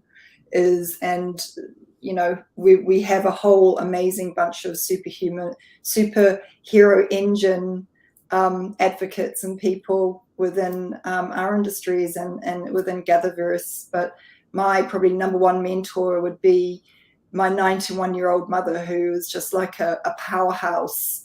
Had 9 children and had 3 businesses with my dad, and was in a major blockbuster movie when she was like 18, Return to Paradise, and with Gary Cooper. And you just think, this woman is just and it has been an amazing force to me. So if there's a mentor that you can lean on, that others can lean on, I think that's seriously important. And there's not many within the industries that I've been able to do that with, but close to home is somebody who's been really, really massive in my life. So yeah, thumbs up to Mum. That's beautiful. Thank you so much. Sonia, last but not least. Oh, yes. Last but not least, I think don't be afraid to speak up on what you believe in, on your idea. The metaverse is like an open dialogue communities. I share I think Max experience like coming into the industry, not knowing everybody, but everybody was kind of like an open hands, like holding you. I remember meeting Gina in one of the um, conference, and we started talking, and then from another person, and it's like eventually like you just kind of know each other, and you're like, okay, no, oh, this person, and we can networking actually goes a long way in this community. And lastly, I also believe in like failing faster. I started with doing UX for 3D in Patreon, like to founding a world builder community, to doing like a deep research about avatar psychology, and right now like looking more into like mixed reality, because I think like I started from being a specialist to a generalist to a specialist, like to see like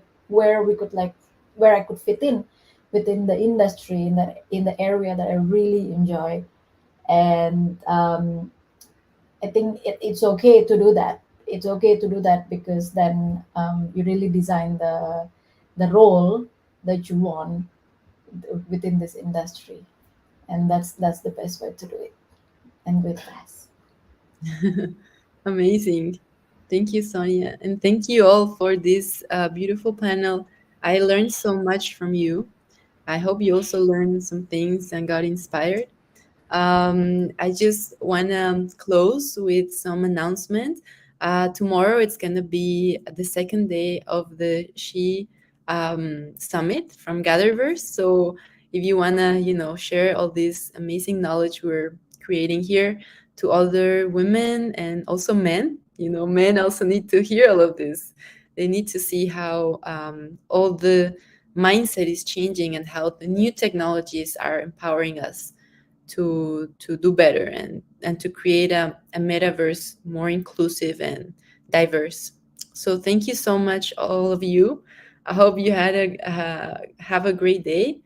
Yeah, let's keep in touch and follow each other and learn from each other.